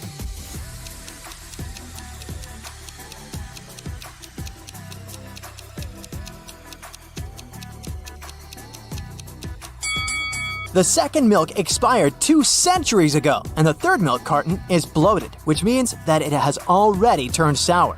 Therefore, Sally should grab the first milk. Sally has been working as a cab driver for several years. One day, a police officer finds Sally unconscious in her car. Someone attacked her and stained the car with glue. The officer checks Sally's app account. Sally had quarrels with 3 clients recently, so he interrogates them. Rob says, "I took a cab to the university. When we arrived, Sally asked me to pay extra money for parking, and we had a brief quarrel, but I wouldn't put my future career at risk for a couple of dollars." Karen says, "Yesterday, I received an emergency call. My husband got to the hospital, so I needed to get there as soon as possible. But Sally was driving very slowly. That's why we had a quarrel." And Mrs. Green says, "I was returning home from the supermarket after grocery shopping. Sally asked for extra money for helping me with the bags. I didn't like it." After hearing their stories, the officer knows for sure who's guilty. What about you?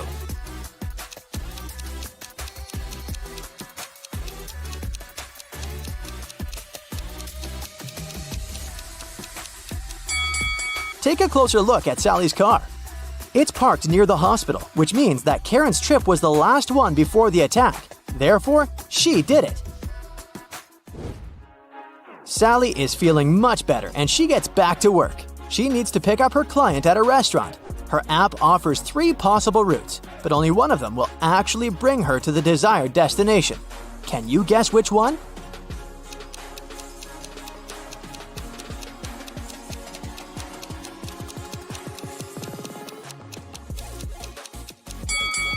Sally should choose the second route. Sally parks her car near the restaurant and faces the following scene. One of these ladies has a ghost mother. Can you guess who?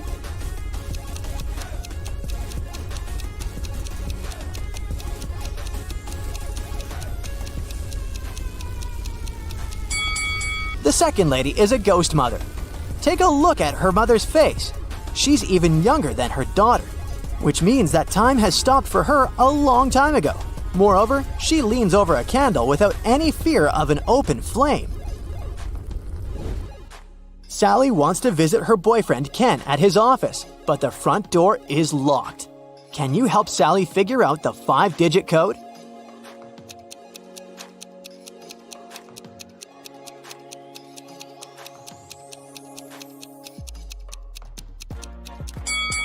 Let's take a closer look at these scratches.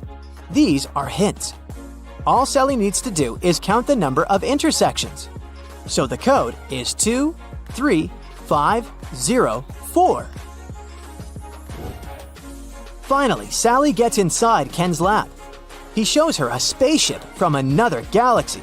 Ken found it and managed to repair everything except the dashboard. How should these wires be connected to make it work?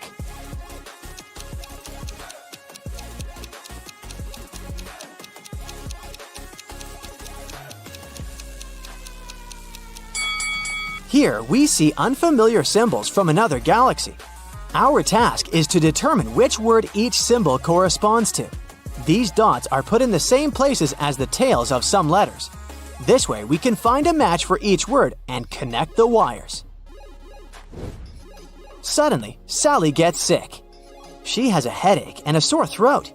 Ken only has 4 pills that are identical to each other. They don't have any cover or instructions. So there's no way he can identify which pill serves that purpose.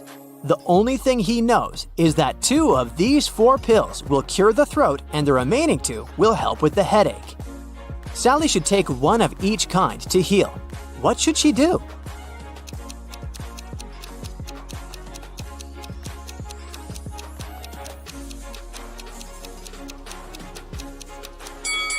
The only solution available is to cut each pill in half, and then take 1/2 from each of the 4 pills. This way, she'll definitely have 1 pill of each kind. Ken offers Sally to live together. They begin to look for a new apartment and arrange 3 meetings with landlords. Each tells a story about their property. Mrs. Gray says, I inherited this amazing apartment from my sister, but now I want to rent it for the long term because I'm moving to a farm with my husband. Oliver says, I've been living in this property for 5 years, and it's in perfect condition. But now I'm moving abroad for work. So I'd like to find good tenants who will take care of it. And Rose says, this apartment belongs to my mother-in-law. She lives in Europe and asked me to find new tenants.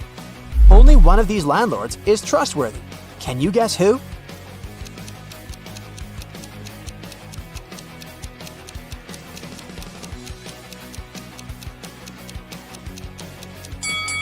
There's an advertisement near Mrs. Gray's apartment. This property is for sale. Therefore, she probably lied about the long-term lease. And now, let's take a closer look at Oliver's ceiling. It's leaking. Therefore, his apartment is not in perfect condition. Liar! Sally's kitten ran away. She's been looking for her pet all day long. Suddenly, Sally meets her neighbor holding her kitten. He says, I'll give your pet back only if you crack my riddle. I'm the last thing you take off when you go to bed. What am I?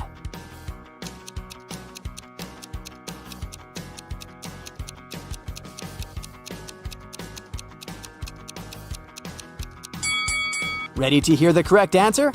I'm your feet, and you take them off the floor. Sally brings her kitten to the vet for a checkup. There, she meets 2 doctors, but only one of them is a real vet doctor. Can you spot who exactly?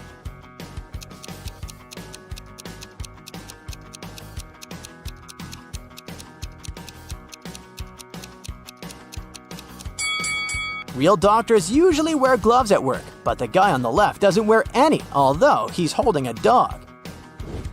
Sally wants to get a job in a magic shop.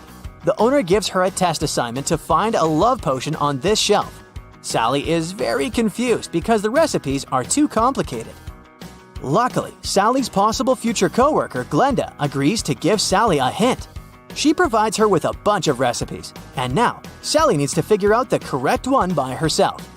She only knows that a love potion should contain these 5 ingredients. Can you help her find the right bottle?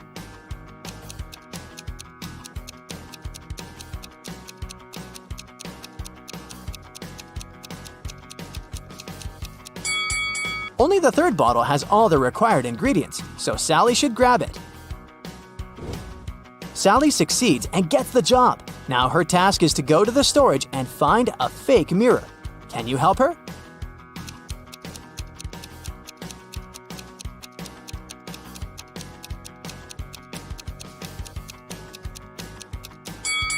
Only the second mirror shows the correct reflection, so the remaining 2 are fake.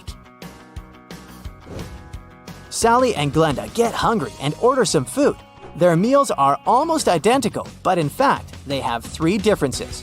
Can you spot them?